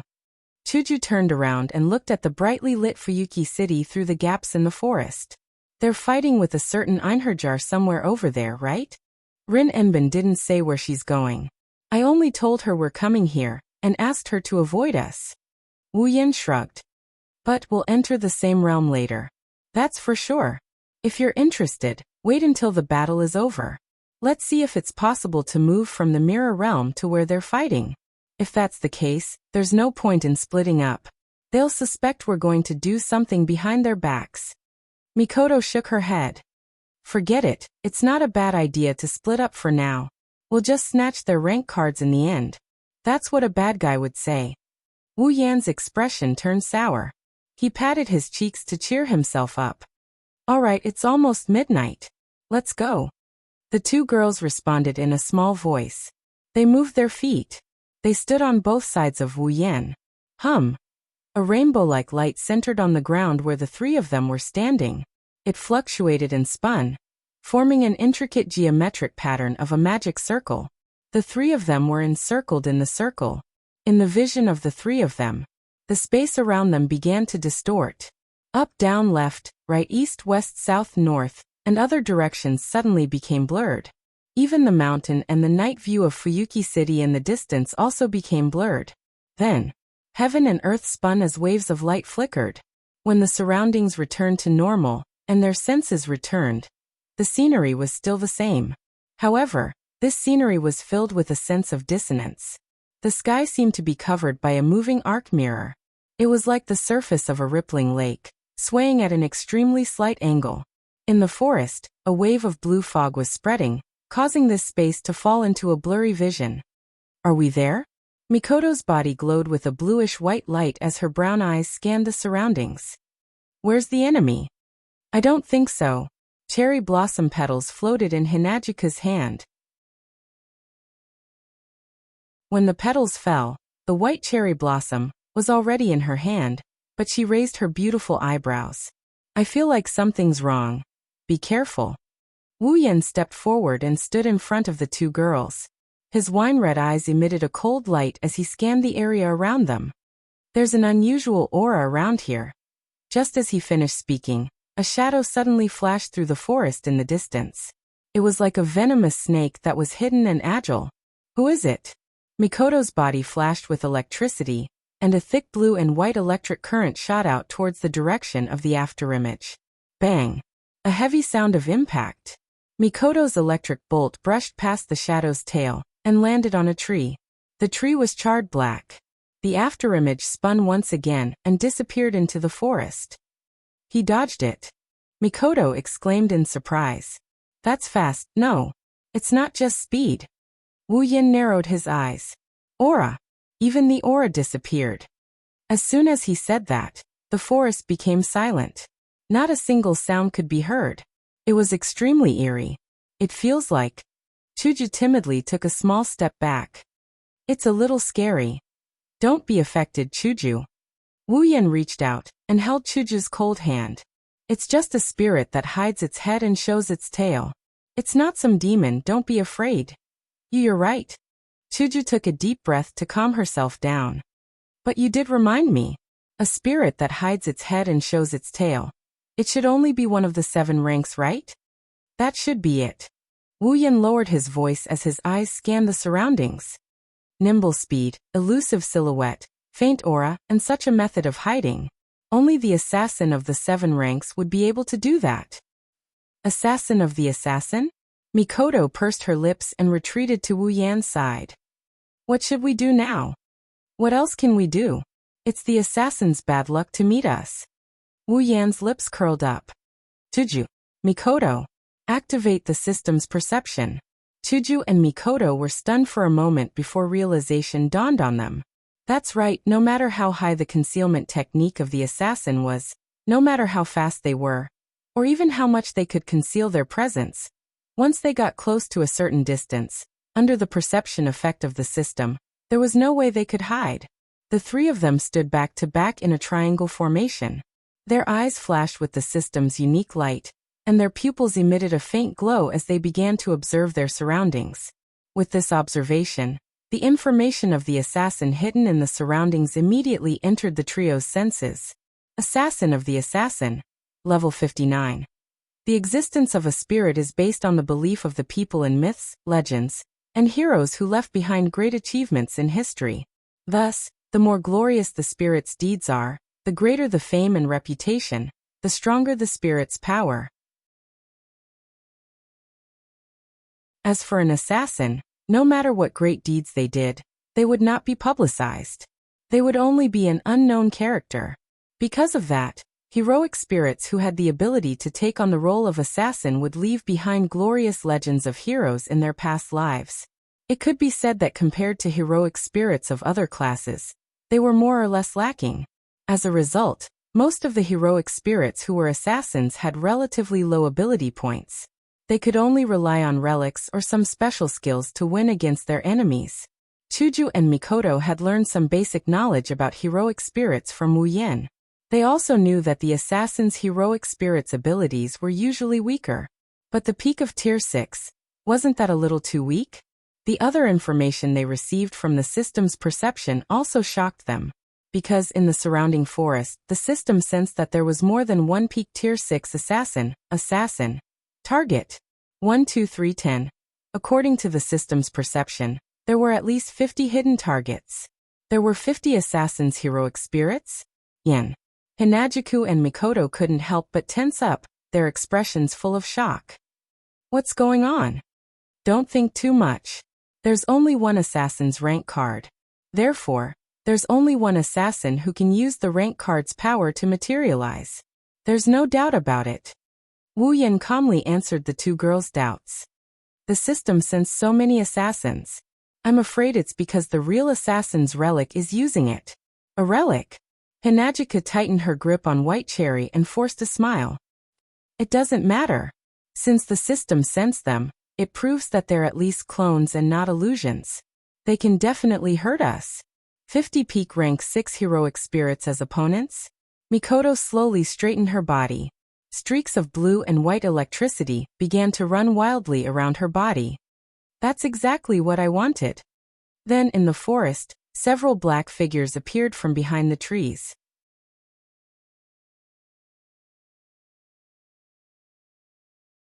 Chapter 1443. Clack, clack, clack, clack, clack, clack. The rustling sound of branches and leaves rubbing against the ground could be heard clearly from the surroundings. In the dark forest, a group of dark figures slowly walked into Wu Yan, Hinajuku, and Mikoto's line of sight with their light footsteps. They were all completely black, wearing skull-like masks on their faces, black cloaks and black cloth around their lower body. They didn't even have any hair. That's right. They are indeed monsters. On their bodies, other than their masks which are white, everything else is black. Head, body, muscles, limbs, along with their clothes, each assassin is absolutely black in color. In the darkness of the night, they are like ghosts floating in the forest, causing the already eerie atmosphere to become even more eerie. In the hands of the numerous assassins, daggers, blades, and short swords that shone with a cold luster were held between their fingers. As they moved with their owners, they flashed in the air again and again, causing one's heart to tremble. That is, Asa's assassins. Chuju and Mikoto's face tensed up, looking at the forest around them. We are completely surrounded. One by one, the black figures are closing in from all directions, shrinking the encirclement. Wu Yan, Chuju, and Mikoto are surrounded in the middle. Some of them are even standing on the branches, aiming their sharp weapons at the three in the center. Come to think of it, once all of the assassins launched their attack, the encirclement would be filled with sharp daggers from top to bottom in an instant. Even though they are only peak stage 6. However, the assassin had the right time, the right place, and the right people. With the darkness of the night as their cover, with the surrounding forest as their cover, they have the absolute advantage in numbers. If it was Rindosaka and his group who came here, they would probably be scared silly. No. It's Wu Yan, Chuju, and Mikoto. Looking at the encirclement, they also feel that it's a bit troublesome. Screw it. Mikoto was the first one to lose her patience. Electricity exploded from her body. Only peak stage 6. Let's start the fight. After saying that, the electricity on her body leaped and drilled into the ground, causing the ground to tremble, creating a black wave. On the other hand, the assassins seemed to be stimulated as they raised the sharp daggers in their hands one by one. Swish, swish, swish, swish. In the next moment, the sound of metal clashing against metal rang out in the surrounding space. Flashing arcs of light flashed in the surroundings, carrying with them a sharp sound. In this space, they converged towards the three people in the center. Those are the daggers that are flying through the air. Daggers that blotted out the sky and covered the earth shot toward the three people in the middle of the field like arrows, instantly filling everyone's field of vision. Ha! However, Mikoto's yell came in response to the onslaught of daggers. Like a gust of wind, the waves rolled, the black iron sand wave rolled up like a tornado, surrounding Wu Yan, Chuju, and Mikoto. Clang clang clang clang clang. Not long after, a series of crisp clashing sounds rang out around the iron sand wave. The overwhelming number of daggers landed on the iron sand wave. As if they had collided with a violent wave. They were all sent flying without a single exception. Seeing this, Wu Yan also raised his hand, planning to attack the assassins.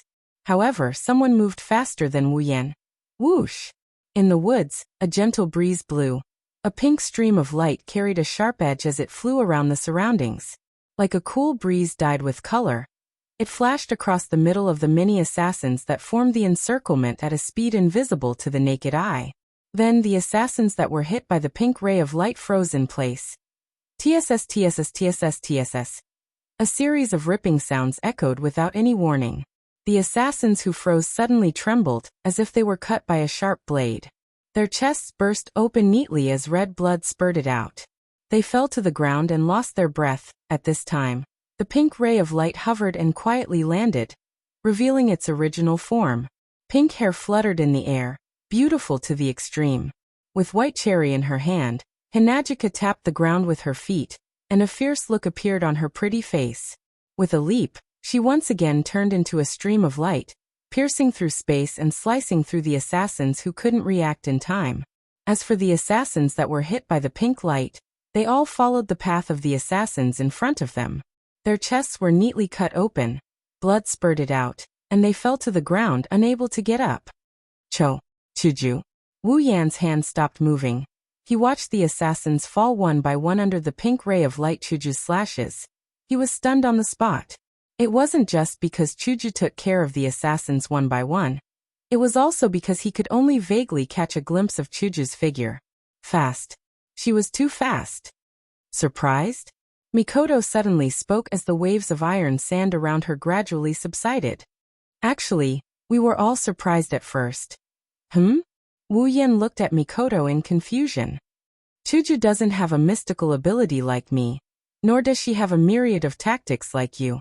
She's just a normal human. The only thing she has is the sword skills she learned from the kendo department in school. Mikoto smiled and turned around to look at Hinajiku, who had transformed into a flash of light, and was reaping the lives of assassins one by one. Chuju was once confused.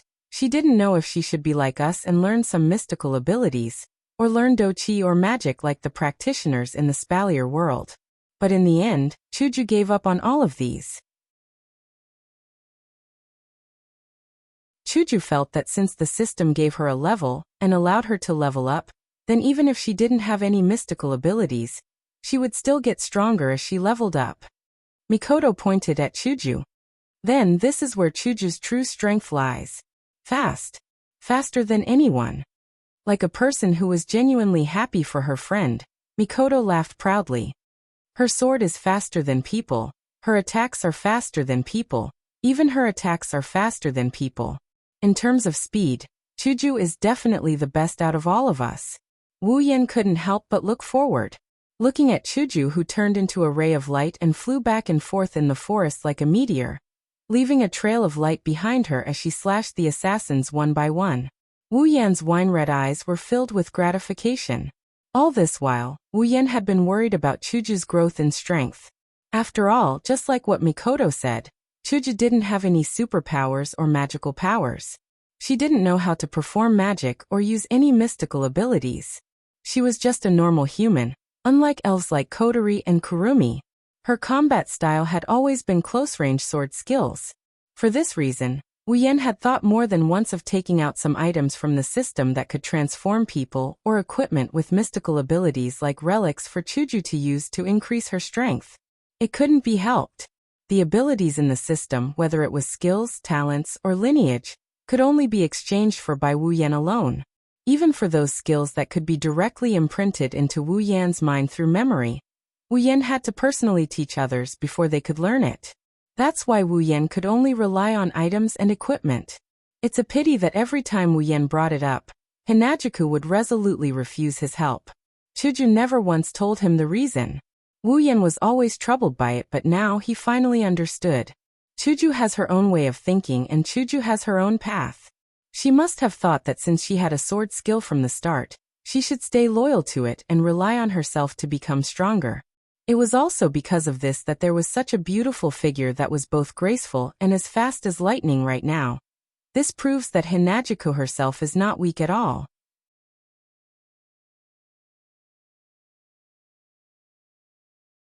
Chapter 1444. Inside the Mirror Realm. An afterimage flew from afar and landed on the ground. The figure's footsteps tapped on the ground and dashed forward. The figure nimbly shuttled back and forth between the trees. The blurry black shadow dragged a long shadow as it shuttled through the dense forest. Then with a leap it landed on a branch of a tree. If one were to look closely, they would notice that the black figure who landed on the tree branch and passed through the forest at an extremely fast speed. He was wearing a pitch-black skin-tight suit, and was holding two short daggers that flickered with a cold light. He was wearing a white skull mask on his face.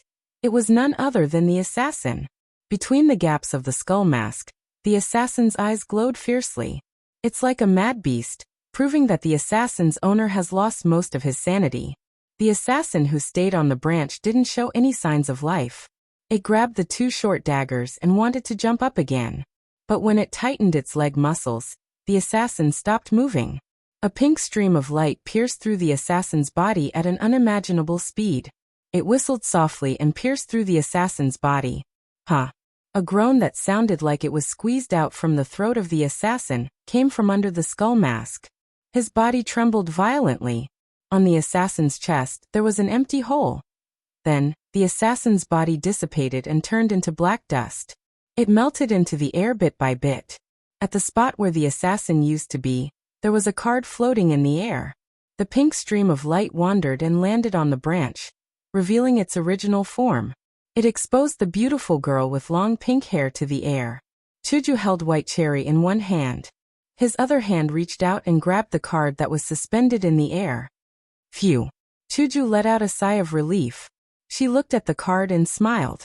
Mission complete. 2. Under the tree. Wu Yan and Mikoto arrived at the tree. They waved at Chuju. Is it done? That was the last one.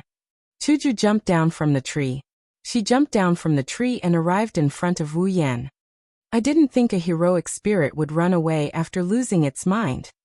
Hinagiko handed the card to Wu Yan. She complained. You made me waste so much effort. Even if she lost her mind, an assassin is still an assassin.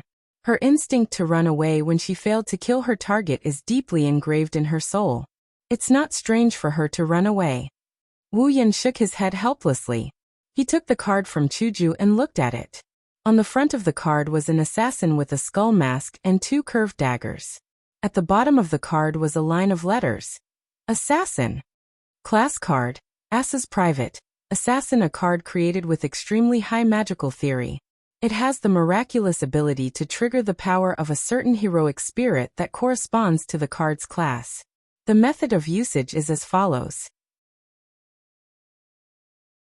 Limited expansion.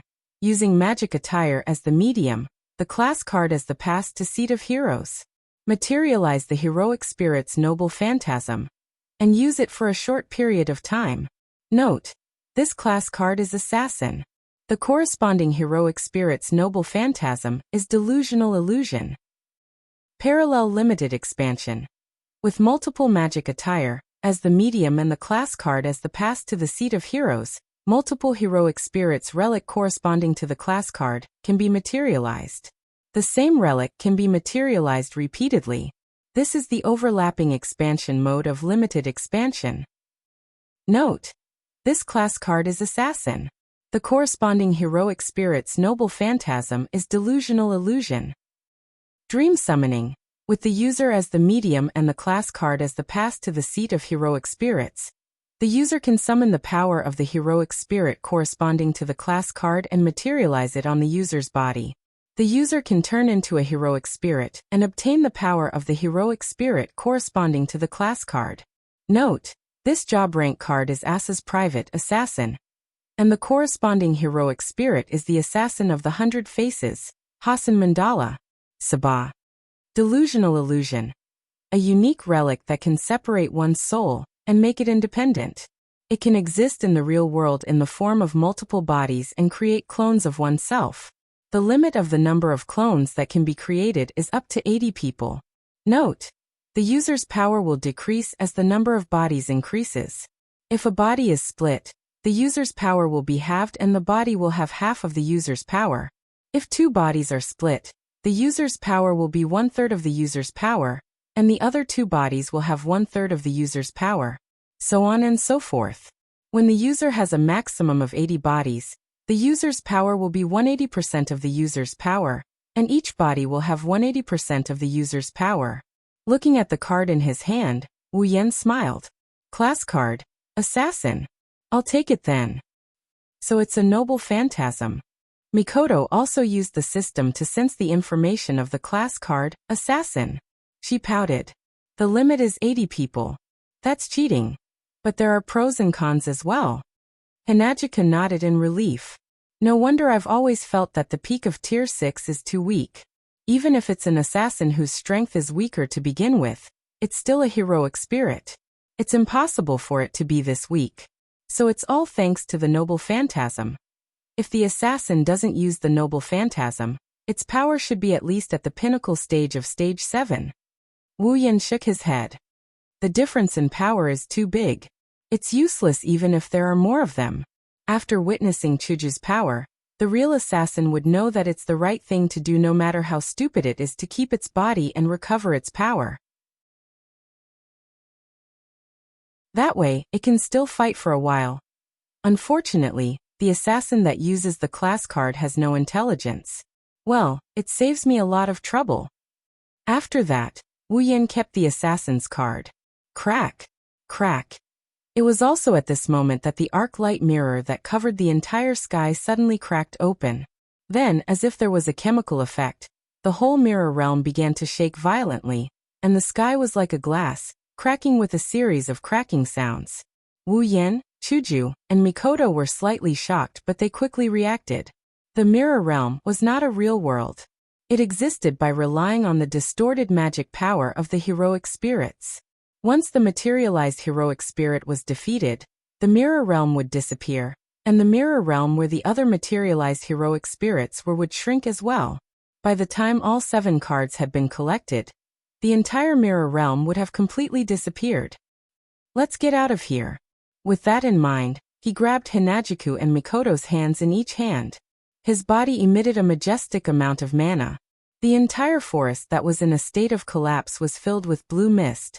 A rainbow flashed, and the 3 of them were teleported out of the mirror realm. Fuyuki City, Back Mountain. The world spun, and the 3 of them once again returned to the place where they had just set off for the mirror realm. I almost forgot that the mirror realm will disappear. Wu Yan didn't know whether to laugh or cry. He looked at the night view of Fuyuki City. I wonder if the disappearance of our mirror realm will affect Rin Enbin's side. What? Do you care about that, Rin in Osaka? Hinagika glanced at Wu Yan with a sour look as she continued. You can go and have a look. After all, the time for the mirror world's passage to stabilize hasn't passed yet. Why are you telling him so much, Chuju? Mikoto grabbed Chuju's hand and snorted. He can do whatever he wants. It has nothing to do with us. Leaving those words behind, Mikoto pulled Hinagika's hand and walked down the mountain. Looking at the backs of the 2 girls walking away, Wu Yan shook his head and chuckled. Not honest at all.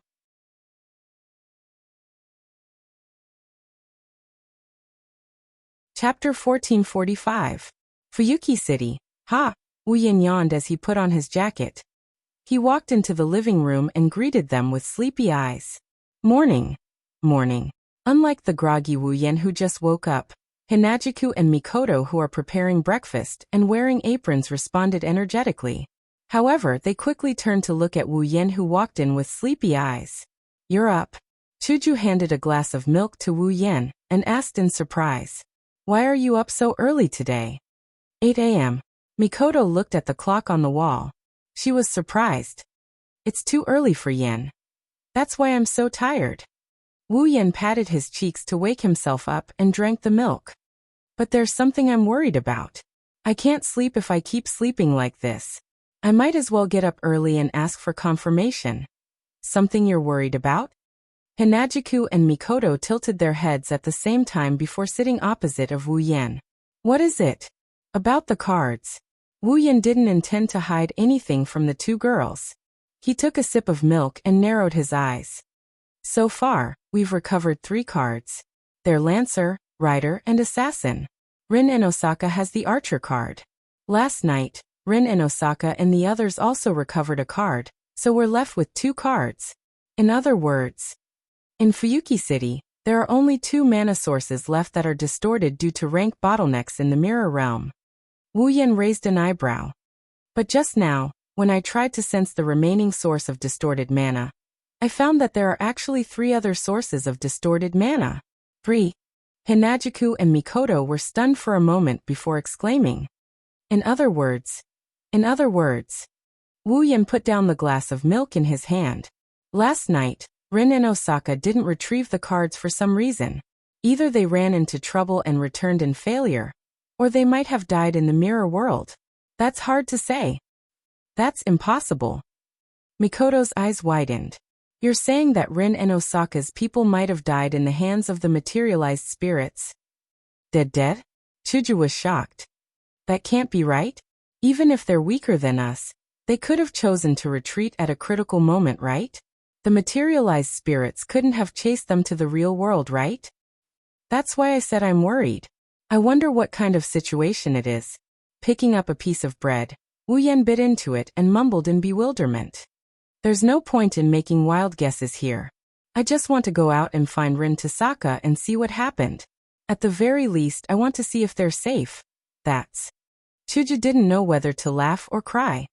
What's this? Aren't we enemies? In the end, we as enemies have to be concerned about them. How ironic. Although he said so, he didn't say anything. Mikoto didn't object to Wu Yan's suggestion. But I'm also worried about their situation. It's not a bad idea to go check it out. I'll go alone.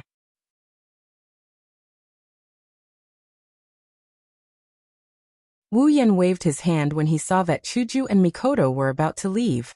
We don't even know where Rin and Osaka and the others are. We'll just wander around like headless flies. I'm just going to try my luck. It's best if we meet them, but if we don't, then there's nothing we can do. There's no need for you to follow me. Hearing this, Chuju and Mikoto were helpless. It's true that they don't even know where Rin and Osaka and the others live. They don't even know where they usually appear. Even if they go out, it's just a matter of luck. Well, rather than trying your luck with me, why don't you go out shopping instead? He said with a smile. Wu Yan took a second piece of bread and stuffed it into his mouth before standing up. Then I'll go out first. Call me if you need anything. Okay. Chuju and Mikoto didn't say anything else. Be careful when you go out. Don't worry, he waved his hand. Wu Yan walked out of the hall. Today the weather is a bit cloudy. It's early in the morning and the sky is gray. There's no sign of rain and no trace of sunlight. Today's temperature is neither too high nor too low. It's not a good day, but it's not bad either. At least there's no need to be afraid of the heat or the cold when going out. At this time, most of the people walking on the street are office workers. There are very few students wearing school uniforms. That's because today is a rare holiday. Wu Yan didn't know if Rin and Osaka and Livia were in school, but Iria and Mio should be at Suechuan Gakuin Elementary School. But today is a holiday. That's a bit difficult. Wu Yan walked along the street with the people around him. He looked around and scratched his face in annoyance. I forgot that today is a holiday. Even if I go to school, I won't be able to find them. So troublesome. That's what he said, but Wu Yan was still very concerned about what happened last night. His opponent is a dark spirit that doesn't have a mind of its own. It doesn't care if it's a child or a woman. It won't show any mercy.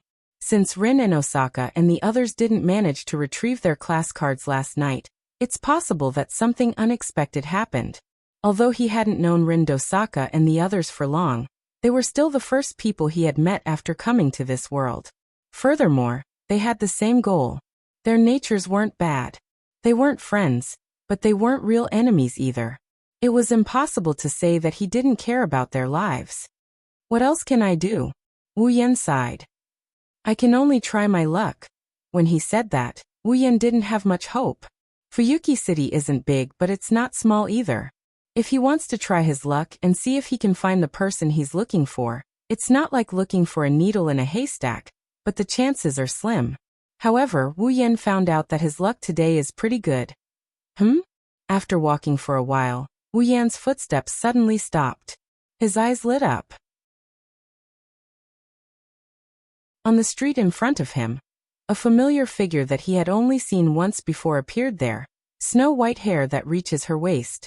She's wearing a light shirt and a pleated skirt. Her eyes are as bright as rubies. Her face is as delicate as a doll. She's cute and beautiful. That's the new owner of the ruby, Ilya. At this moment, Ilya is standing at one end of the sidewalk, waiting for the light to turn green. She didn't notice Wu Yan behind her. She also didn't know that she met an enemy in name. She has a faint smile on her face, and she seems to be humming a song. She seems to be in a good mood. Wu Yan relaxed quite a bit when he saw Ilya like this. She's in such a good mood.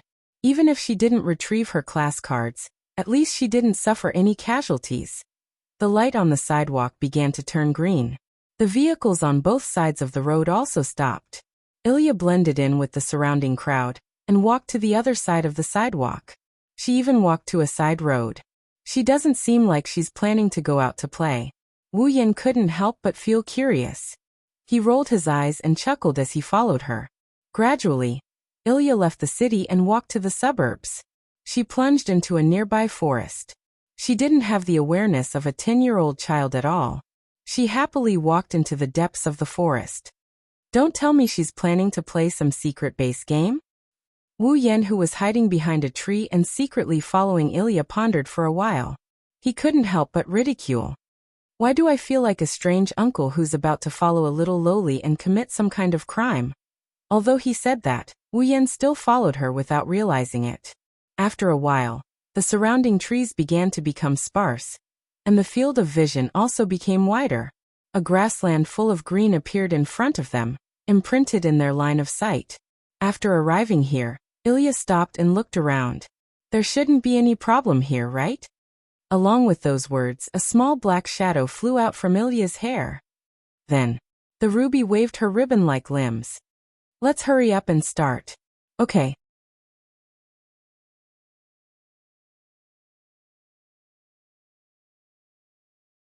Chapter 1446.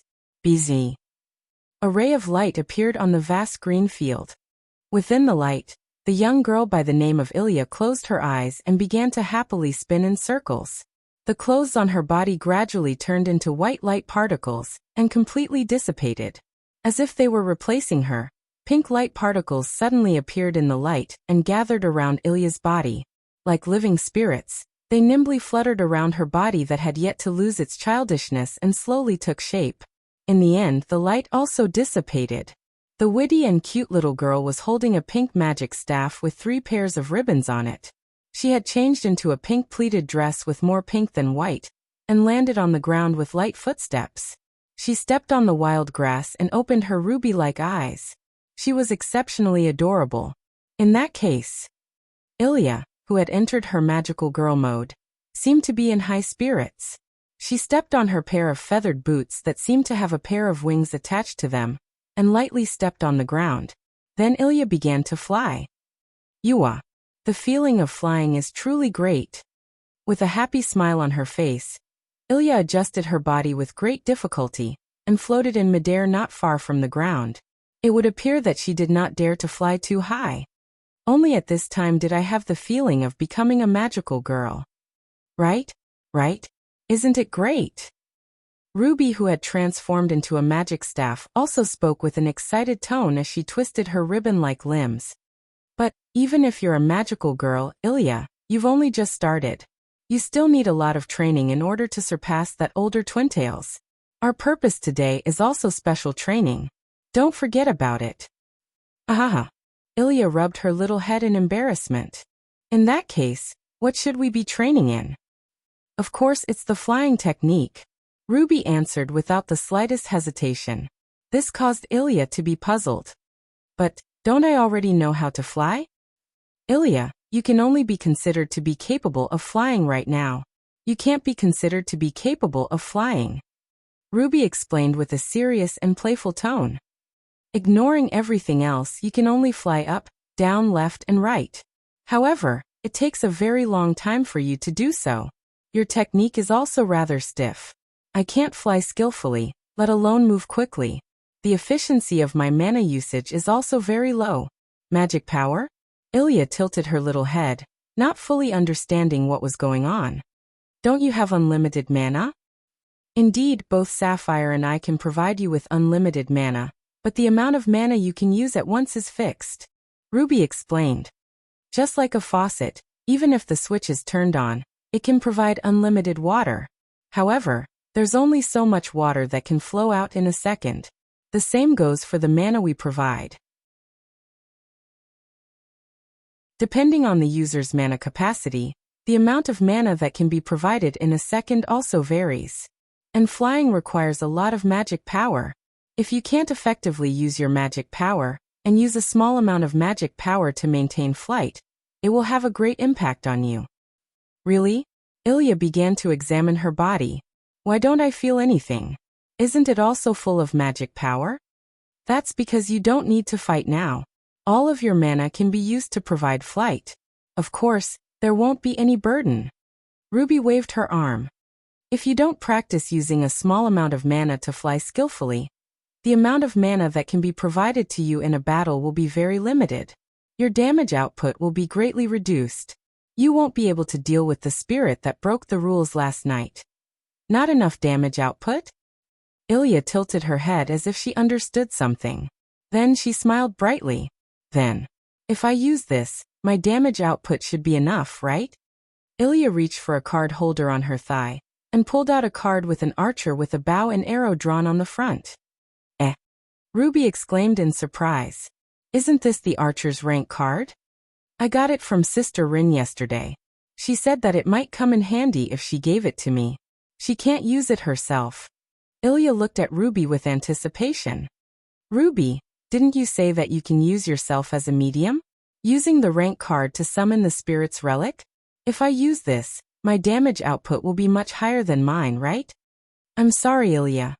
Ruby poured a bucket of cold water on her. There's a time limit to the relic's usage.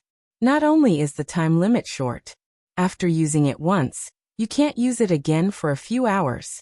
Even if you want to rely on the rank card, you can only use it for a short period of time.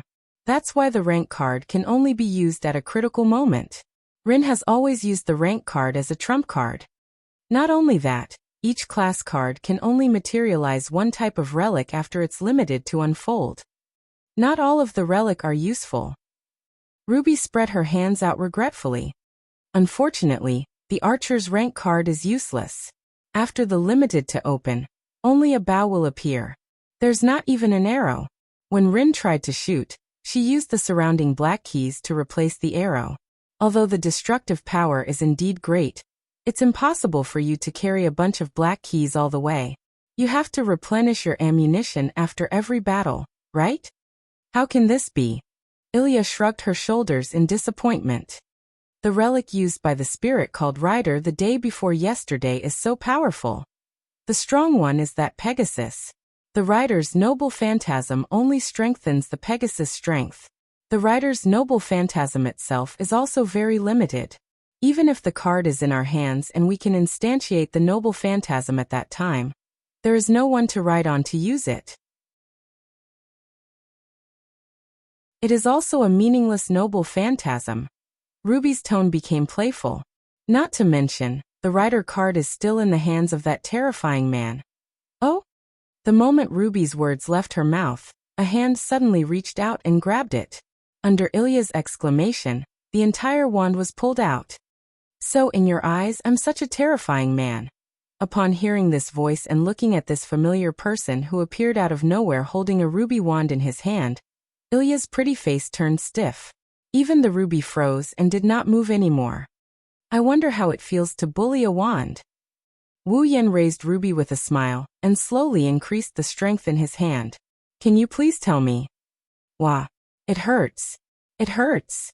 It hurts. Ruby immediately cried out and began to struggle. Violent opposition. Violent opposition. You are? Ilya began to stutter. That night. That terrifying man. Wu Yan rolled his eyes at Ilya. Girl, don't you know that it's bad to speak ill of others behind their backs? That's not what I said. Ilya's pretty face became flustered. She betrayed her ally without hesitation. It's Ruby who said it. Ilya, you actually betrayed me. Ruby's tone was filled with despair. I've misjudged you. Stop fooling around. Wu Yan knocked on Ruby's head, causing her to cry out in pain. Then he threw her back to Ilya and raised his other hand. However, I didn't expect that I would obtain the Archer card just like that. It's unexpectedly simple. Ilya, who received the ruby in a panic, was stunned. Then, she discovered that the Archer card that was originally in her hand had unknowingly fallen into Wu Yan's hand. At that moment, Ilya became even more panicked. Her eyes were filled with tears. It's over. I lost the card. Sister Ling will definitely not let me off this time. Looking at Ilya, who looked like she was about to cry, Wu Yan was speechless. Raising the Archer card in his hand in front of Ilya, Wu Yan chuckled. Do you want to go back? Ilya was stunned. Then she nodded her little head without hesitation. It's not that I can't. Flicking the Archer card, Wu Yan let the bottom corner of the card stop at his fingertip. Swiftly turning it around, he said, But you have to answer a question of mine first. That you're tuning in to the Li Mei's Sword of Destiny YouTube channel. We're so grateful for your support, and don't forget to subscribe to join us on this incredible journey through captivating stories. Your generosity through donations truly makes a world of difference, as it's the primary source of revenue that allows me to expand and enhance this channel for you. Thank you from the bottom of my heart for being a part of this adventure.